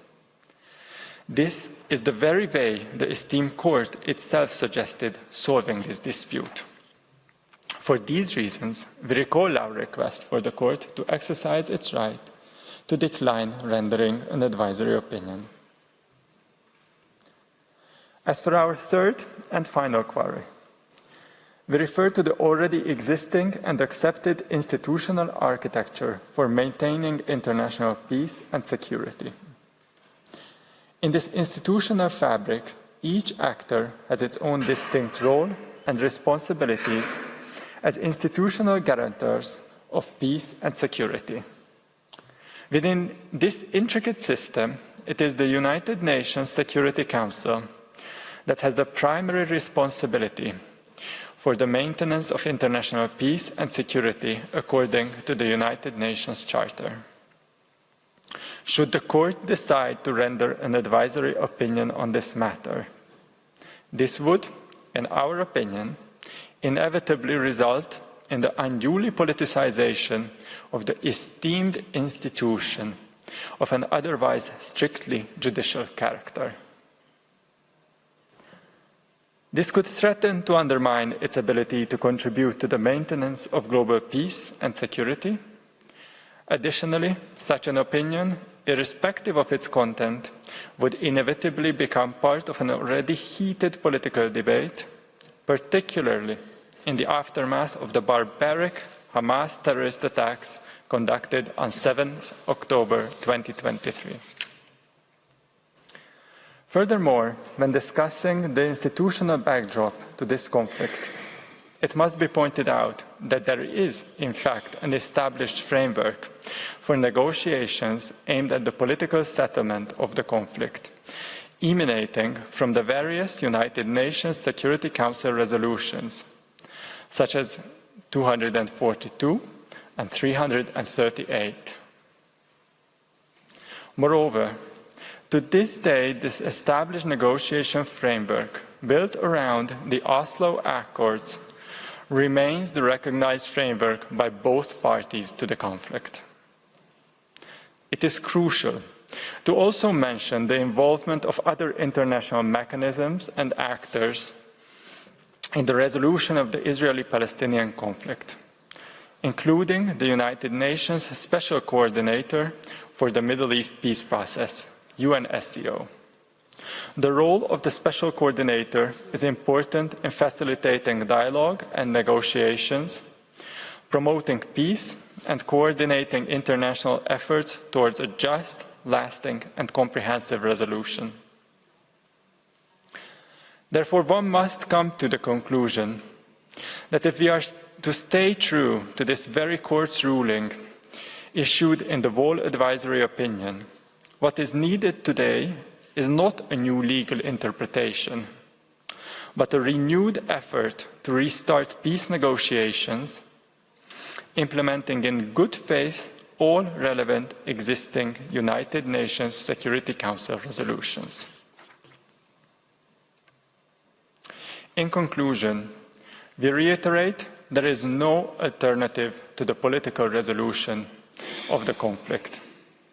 A political resolution that is based on direct negotiations between the parties, which allows the State of Israel to live side by side in peace, security, and mutual recognition with an independent, democratic, contiguous, sovereign, and viable state of Palestine, with Jerusalem as the future capital of both states. Therefore, Hungary respectfully requests the Court to decline providing an advisory opinion. Mr. President, members of the Court, this concludes our presentation today. I thank you for your kind attention. I thank the delegation of Hungary for its presentation, which brings to a close this afternoon's hearing. The Court will meet again tomorrow morning at 10 a.m. to hear China, Iran, Iraq, Ireland, Japan, and Jordan. The sitting is adjourned.